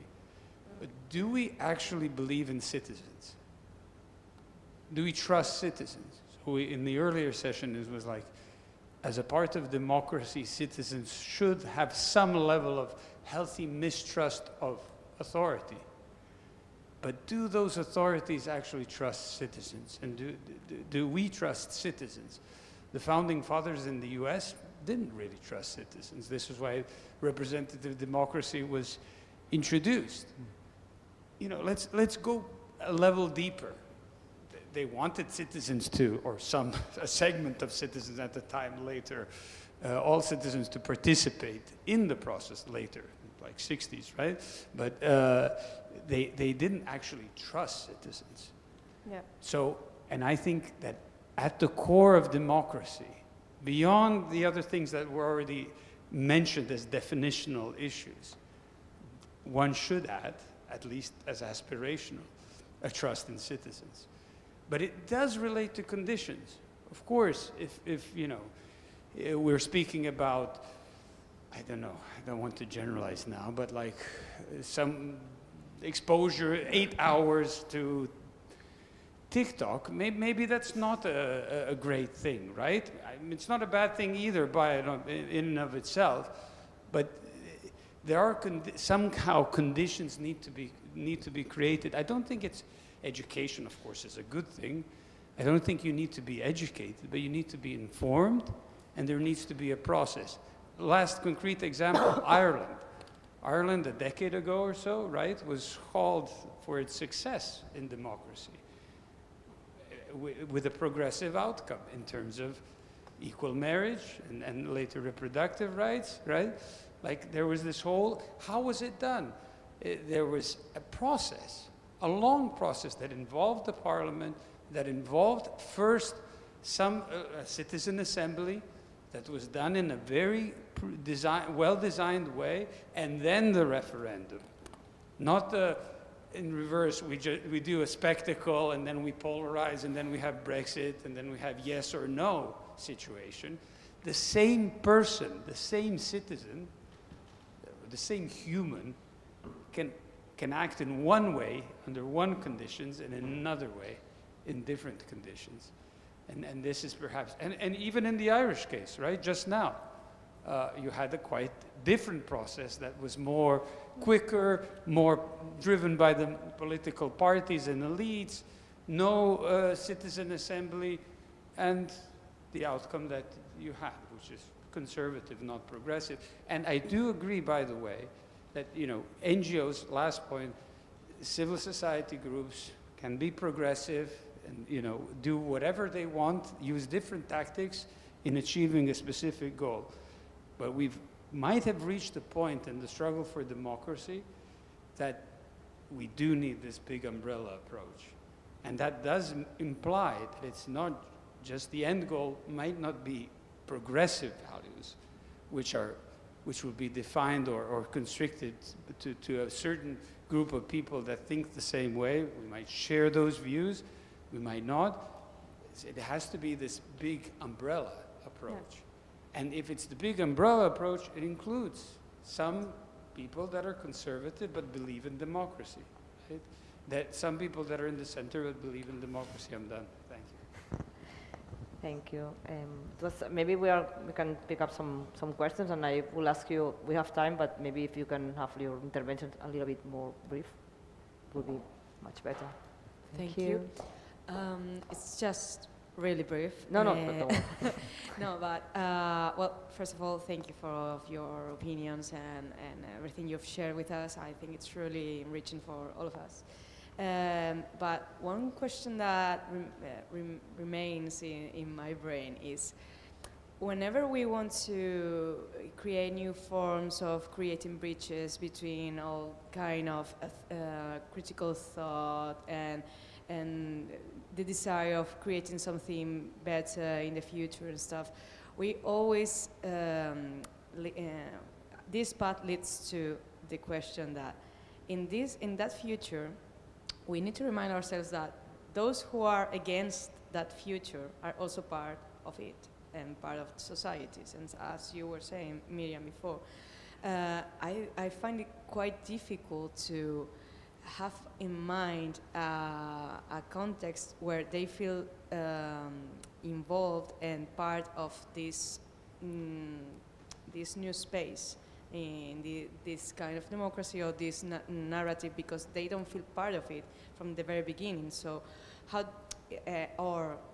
as well, they don't want to be convinced that that is the way, because it isn't their narrative, their way of thinking. They don't feel like they want to share that new future we're talking about, because it's against their values or whatever. So it remains the different perspectives over and over. So how can we be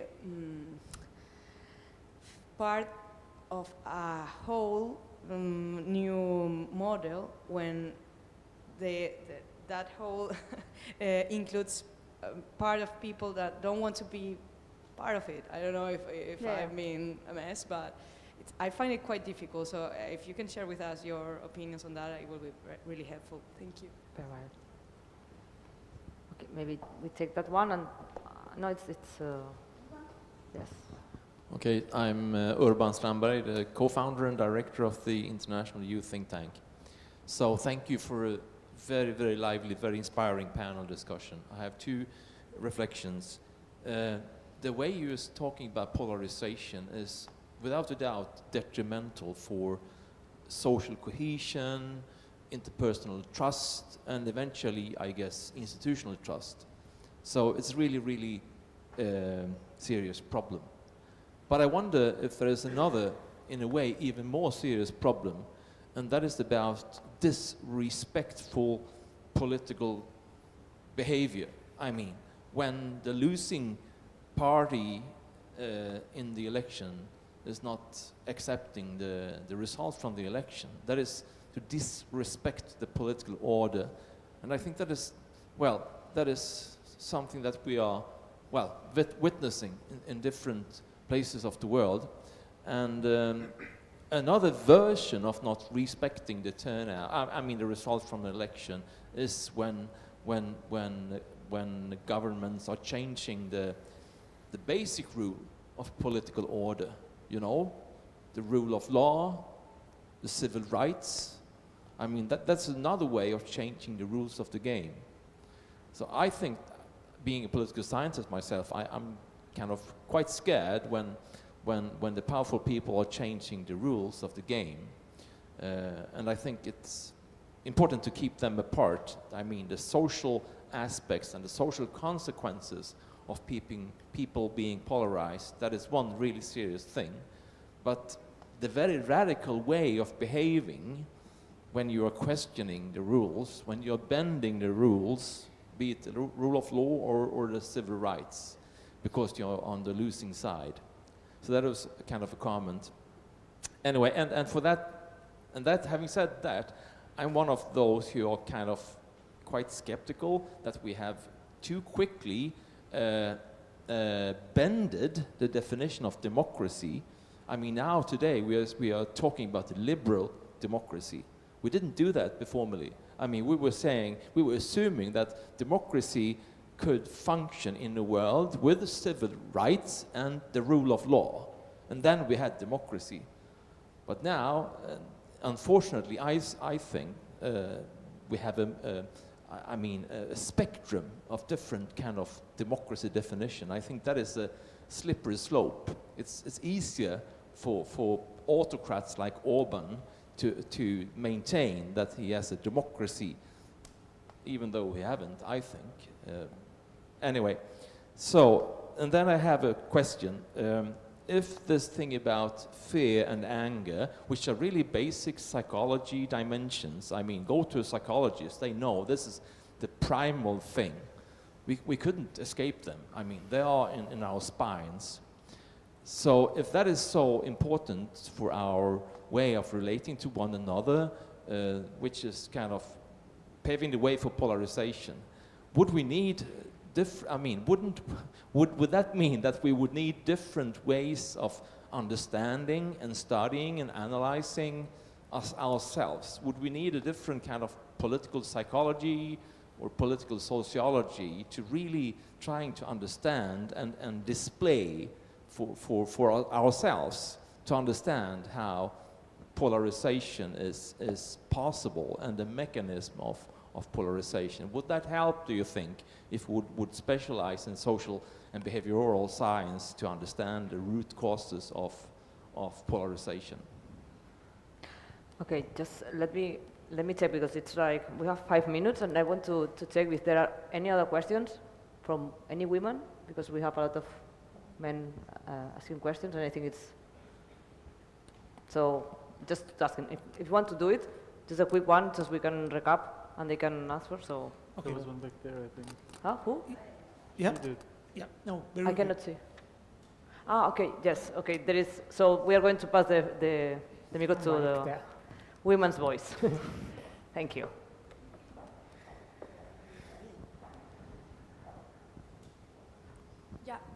So I wanted to ask about social media, because Miriam, you were talking about some theories that the far right are spreading and how we have to block those advances. My question to you, if you see a scenario, like a future scenario in which social media can echo these desirable futures that we are imagining altogether. So maybe if it can be used as a tool to promote these narratives and not to counter and not only to counter narratives, the one that we have currently. I don't know if I'm explaining myself really well. Yeah, we have. You did. Okay, so okay, I'll try maybe you can pick up. To be brief. Yeah. So on the Hungary comment, you're right. I think like I was trying to illuminate the point around majoritarianism. The last few elections, it would be hard to consider them free and fair. Particularly the fair aspect, I think, is totally right. There was an element, I think it was brought up in several of the comments in terms of like, do we trust the citizens, but also the psychology, anger, fear, and so on. And I focused for many years on polarization, as I was saying. I also come from the human rights space and so on. And diving into the political science literature and social psychology literature on polarization, and also like the narratives and media discourse that political pundits tend to perpetuate. We speak about in-group instincts and like tribalism and identification with the in-group and like how it is normal to compete and so on. And those things are true. It's also true that the history of humanity cannot be explained with the vast amounts of cooperation and altruism that human beings have displayed over the years. And there was, I came across this yesterday, and well, there's two things. One, there's a book called The Power of Us that speaks to the psychology of cooperation, altruism, and so on, and like the flip side of like the tribal instincts that are true. But then yesterday I came across the work of a Yale psychologist who, I guess, he was explaining how he had an existential crisis 15 years ago, and he started studying from a psychology and psychiatry perspective the purpose of life. And what he came across is, I think, something that ties very neatly into Buddhist concepts as well, which is like we all have the potential for selfishness or altruism in life. And I think that ties back to one of the comments that we're making. And I think that anger, fear, and rapid change, like the threat perception, can be exploited for bad. It can also be channeled somewhere else. Like I think that we are multifaceted individuals. We are in very complex systems. So we need to take into account like those different elements.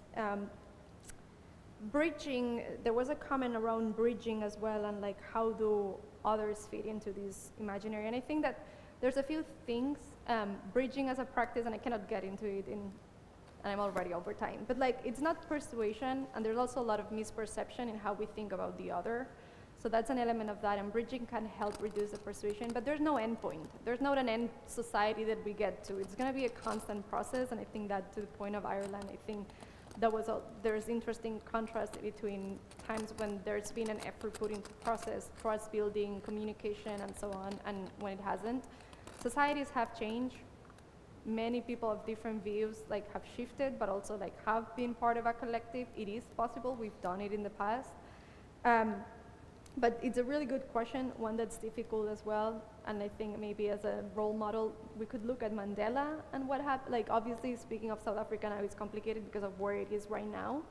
But the process in the like 90s and Mandela was very interesting. And I cannot get, I guess, because of time, into this respect for political behaviors. But I do think that there's not one issue. And we tend to speak like the problem is polarization, or the problem is the problem. Like polarization is part and parcel of a whole, and like social cohesion can be used as an excuse to not tackle or to confront injustice, and that should not be. Like polarization is a problem, but like maintaining the rule of law and tackling inequalities also has to be part of the process. And I think that that's something that the ecosystem has been struggling with, and something we try to respond to from the Institute.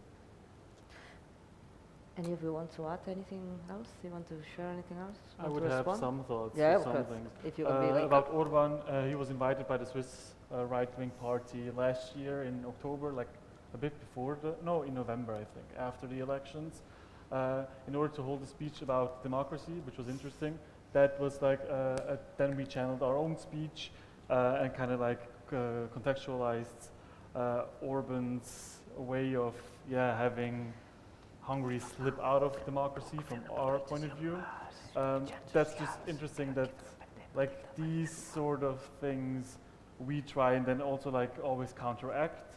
I want to focus also on how do we deal with people that are not in line with the same vision. I mean, just working every day at our organization, there is some sort of efficiency in mind as well. And also when it comes to elections, it's just, I mean, people or a group of people that is almost a lost cause. Like if I, as a migrant in Switzerland, go and go to get signatures, and a person doesn't see me as equal to, this is like a lost cause. And I think this kind of goes through various political themes as well. And I think efficiency and just, seeing where you put your resources really is something that at an everyday level is important, but I love the idea of trying to actually think and incorporate also different-minded people, because the democracy needs to have these tensions as well and be able to like also overcome them.